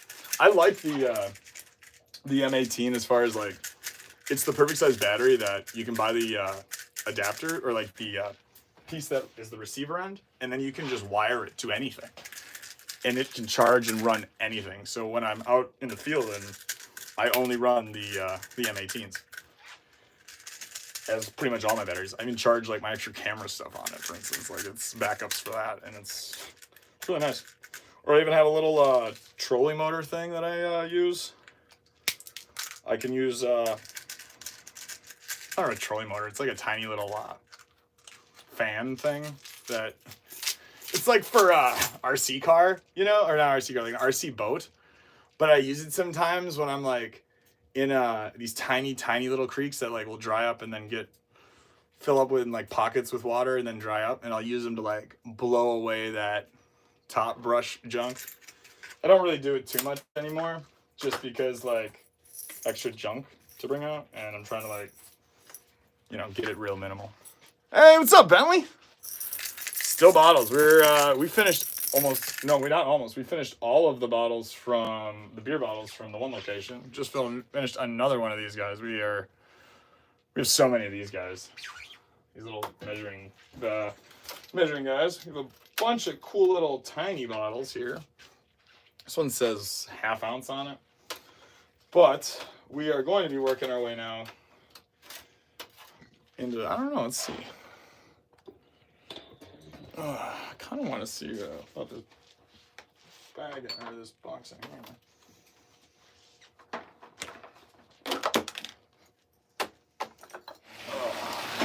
There is more to Pepsi. Hell, many times I am literally a gold prospector. So I've found gold prospecting. I've found gold magnet fishing even. Of course, gold is not magnetic. It's not what I'm saying. Don't freak out, everyone. Holy shit. No, I'm just kidding. Sometimes the comments get wild. But I have found black sands, a lot of like material that has had, in turn, caught gold amidst that material, and then I was able to pan it out. I've also found gold inside of like gold jewelry, gold inside of actually a bottle. I found a bunch of little bits of gold and silver coins. And that's the other thing I find a ton of is a bunch of like silver mercury dimes and really, really old I found half of it. It was like cut in half, a Morgan cent. So that was pretty neat. And it was not a good one. Good. Cool. It's like this one right here. This is like a really rare one. Does that make sense? Okay. Yeah. So right here, I'll show you this thing. This is what I mean. We have over a couple hundred of these mason jar lids, but this one's like rare. Every now and then you get like a weird bougie looking one. This one says White Crown Cap. Patent 11/22/10. So I'm thinking that's 1910? Or is that, no way, 1810. Model T4. Wow. Yeah, I did find a Model T4. Yep. Dude, it's so cool. I'm going to put it, when I go back next year with my barge thing to float it out of there with a couple of guys that I coordinated with, I'm going to put it somewhere on our property, and I'm going to be doing like Q&As from it. I'm just going to answer all y'all's questions, chilling in my Model T4 that I found. That'd be great. Maybe I could make it like a seat by my fireplace or fire pit. Oh, that's so fun. Yeah, my place is going to be like one of those weird eccentric things, you know, everything's made out of some crazy old thing found in the woods. Oh, yeah. Found diamonds? Yeah, actually, I found a couple diamonds. I found some Herkimer diamonds, like literally mining for diamonds, the old style, out in, out west. When I was out dredging, doing a lot of prospecting and gem hunting and that such. I've also found a couple, actually one of the gold I mentioned that was inside that little safe. It was gold and diamond ring. I actually still have to go pawn that. See how much, or not pawn it. I didn't want to pawn it. I wanted to see how much it was like worth because, well, you know, jewelry doesn't ever sell for what, you know, you buy it for.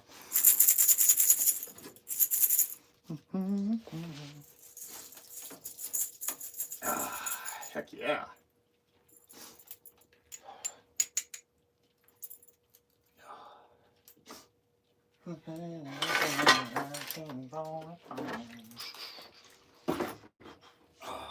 Perfect.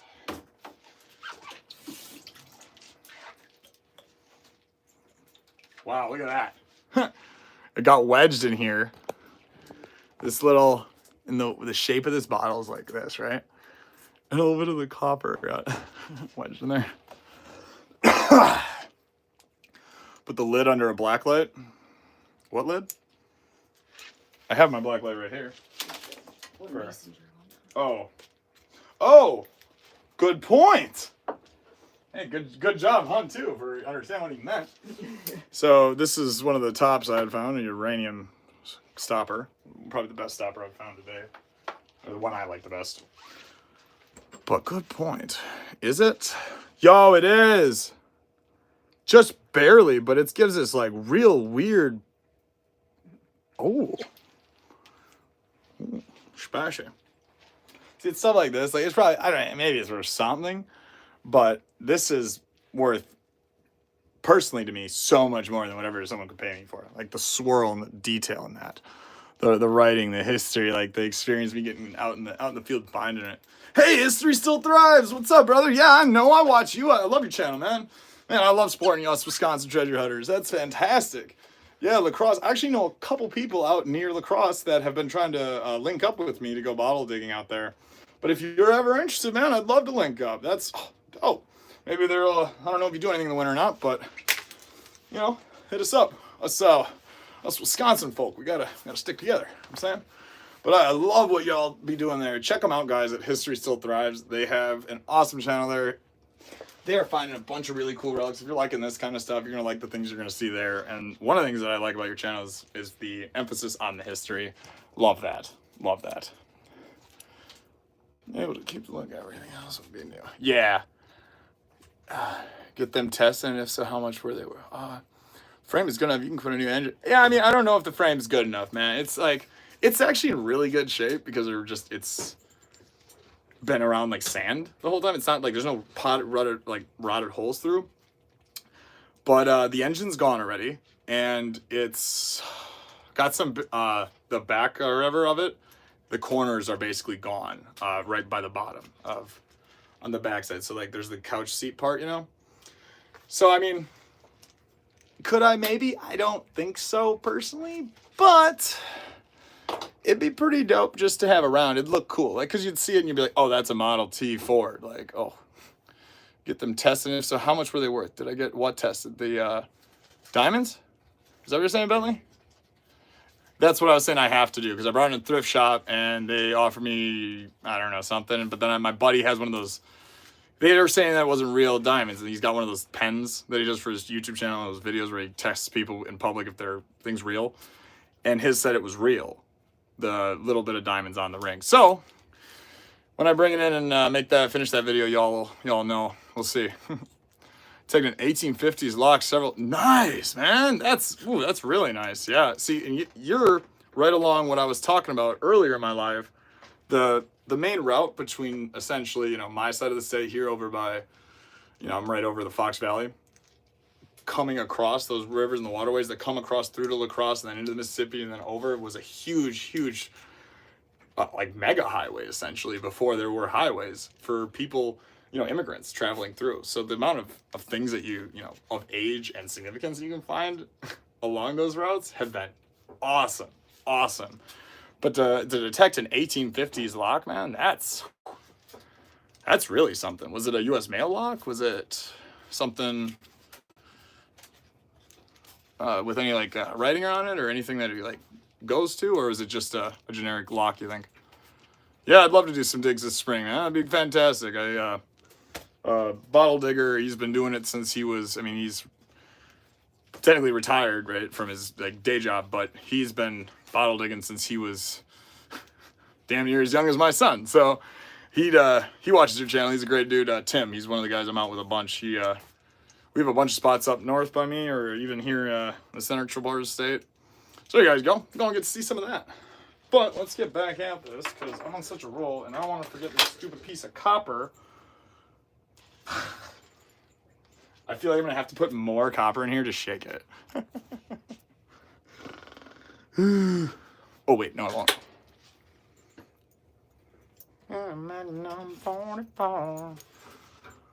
Oh yeah, I'm interested in milk jugs. They're my favorite. I've been hunting milk jugs all year. It was one of my bucket list finds, and I literally only found one whole milk jug this entire year. One. And it's pretty rough shape. But like, it's not chipped or whole. That's super cool, man. Oh, I am big fan of Kentucky. I didn't realize it till I'd gone down there, man. Oh, I love it. It was nice. I really liked the people too. Which you know, don't really matter. I don't really see a lot of people, I guess, when I go at places anyways. I just go into the woods. But I will say they were significantly nice. Okay, so this is something I wouldn't normally have, but because of its age and the way the glass is, right? Oh, let me read these here real quick. Okay. I've got a rare site. That was a site that Calvary camped at in 18. Oh! Yeah, my gosh, no way. You found a cavalry spur?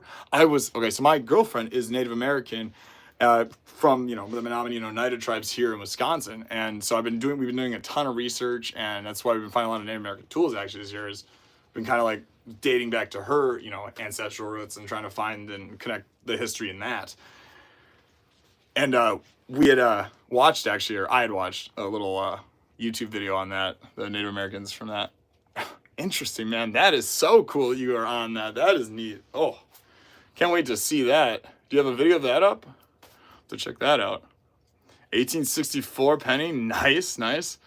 We have found wheat pennies, Indian head pennies, and Morgan dollar pennies like no one's business at almost all of the locations that we metal detect up near Wasaki, in Wasaki, Wisconsin, where I go up in the forest there with my crew.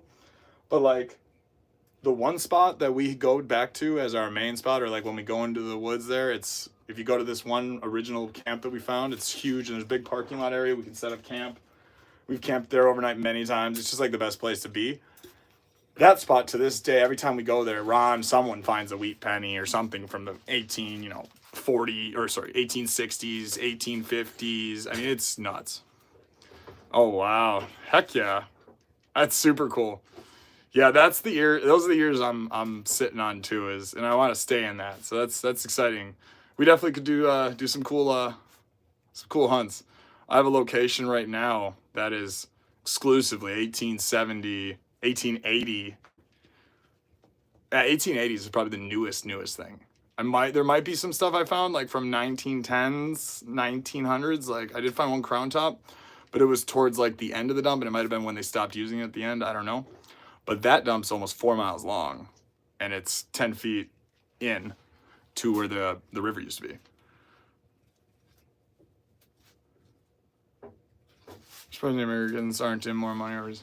Yeah, I agree. I do agree. I know that's like there's really not a lot. You have the Sacagawea, dollar coin, but that's really about it. And I could be naive. I'm not huge into coins, so I mean there might be more.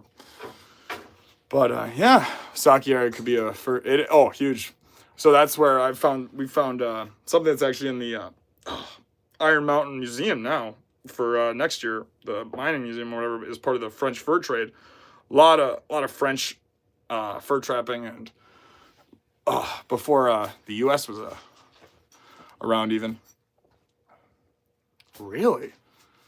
If you're into the fur trade detecting, maybe you can. I happened upon something in northern Wisconsin at one of the in the Nicolet National Forest.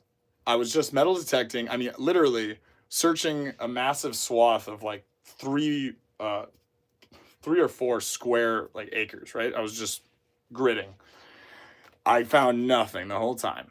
So it was like 2 hours wasted. I felt like I'll go walking out as I always do, swinging, and this is what I found. Literally still set. One of them was set as if it was to go off. Next to it. Where did I put it? Oh man, where did I put those? Is there a giant? Oh, they're right here. Look at these guys. Look at these old wolf traps, right? Look at the teeth. Now, I used to trap. Teeth have never been allowed since I've been alive. I know that. And then I turn these over, and one way to know if it's old, look at that. Look at that square bolt on there. This was the one that, to this, I literally could still set this. I found this set. You could set this one. And this one might have been set. It was about 3 to 4 feet to like the left of it, right? Looked like it was set, but it had snapped. And so it had, broken over the years. Just chilling. These are definitely wolf traps. Pretty nuts because, wolf trapping hasn't been allowed in a long time either. Oh, those are Conair traps? Okay. Really? Huh. Raise all it. I agree, Garion. I do agree. Going to bed. Thank you so much, Jed. I appreciate you hanging out, brother. Cheers. I have one last question. When will you go live again? Hun, when will I go live again? Probably tomorrow. Yep. Probably tomorrow. I think I'll see you guys tomorrow. Hun, let's just say we're going to go live tomorrow. She'll hold me to it. She's good like that. How's that sound, guys? Should we go live tomorrow? I think we will. Yeah. Gosh, these are turning out nuts. I want to do a video, and I've been debating to do a video that's a live, and we just walk through all the treasures and all the stuff we found, or do we do a really legit traditional like sit down and just go through everything that we have kind of for y'all, and then make a full video, upload it, and you view at your pleasure. I don't know. Used for beaver typically, but could be leg trap. So like that's a big. I guess yeah, you're right. When I always use the giant square like the kill traps. When I trapped beaver, muskrat, any like water stuff. I guess I did use drowning rigs for muskrats, but that's like this is a big foot. I mean, this is. What about Fisher? There's a lot of fish are up there. Because, like, where I found this is literally there's not a river or a lake within probably, like, 5, 6-ish miles. This is just hardwood. Middle of the hardwoods. Hey, that's a good idea. A little mini-series. Yeah, show it off bit by bit. That's true. Actually, we're buying our permanent home or residence. We're finally getting our homestead going. So maybe as I set it up and put together the new and improved badger den, as I show off the finds, I can do that. Maybe that's a good idea. I'd love to see your collection, man. I appreciate it. Yeah, I bet. Then maybe we'll do that. We'll do that then. That actually might be a great way to celebrate the 2024 for the New Year's. That'd be great. Do our giveaway. I can go through and talk about all the year's finds. Yeah, that's actually great. All right, guys. Bet. Expect to see that posted for the time, but that's probably going to be the day before the day of. Leg trap then. That trap could get about anything, right? That's what I was thinking. I was like, this is a pretty, it's pretty heavy duty. I've never found, I've found hundreds of traps, magnet fishing, creek walking in the rivers, right? And I've found, they're always destroyed nothing, but I've never found anything this cool trapping-wise. So I guess that's pretty exciting. And I guess I didn't even know there was metal detecting around the fur trap. So I guess history still thrives. I might have to do a live together and you can chat with me and you can talk about some of that. It's very interesting. I'd love to learn more. Huh.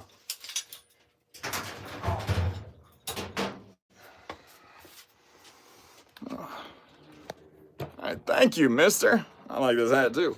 Appreciate it, man. I do. Is that a rat trap? It's a little overkill. Couldn't be trusted with that thing. I'd probably leave it around.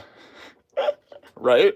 Well, that's what's crazy. When I was metal detecting, right, I was going around detecting it, and I mean, it was only 2-3 inches, underneath, a significant pile of trees and brush and whatever. But it was, when I pulled it up and saw it, it looked like it was straight up set, ready to go, and I was putting my hand on the thing, and I was like, oh God. Yeah, I got it. It should be down there attached, but here's what I will do. I will go quick to the, I should be able to go into the chat, right?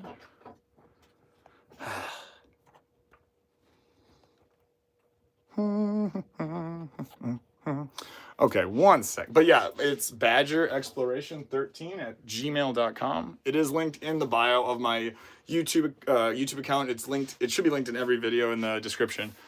What I can do though is just do this. I can go on here quick.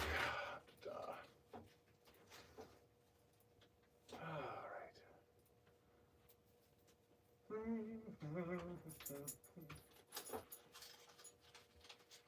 That. All right, and then I will comment my email.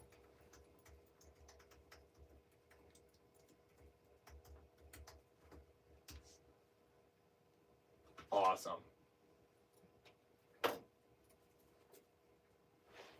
Perfect. Appreciate it, Chills. Thank you very much. All right, gang. We are making such good headway with these bottles. I ain't quitting now. No, ma'am. All right, bet. All right, guys. So this is going to be one of the very last ones. I want to talk about this one because this one's kind of one I wouldn't normally just take or keep, but it's got this super cool little ornate wedging, pointing in here. The rest is totally round, but then look at these gorgeous bubbles that are in the side. Look at how, I mean, look at that. It's an old bottle. It's just so old. My kids have already lost their minds one day into, yeah. I spent most of my day yesterday basically entertaining our kids, just keeping their minds occupied so I could have the space here to do this today and tomorrow. I feel you there. All right, let's put that in. Put some denatured alcohol. Honestly, I'm so glad I ended up just letting my hands dry off a little. Get a little pruny for dino rats. So yeah, this is an old mason. I found one mason the same place I found this, which is one of the spots actually I think would be great for me. History Still Thrives. I don't know if you're here or not, but you're still there. But it'd be a great location when I found this and a bunch of other stuff. I found a ton of like hutch parts. They were almost completely full, so that's pretty cool. But yeah, like this is old stuff, and the other jar that I found was 1853. So you know, embossed right on it, which was cool. That was pretty neat to see. Okay, well, since this is actually a mason jar, I could probably put on a mason top, right? So like, here's one I found, right? It's pretty decent shape. There's a hole in your hat, bro. I know. Isn't it sad? I know. But it's all right because that's character. It's whatever. It's literally for me doing this all the time. Like check out the channel. Very few times you see me not wearing this hat. And I promise you, I felt naked when I wasn't wearing it. Wow, that cleans it up so much quicker than you'd think it should. It's kind of like, yeah. Well, thank you very much. I appreciate it. So, she's very different than when I bought her. She looks almost, it's a remnant of what it looks like. Oh, thank you. Appreciate it. So you know it's a Badger official. If you see the hat, you know it's lit. Oh, we buying these, baby. Man, I'll tell you what, my mixologist game is gonna be so strong after shaking all these.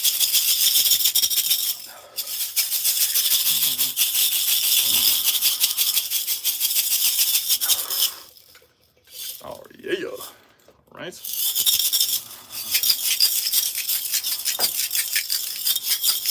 Shake, Sonora, shake it all the time. Ooh, yeah, drinking out mason jars. We love using our mason jars, don't we, hon? To just put all sorts of things in. Oh, yes. Big collar on that one. Love the bubbles, right? Jar with yeah, really? Dude, that's so cool.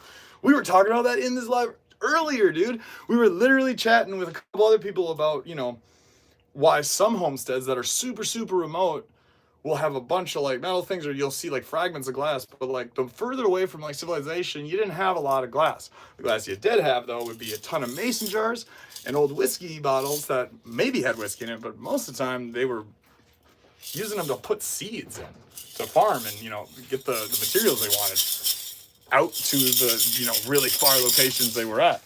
And so to have one that you got seeds in, man, did you keep the seeds? I would have. That's cool.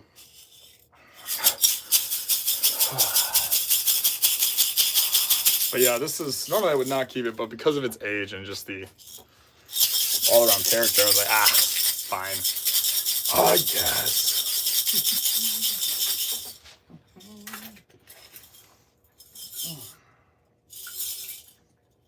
It is getting there.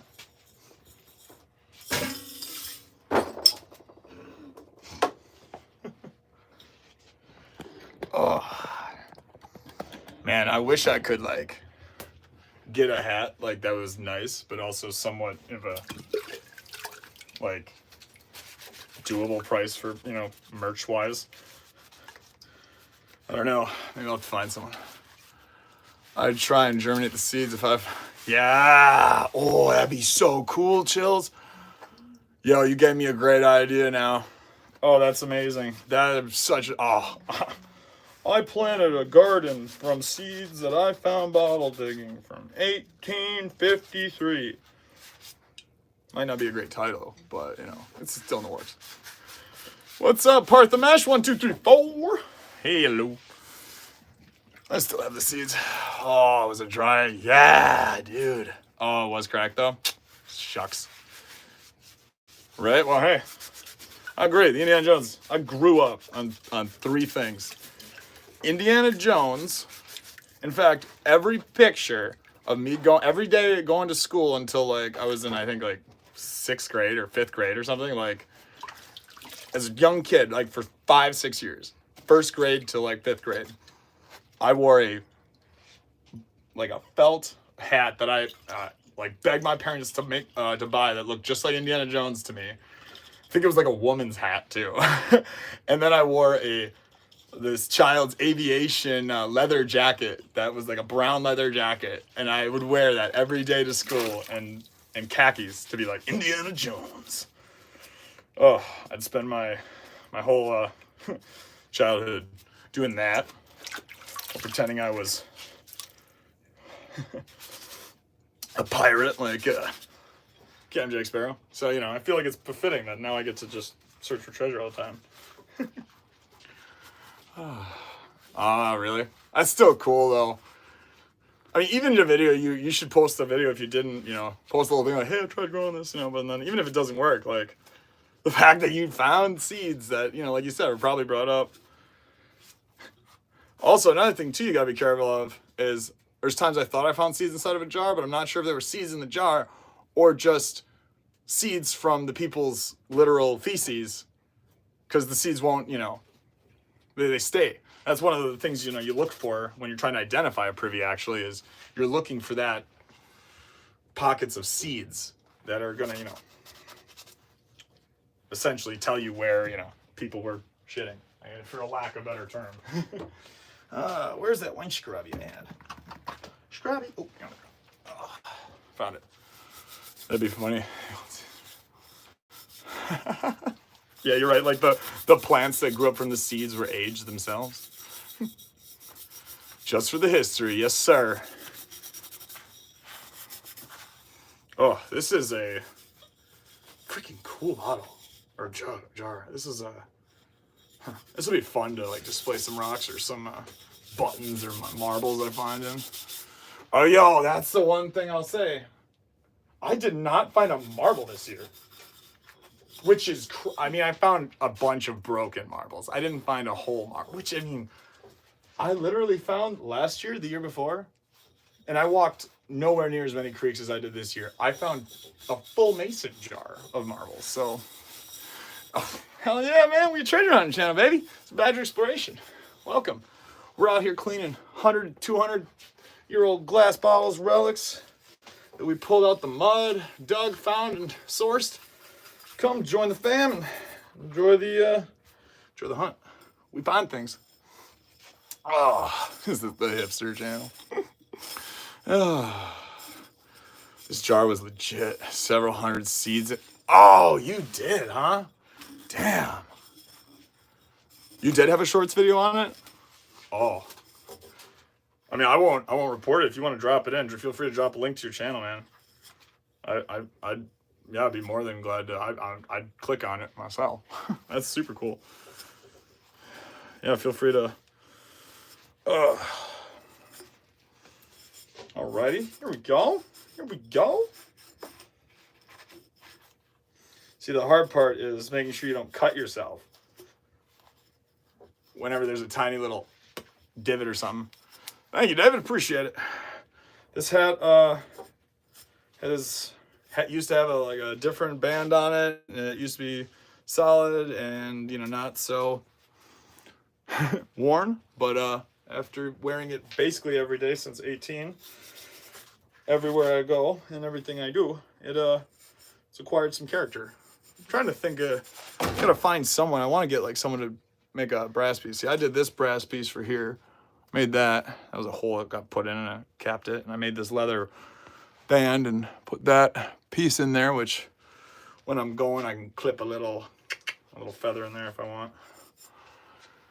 Hey, what's up, Steven? Bro, thanks for coming, man. I appreciate you hanging out, dude. What's up? I am chilling, washing bottles, hanging out with the Badger crew here in the Badger Den. Appreciate y'all. And we're cleaning bottles and relics from 1800s, guys. Because, you know, we out here. We find things. Oh, man, that jar is cool. Actually, tell you what, guys, we literally only have room for like 2, maybe 3 more bottles to be washed anyways, as far as like what I have left to dry in space. Huh. Let's see. What do we want to do? What do we want to clean? Huh? I did that around the corner. Did you? Huh. Let's see. If you get a new one, hand wash it and it will keep you for longer. If you get a new one, hand wash it. What? Oh, my hat? Yeah, well, I don't. Yeah, of course I hand wash it.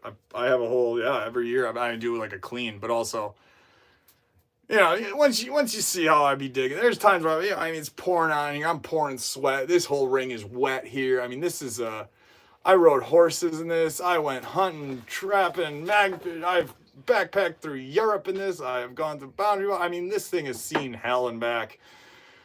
I mean, it's as much a part of me as my left or right hand, I'd say. Oh, if you get a new one, hand wash and it'll keep for longer. If I do get a new hat ever, one, it'll be sad. And it'll be because this one's been born to nothing. But I think I already found the company or the group of guys, the hipsters, as the Geo would have called them.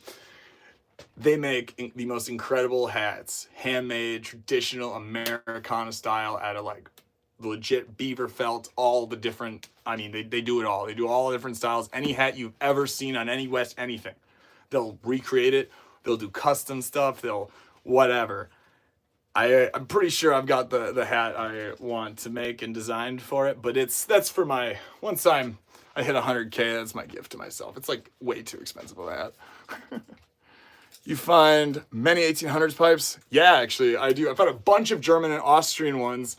I found literally probably 40 minutes outside of La Crosse, like between that, and if you follow like the river or the canals and river systems that kind of run through there, and places like,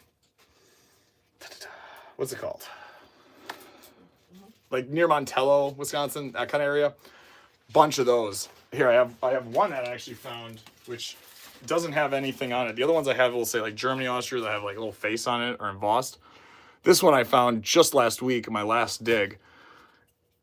But this was found up in on the side of a river where I found a dump that the whole bank basically, this is River Bows, and that center bow, the entirety of it was like a dump. And so I've been digging that like crazy, finding insane amounts of stuff. And this popped out the other day. And it's just, I don't know, it's so exciting. I know these are like, I don't know. All right, I mean, they're kind of rare. They're rare. I've only ever found 5 now. But yeah, I love it. Oh, finding one at the Calvary site, though. Oh, man, the video that you could, about the history and stuff you could talk about, that's cool. That was there when you visited the ruins of Jurassic Park. Been through, rode my dinosaur home, you know what I'm saying? Sent you an email. Just send your address. I'll send you those. Will do. So thank you so much, Douglas. I appreciate you, brother. You know what, for that, that's amazing. I'll definitely appreciate the heck out of those, and I'd love to show them off in a video when I get them. That's amazing, Douglas. I appreciate it. I'll send out that email tonight. So that's an old one. Clay, porcelain. Ooh. So wait, this is older because it's clay? I don't know anything really about these, other than a little bit about, surface knowledge of the ones I've found. And this one has no markings on it for me to really research. Oh, geez, right, Chills? Bro, that's on my, before I die, I'm going to go to the River Thames and search it. But you got to get a pass or a license or something from the crown, I believe, like the king, or now, it used to be the queen. You had to, I could be wrong, but I watched a bunch of these different people that walk the Thames, and that's what they talk about in there. So, again, could be wrong, guys, but yeah, Chills. Hey, that's halfway for both of us. We should just meet in the middle, all right? And just meet at the Thames. Just a casual 8-9 hour flight. A couple extra bottles I'll throw in. Well, thank you, Douglas. Well, if you, well, hon, when you send that out, and we'll get that. We'll have to send you a little care package as a thank you for that. We'll send you a little care package. Thank you so much, Douglas. Man, I'm excited. That's so cool. I love milk jugs, especially being from the dairy state. Do you have to be careful for asbestos? So, yeah, found out you do now. So like that's why the one where I found this, that's, I mean, it's huge, right? But like there's a spot that I was digging into where I was finding where this popped out in a bunch of really old bottles, and like parts of hutches started to kind of coming out in every shovel load, like the tops or pieces of the embossing. I was getting real excited, and then I hit into a big, I think, asbestos. It looks like the asbestos board, and it's like, I tore out a decent amount of asbestos from these old, 1900s, late 1800, duplexes throughout, Milwaukee and such here in Wisconsin. It's not great for you, if you're doing it though, like we are bottle digging, if you're going through. That's one of the things I do is I have a bandana here that I'll pull up over my face, and it isn't one of the things that I have plenty of the 3mm face masks and respirators. In some of these holes, like some of these big dumps, I am going to be using them going forward, and especially after some of the experiences we had with black mold and the asbestos, like at that CCC dump we went to, when we were getting so deep into like where the original one was, guys, like, yeah, you do have to be careful. You do. And I mean, that's one of the things that we're very prepared on our channel, and we talk about it, and actually that's why we're doing the EDC and our treasure hunting breakdown of the whole gear, everything we wear.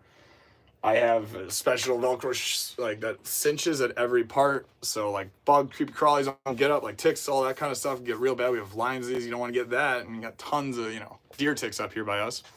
On top of that, I always make sure I have knee pads, I got elbow pads, and then I have cut resist. My sleeves, the material on the sleeves it's knife and cut resistance. And when you are on a bank, you are going into a hole digging out, and there's just nothing but broken glass, metal shards everywhere as you're digging through an old dump. There is nothing more crucial, valuable, or helpful than having cut resistant anti-cut on your forearms and like your knees and shins. Oh my goodness, is that? Now I don't wear that all the time, but it's just something super simple. It's like $4.99. I have an affiliate link for the video when it comes out. There are your sleeves out on Amazon that go on underneath your clothes, or you can put them on over your sleeve if you want, and that helps a lot. But the respirators, they're something I'm gonna probably be. You have asbestos huge, mainly from dumps, yeah. Oh yeah, asbestos mines, shit. I didn't even thought of, yeah, your butt, oof. Yeah. You think someone ever made an asbestos pipe? Oh my God, I hope not. It'd probably be, well, I guess they're probably not no more.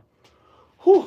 Well, gang, tell you what, I am beyond blessed. This was an amazing, I mean, we have 76 incredible likes, guys. We've had upwards of 150 people in here at one point. So thank y'all so much for hanging out. Thank you for checking out. So great to meet some of you and get to chat with all the ones that participate in the chat. And if you didn't get a chance to hop in, feel free to next time. We'll be going live again tomorrow. And yeah, probably doing tomorrow afternoon, similar time. Catch that. We'll be going live and everything tomorrow. But yeah, thank you guys so much. I appreciate it. Got a ton of... Sorry, guys. Fell. We got a ton of bottles cleaned here. These are all the tiny guys. Little ones. Here's all the actual main bottles right here, guys, as far as the beer bottles went. This one got cleaned as well. These all have to. And we also tackled the ones down here.